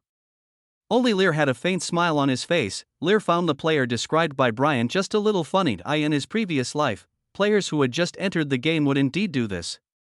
Not only other players, but he himself had done this as well. When Law was first released, it swept almost all virtual online games. The realism of previous virtual online games was very poor, and none of them could be like Law, which felt like another world. When players come into contact with such a realistic game for the first time, they will naturally do everything they dare not do in real life. So all kinds of weird behaviors appeared. Lair remembered that there were also players who had tasted aioli gay in the game, and it could be said that there were all kinds of weird things. As Brian was speaking, everyone had already arrived at the depths of the prison, where there were about dozens of people with their hands and feet bound and tied to iron bars. Seeing this, Dybel raised his eyebrows. "Is this the immortal alien you mentioned? Why are they tied up?" "If we don't tie them up, they'll commit suicide," Brian replied helplessly. Dybel was speechless. Everything Brian said broke his common sense. When Dybel and others were looking at these players, the players were also looking at Dybel and others. They used reconnaissance skills on the NPCs in front of them without any hesitation. Fuck. "The Pope," someone exclaimed, "these female NPCs are so pretty. Does this silver-haired girl look familiar? Isn't that the girl in the trailer? And this Lil Stewart, also in CG, has been swallowed by the giant snake, right?" The players were chattering, and Dybel and the others looked at each other in confusion as they listened to what the players were saying. They didn't quite understand what the players were saying. Only Lear acted calm. As a player in his previous life, he was very familiar with the players' reconnaissance skills. After the public beta, the player's reconnaissance skills were strengthened. No matter how powerful the target is, unless the NPC deliberately conceals it, the title, name, occupation, and level can be detected according to the investigation of these players. His panel should be name, Lear level, 80, extraordinary, occupation, war knight/mage favorability, normal danger level, extremely deadly. This is information that Lear deliberately released. After the public beta, he can also compile the data shown to players. Detect spell. Dival's eyes became sharp. Who are you? Where are you from? He asked coldly. Your Holiness. We are aliens from another world. We accepted the trial of the gods, so we came to this world. A player replied immediately. The person in front of you is the Pope of the Church of War, and an important NPC that appeared in the game CG. It is necessary to improve their favorability, Your Holiness. I am willing to join the Church of War and become a believer in the law of war, another player shouted. Dival's expression was serious. He would certainly not easily believe the one-sided words of these players. As for joining the War Church, that was even more impossible. Are you sure they can be resurrected? He turned his head and looked at Brian beside him. It's absolutely true. Brian answered affirmatively. Hearing the reply, Dival did not hesitate, took out a long sword out of thin air, and then stabbed a player in the chest without any hesitation. The health bar above the player's head emptied quickly, but he did not make any painful sound. Instead, he showed a happy smile. It has been almost a day since I was captured. It would take several days for me to starve to death. Now that I have been killed, it is a good opportunity for me to be resurrected and escape. Under the gazes of everyone, the bodies of the killed players quickly faded and then disappeared without a trace. Dival stared closely at the place where the body disappeared. Even with his extraordinary level of perception, he had no idea how the body disappeared. It's really gone. Duval muttered to himself. Brian was not surprised by this. He had seen this happen many times. Your Holiness, that's right. After these aliens die, their bodies will disappear and then be resurrected somewhere else, Brian said. Duval fell silent. While Duval was shocked by the players' affairs, Lear was flipping through the game's official forum with an expressionless face. The official forum is now even more lively, with 3 posts pinned to the top of the forum. They are Princess Maya in the Royal City, and the Beginner's Guide to Law released by Dahe. The last one is newly released, and the picture shows the War Pope and his photo. Lear clicked on Dahe's guide, and the first line of big words he saw made Lear feel a little funny. The first rule of the Law Beginner's Guide is to carry weapons with you. Whether you are a magician or a melee profession, we need to carry weapons that can easily kill ourselves. I believe everyone has experienced the game Law. The authenticity of this game is incomparable to those previous games, especially the intelligence of the NPCs. Sometimes I even doubt whether these NPCs are real people. The player's ability to resurrect from the dead is considered a taboo and heretical power in the eyes of NPCs. Once discovered, they will be arrested. Many players in the forum have been killed, so I suggest that everyone should carry weapons with them when playing the game so that they can commit suicide to escape in a critical moment. This is an important strategy one have summarized as a beta tester. End of this chapter. Chapter 178, Arrival at the Royal City. And the carrier of the arcane law essence Dahe was editing the forum posts out of boredom, but at this moment his hands and feet were tied up and he was tied to a chair. Why is this happening? On the other side, Li Huanhuan was also tied up. She looked at the post posted by Dahe and felt a little overwhelmed. It has been 3 days since they arrived at Soros Royal City. At first, they followed the NPC with long purple hair, but later, as more and more players entered the game, Soros Royal City became chaotic. After the player discovered this NPC in the promotional CG, he wanted to get close to him like crazy, but the final outcome was naturally that he was stopped and captured. There were even players who tried to approach the NPC by force and were killed on the spot, after which the player's secret was exposed. Resurrection from the dead is taboo. The War Church immediately started to capture the players, and Li Huanhuan and Dahe were also implicated. The novice attire they wore revealed their identities. After Dahe finished writing the last part of the strategy guide, he felt a little ironic. As the writer of the strategy guide, he was now imprisoned and had no weapons to commit suicide. He could only wait to starve to death. Do we really have to wait until we starve to death and then be resurrected? Li Huanhuan said in disbelief. Just as she was complaining, footsteps were heard outside the prison. Several figures walked over. They were the NPC who caused the commotion, and two people that Li Huanhuan and Dahe were familiar with, Archmage Erwin and his daughter Divine. When he saw Li Huanhuan, Erwin raised his eyebrows and said, "Hello again, ma'am." "Master Erwin." Li Huanhuan called out the name of the man in front of her. "Do you know her?" Princess Maya, the purple-haired girl who followed over, looked at Erwin with some surprise. "Yes, Your Highness, I have seen them before in the royal city of Brayfield. They were the ones who discovered Wenli's whereabouts, and it was Lear who brought them to find me," Erwin explained. "Lear." Princess Maya muttered the name silently. "Is he the heir of the Stewart family, a professional of the dual law?" "Yes." Erwin nodded. "Master Elvin, it was someone else who bumped into this lady. It has nothing to do with us," Li Huanhuan said quickly when she saw that Elvin remembered her. Listening to Li Huanhuan's words, Erwin was silent for a moment, and said helplessly, "I'm sorry, ma'am, I imprisoned you not because you offended Her Royal Highness the Princess, but because you have the ability to resurrect from the dead. This is the territory of the Church of War. You possess such incredible power and are considered heretics. We have no right to let you out." Li Huanhuan bit her lip, feeling a little annoyed. She hated the players who caused trouble at that time. Originally, it would have been nothing if it was just a simple collision with the princess, but those stupid players actually took the initiative to say that they could be resurrected, and also told the players stories. Looking fearless, however, such behavior made the Church of War regard them as heretics, causing all the players in the entire Soros royal city to become rats crossing the street. She and Dahe, who were watching the show on the side, were also arrested. Li Huanhuan inexplicably missed Lier. The Duke's son was the one who received the oracle and knew the identities of the players. He knew that the players were not heretics and were completely different from these pedantic orthodox believers. It's a pity that such a person is already dead. "How will you deal with us?"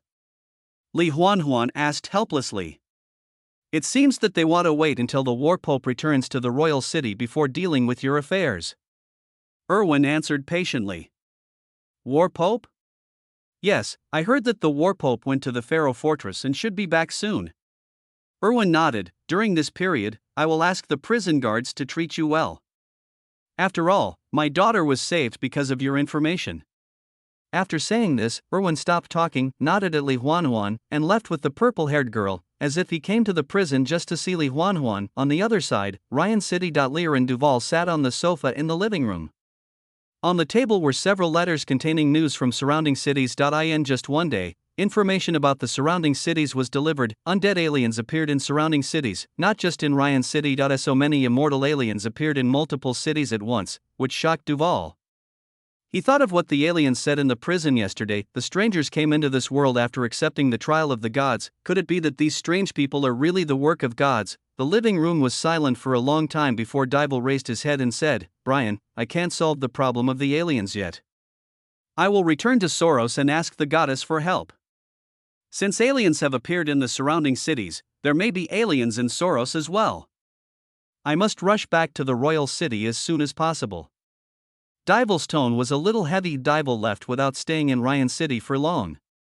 He set out again with Lear and others in the afternoon. Lier hadn't said anything, and Duval felt inexplicably strange. The special executive officer did not seem surprised by the appearance of the alien. At the gate of Ryan City, looking at the carriage going away, Woody Zwigenlang felt a little conflicted. He already knew the identities of the NPCs on the carriage.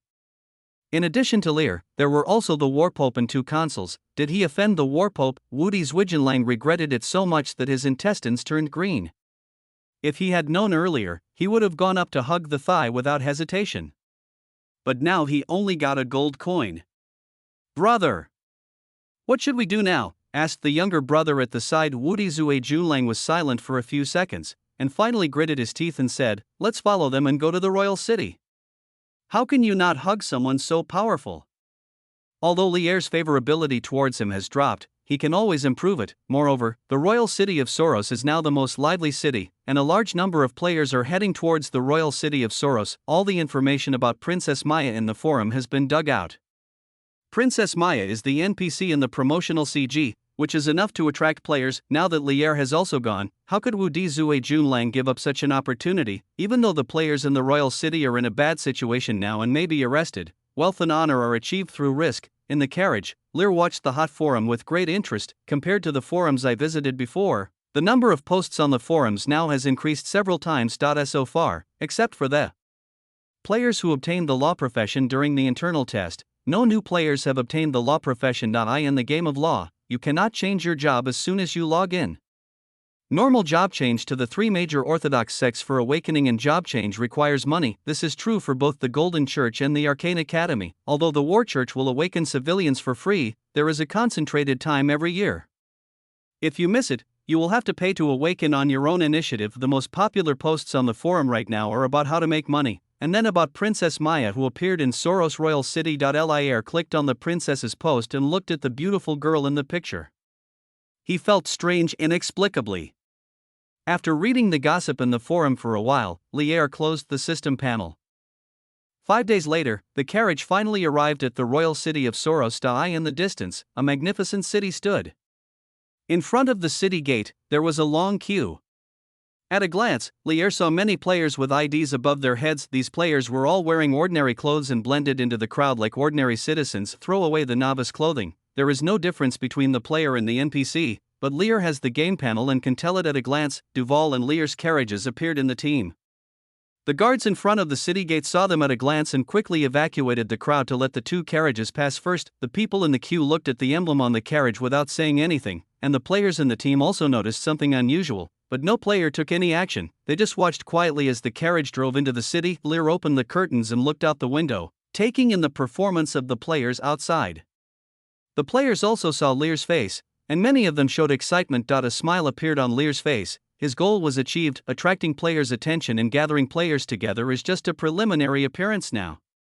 To truly seduce players, we still have to wait for the Blood King to appear. Just as Lear was thinking about it, the system panel that had not popped up for a while popped up again. You have triggered the mission to rescue the Blood Believers, a level. The followers of Blood are imprisoned in the prison of the Church of War. As the King of Blood, you cannot ignore it.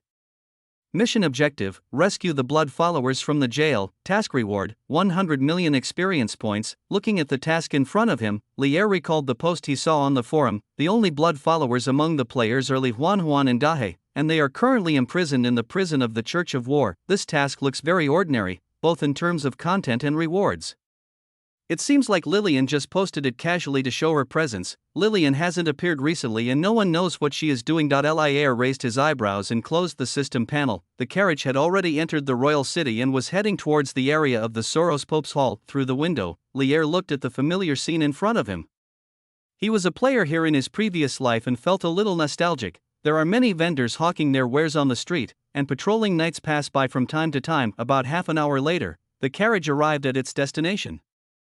Someone was already waiting in front of the door of the Pope's Hall. Lear and others got off the carriage, and the first person he saw was the princess with long purple hair. Discover the carrier of the arcane law source, causes a certain degree of negative emotional fluctuations in the carrier of the law source, and can gain corresponding law affinity. The system panel popped up in front of Lear, and Lear's eyes slowly narrowed. He had felt something was strange when he looked at the photo of Princess Maya before, and now the system prompt confirmed his thoughts. It is indeed the carrier of the source of arcane law. An instinctive impulse arose in Lear's heart, wanting to imprison and lock up the girl in front of him. He lowered his eyes slightly to hide this impulse. Brother Archon Rafar, who stayed in the royal city, stepped forward. Rafar, have strange people appeared in the royal city? Duval asked straight to the point. Yes, brother, do you already know? Rafar was a little surprised. Aliens have appeared in Ryan City and its surrounding cities. Duval sighed, shook his head, and looked at the other people on the side. Who are they? This is Archmajorwin, a member of the Arcane Council. This is Princess Maya of the royal family of Kalia, also a member of the Arcane Council. This is Archmajorwin's daughter. Rafar introduced them one by one. Greetings to His Holiness the War Pope. Erwin bowed slightly to Duval. Maya and Tivani on the side also did the same thing, but the two women's eyes did not stay on Duval for too long, and soon fell on Lear and others behind Duval. Long time no see, Lear. Tivani walked forward with a complicated expression. Long time no see, Divine. Lear smiled. Divine opened her mouth. Although Lear was smiling, she could sense a hint of indifference in it. The girl bit her lip in disappointment. She glanced inadvertently and saw Milia beside Lear. You are Princess Milia? Tivany suddenly widened her eyes. Long time no see, Tivany. Milia nodded in response to the smile. She still had information about Tivany in her memory, but the two were not familiar with each other. Princess Milia, weren't you killed by the Blood Apostle? Tivany said in shock. I rescued Milia. Lear interrupted Tivany. When we left Breefield, we met the Blood Apostle and rescued Milia. Lear said the prepared speech. Is that so? Divine was stunned for a moment, then asked, so what are you doing now? Milia is my wife. Lear reached out and held Milia in his arms. Seeing this scene, Divine's emotions were obviously a little fluctuating, but she soon calmed down. She reluctantly said, then, congratulations to you. Lear. Erwin, who was not far away, also came up and looked at his depressed daughter helplessly. He understood his daughter's thoughts, but there were some things that he could not control. Shaking his head slightly, he looked at Lear, feeling the aura on Lear's body. With an incredible expression on his face. You have been promoted to extraordinary? As soon as these words were spoken, they immediately attracted everyone's attention, except for those who already knew Lear's strength. Everyone else looked at Lear. It was unbelievable that such a young extraordinary professional could exist. Erwin, is this the dual law professional you mentioned? Princess Maya, who had been silent, finally spoke. A pair of beautiful purple eyes stared at Lear. She indeed felt the aura on Lear, the aura of an extraordinary professional. The aura of the law of war was very strong, but it also carried the aura of the law of arcane, but it was not strong, but even so, it's surprising enough. End of this chapter. Chapter 179, Poor Lilith and Lear Stewart. It's an honor to meet you, Princess Maya. Lear smiled at the princess. As the heir of the Stewart family, he did not need to act too humble, even if the other party was a princess of the Kalia royal family, Maya Kalia. The princess also smiled at Lear and had a good impression of the handsome young man in front of her. Maya looked at Lear for a while, not hiding her interest in him, and then she glanced at the girl holding Lear's arm. Mila also looked at Maya. The two women studied each other, both amazed at the other's appearance. It was the first time Mila had seen a woman whose beauty could rival her own. Even the Lord of Slod, Elise, couldn't compare, as she was too young. As the goddess of the morning star, Mila saw at a glance the source of law carried by the girl in front of her. She also felt the strange emotions Lear had when he first met Princess Maya. Mila brailed. Mila introduced herself to Maya. I'm Avian, Lear's sister, Avian said from the side. Maya smiled and greeted the two girls but said nothing more. The crowd exchanged a few pleasantries and followed Duval into the Pope's chamber. Lear and Mila walked at the back, and his eyes occasionally fell on Princess Maya. Are you planning something with Princess Maya? Mila asked in a low voice as they stood side by side. Hearing this, Lear paused for a moment but soon returned to normal. How could I be? You imprisoned me before, as well as the Saint of the Golden Law, and Sheila too. They all carried sources of law. Mila looked at Lear suspiciously. After she awakened the memory of the goddess of the morning star, she sensed something was wrong. The affinities of other laws in Lear had appeared after that, including her own law of the morning star. She couldn't understand how Lear had acquired that affinity before she awakened. Feeling Mila's suspicious gaze, Lear felt helpless. His affinity with the laws could not be hidden from her. Do you have the ability to obtain law affinity from the carrier of the law's source? Mila seemed to understand the truth. My princess, I can't hide anything from you. Lear shrugged and gave up pretending. So you really are planning to hit on Maya?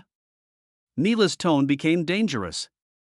She pouted, looking very cute, not like a goddess at all. Are you jealous? Lear looked at Mila with a smile. I just covet the source of law in Maya, not her personally. He pulled Mila into his arms and whispered in her ear, the one I really love is you. Mila's cheeks turned slightly red. She leaned into Lear's arms and finally just snorted softly. Everyone followed Duval into the meeting hall of the Church of War. Duval sat at the head seat of the round table. The 4 seats on both sides belonged to the other 3 archons, and one was left. Duval nodded to Lear, and Lear sat down with a calm expression. Seeing this, Erwin and Maya were a little surprised, but they didn't say anything and sat on the other side of the table. Greta, take Avian, Mila, and Lum, the daughter of the great wizard Erwin, and arrange accommodation for them, Duval said. Greta nodded and left with the 3 girls. After they left and the conference room door closed, Duval looked at Erwin and Princess Maya. Members of the Senate, I'm sorry to have kept you waiting. Is there something important you wish to speak to me about? Erwin and Maya exchanged glances, then said, Your Holiness, we have received an oracle from the goddess of Arcane and have come to cooperate with the Church of War. Cooperation? Duval was stunned. Yes, Your Holiness, the goddess hopes that we can establish an arcane academy in the kingdom of Nox, Erwin explained. But before he finished, Duval frowned. Establishing an arcane academy in Nox would essentially rob the Church of War of its followers. Originally, both the kingdom of Nox and the kingdom of Bree believed in the law of war. However, under the influence of the Golden Law and Arcane Law, there were very few believers left in Bree, except in the territory of the Stuart family, and now the arcane goddess wanted to extend her hand into Nox. Duval's expression darkened, and his eyes toward Erwin and Maya grew cold. Feeling the pressure, Erwin quickly explained, Your Holiness, we are not trying to compete for believers. We hope the Church of War can also expand into the kingdom of Kalia. Also, we received an oracle. Although we established the Arcane Academy, the goddess forbids us from spreading faith in Nox. Duval's expression softened slightly, but he remained wary. It was like someone asking to stay at your house while insisting they won't steal anything. The Church of War and Arcane Council were rivals. This wasn't reassuring. The conference room fell silent. The three war consuls had grim expressions. Only Lear remained blank-faced. Special Executive Lear, what do you think of Grand Wizard Erwin's request for cooperation? Duval suddenly asked. Lear turned his head. The others looked at him. He still wore a smile. Establishing an arcane academy in Nox and a Church of War branch in Kalia's royal family might seem balanced, but it's actually a disadvantage to the Church of War. Although at high levels the law of war isn't weaker than the law of arcane and might even be stronger, at lower levels, arcane has more advantages and will attract more followers. Hearing this, Duval and the Archons fell into deep thought. Lear had stated the reality of the two major legal systems.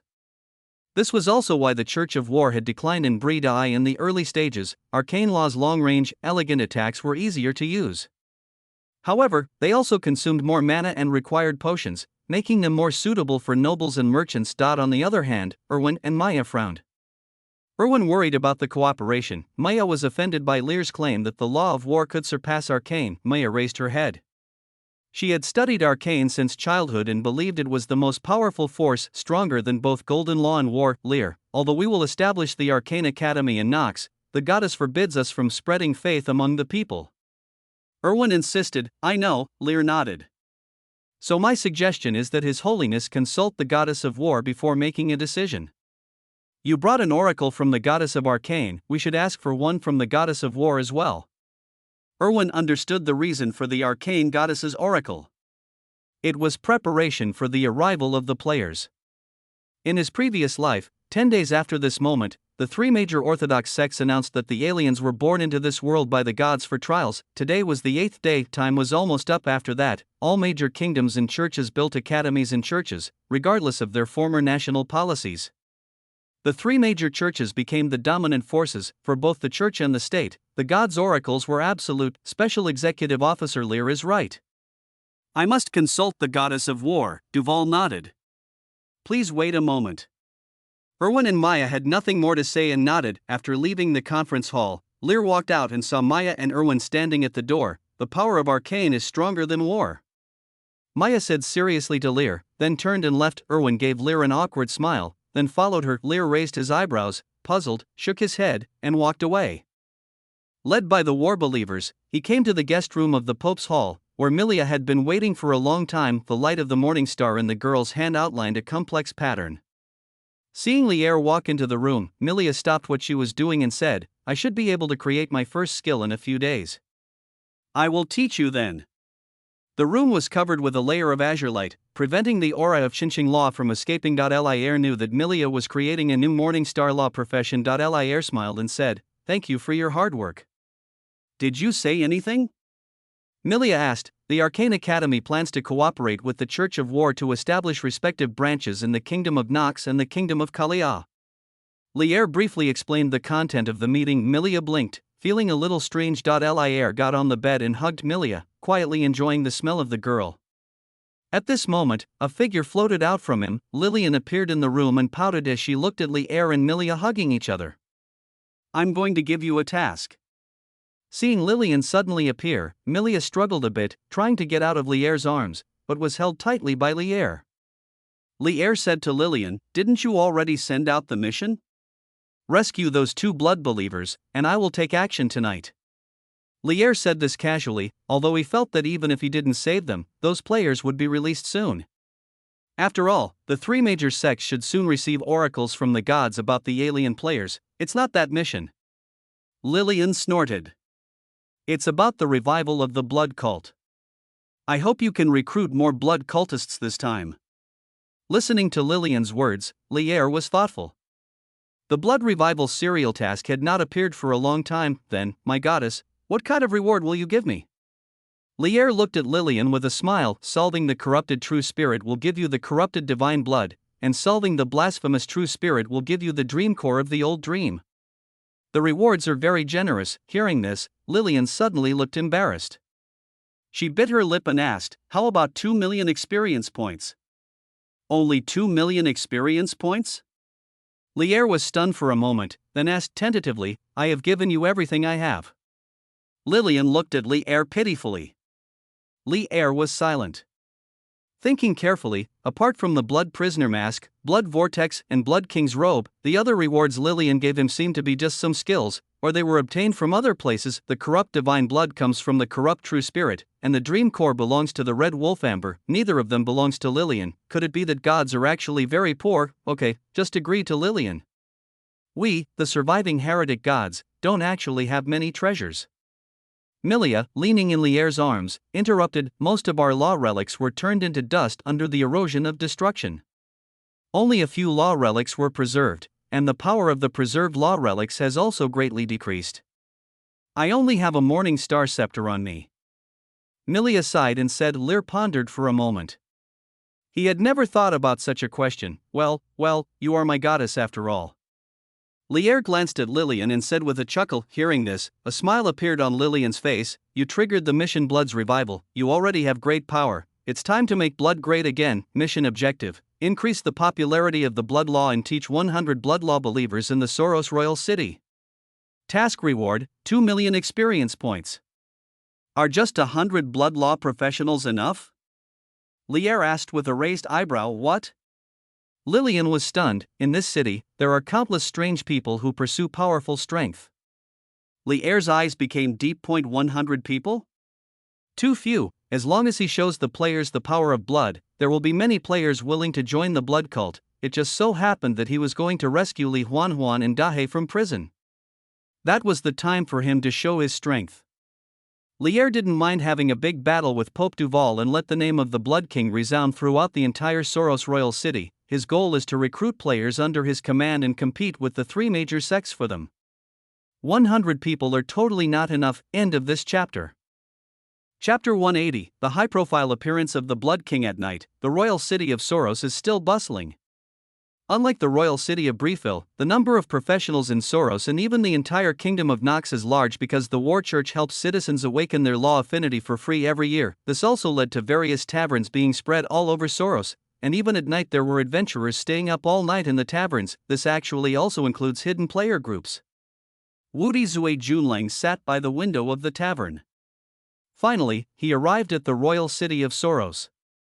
He hired a carriage along the way and spent most of the money he had earned from the fraud. Looking at the sparse crowds coming and going outside the window, he felt a little annoyed. Was it really worth spending so much money to come to Soros? Wudi Zue Junlang asked himself in his heart and took a sip of wine. He casually glanced at the people in the tavern. At least half of them had player IDs on their heads. So many people came for Lier and Princess Maya, but it has been several days and they haven't even seen Lier and the princess again. He shook his head, and just as he was about to pay the bill and log off, a loud noise was heard from the Soros Pope Hall not far away. The players in the tavern looked out the window one by one. What happened? Someone asked in confusion. That direction is the Soros Pope's Hall. Could it be that someone couldn't help but take action against the Pope's Hall? Are you kidding? We haven't even changed our jobs yet, and we're going to attack the Pope's office with our heads? There was a lot of discussion in the pub, and suddenly someone exclaimed, someone took pictures on the forum. Someone broke into the Soros Pope's Hall.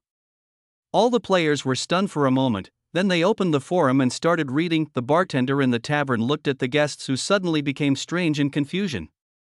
Everyone stretched out their hands and pointed at something in the air, but he saw nothing. Wudi Zue Junlang also opened the forum and saw the figure in the air. He was wearing a long robe and had a dignified temperament. but his face was as hideous and terrifying as a devil. In his hand, he held a blood-red heavy sword that was more than 2 meters long. A Blood King? Wudi Zue Junling directly read out the devil's name. This face had appeared in the announcement film and it left a deep impression on him. The players around him obviously recognized the devil's identity. They threw down their money and rushed out of the tavern. Wudi Zue Junling also reacted, "Let's go." He said something to his companion beside him and also rushed out of the tavern. This scene was being played out in every tavern in Soros. Originally, the players came for Lear and Princess Maya, but now the Blood King actually appeared. This NPC, who occupies most of the scenes in the announcement CG, shows a power that everyone yearns for in the CGI. In the Soros Pope's Hall, Lear stood on the roof, and powerful magic power spread out in all directions. The door of the prison not far away had been broken open by him using the bloody rose, and the guard next to him was knocked to the ground unconscious by the powerful impact. He glanced at the guard lying on the ground, stretched out his hand, and the blood-red rose he shot out turned into a ray of bloodlight and returned to his hand. Then Lear looked at the boiling game forum again. The post that just appeared in the forum was posted by him. Lear suddenly found that he could actually post in the players' game forum. It just so happened that he came to rescue Li Huanhuan and Dahe, and by the way, show the power of the Blood King to other players in the prison. Now that he could post, he naturally planned to let the players outside see it as well. When the noise he made attracted Duval and other masters of the Church of War, the guards of the Pope's Hall were also attracted. There were always players who would rush in to check it out regardless of their lives. There is no place where there is no death, and the fourth calamity cannot come. Moreover, the number of players in Soros Royal City should be the largest right now, and the guards cannot stop all of them. Wait for the players to arrive and make them interested in the law of blood. Then let Dahe and Li Huanhuan promote it and start recruiting believers of blood. Just as Lier was releasing his magic power and waiting for the War Church's response, he suddenly felt a slight fluctuation of magic power on the side. The first ones to arrive at the scene were Erwin and Princess Maya. Seeing the elegant demon on the roof, Erwin was stunned. Blood Apostle? Alvin recognized the identity of the demon in front of him at a glance. When he was in Breefield, the Blood Apostle had played the Golden Church around. In an instant, the expression of the great wizard became solemn. He knew something about the power of the Blood Apostle. Even the corrupted true spirit was almost always killed by the Blood Apostle. That was a divine spirit. Erwin walked in front of Maya, blocked her behind him, and looked at the demon above with a nervous expression. "I remember you. You are the great wizard in the royal city of Breefield." The devil said in a low voice, with a dangerous red light flashing in his eyes, "Blood Apostle, how dare you show up at the headquarters of the Church of War?" Alvin said in a deep voice, with a hint of disbelief in his tone, "Why not? Is this some dangerous place?" The devil chuckled and jumped down from the roof gracefully. "Erwin, who is he?" At this time, Maya, who was standing behind Erwin, spoke. "Your Highness, do you remember what I said about the heretics who appeared in the royal city of Breefield, the believers of blood?" Erwin looked at the demon vigilantly and said without turning his head. Maya fell silent after hearing this, and her powerful mental power fell on the demon. Then she said with a serious expression, "He is very strong. Beautiful lady, it is not polite to spy on others casually." The devil shrugged slightly. "Blood Apostle, what are you planning to do by appearing in the War Church?" Alvin suddenly asked, "What to do?" "The War Church has captured 2 of my believers. I certainly can't just ignore it." The devil smiled, his tone calm and casual, as if this was not the headquarters of the War Church, but just an ordinary place. While the three were talking, Duval finally appeared, accompanied by the 3 archons and many believers of the Church of War. Lier looked over. The reason why he appeared here in such a high-profile manner to rescue Li Huanhuan and Dahe was to make a big deal out of it. It is best to become well-known to attract the attention of players. He was already prepared for a battle with the Church of War, 1 against 4. For extraordinary professionals, and quite a few high-level believers of the Church of War, it is very challenging. With the help of Bloodborne and Aslan's royal swordsmanship, Lier is confident that he can fight. However, Lier does not intend to show all his strength right away. After all, his goal is not to fight to the death with Duval and others, but just to show off and rescue Dahe and Li Huanhuan. If you can't beat a blood echo, you can run away. The player can just kill them with a sword and let them revive. Who are you? Duval looked at the devil not far away with a cold gaze. It has been a long time since anyone dared to cause trouble in Soros, and now they have even directly attacked the Pope's palace. This is simply a contempt for the majesty of the laws of war, blood cult, Mung. Li Er said his name calmly. My sect members seem to have been captured by you. You are the war pope, can you return my sect members to me? The demon's bland voice echoed in the night sky. Dival almost thought he had heard it wrong.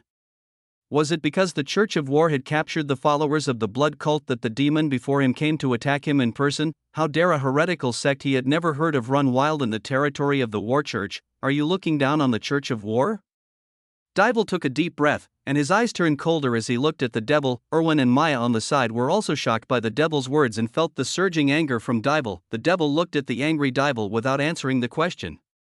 His eyes inadvertently passed over the bodies of Dival and the other believers of the Church of War and looked further behind a eye in the bushes. A player had already arrived at the scene, and the bright ID appeared in Lear's sight, the most handsome one. A strange smile appeared on Lear's face.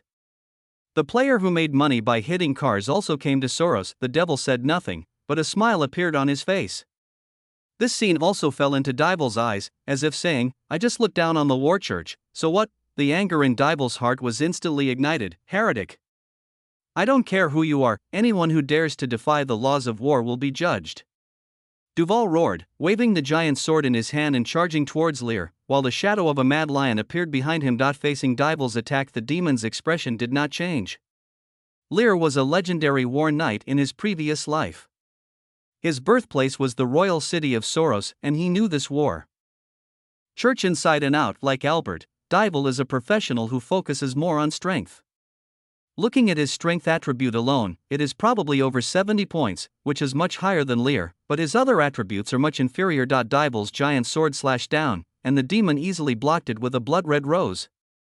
The giant sword slid down along the slender blade of the thorn, creating sparks, and finally fell heavily to the ground, smashing the marble floor to pieces. Under the impact of Dival's attack, Lear retreated several meters and put some distance between himself and Dival. Then, blood chains appeared out of thin air in the air and wrapped around Dival. The speed was so fast that almost no one present could react. Only Rafar, who was not far away, rushed to Dival in time. Brother, be careful! He roared, waving the sword in his hand to pick up the chain, and at the same time picked up the shield to block Dival. On the other side, the other two war archons saw this scene and hurried forward, and together with the rest of the war believers, surrounded the demon. Lear glanced at the crowd. Although he was surrounded, he was not panicked at all. The smile on the devil's face continued, as if he was not the one in crisis. In the demon's eyes, a bright red light flashed, and the light red halo quickly spread out. The war believers around him felt suffocated before they could react. Everyone hugged their chests with red faces, and some even fell to the ground convulsing in just a few seconds. Blood resonance. After gaining the feat of blood control, the effect of this skill becomes even more powerful. Enemies lower than Lear's level can be easily defeated by surprise. Even professionals at the extraordinary level will have to consume a lot of magic power to resist the effects of blood resonance. Of course, Lear needs to consume a lot of magic power to maintain such an effect on professionals of the same level, but with the magic power supply of the old dream, Lear is not at all at a disadvantage. Seeing the other war believers around them fall one by one, the two archons who were resisting the blood resonance effect on the side were furious. Damn heretic! What did you do? There are so many of you and you are outnumbering us. It shouldn't be too much for me to reduce your numbers, right? The devil still had a smile on his face, his behavior casual and elegant. I have no intention of fighting with you. I will leave as long as you rescue my blood cult believers. The devil interrupted the archon and didn't even pay attention to Dival and Rafar, who were not far away. Instead, he looked at the prison not far away. The prison of the Church of War was not underground, but above ground, 2 stories high, and held many prisoners. Inside the prison, the imprisoned players were staring at the empty space in front of them. In their sight, it was the live broadcast of the battle between Lear and Dival. Mr. Munger is here to save us! Li Huan shouted excitedly. She had originally planned to starve to death, but she didn't expect that the Blood Apostle would appear in the prison to save her. Oh, no, now it should be called the Blood King. Dahe beside him was also watching the live broadcast with an equally excited expression. They originally thought that the Blood Apostle would be in the Pharaoh Fortress, but now he appeared in the Soros Royal City. Could it be that he came specifically to find them? In the live broadcast, Wudi Zwijianlang looked at the battle not far away excitedly. He threw a reconnaissance spell at the Blood Apostle without hesitation. Name: Munger, Blood King Hero, Level 80, Extraordinary, Occupation, Blood Apostle Favorability, Normal Danger Level, Extremely Deadly Hero? This NPC is actually a hero. Woody's Wigelang couldn't help but blurt out the game information on the official forum contains information about the class divisions of NPCs in the game: Ordinary, Elite, Commander, Hero. This is already a big boss level NPC. Woody's Wigelang sent out reconnaissance to other NPCs nearby, and looked over one by one.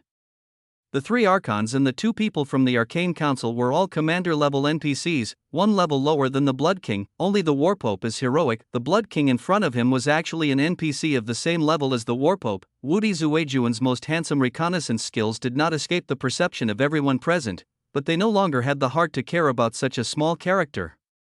The demon in the field has raised the heavy sword in his hand. Under the gathering of the blood-red halo, the heavy sword gradually turned into a blood-red spear. The magic fluctuations emanating from it frightened even Dival. The demon pointed the spear in the direction of the player imprisoned in the prison, and then threw it out fiercely. End of this chapter.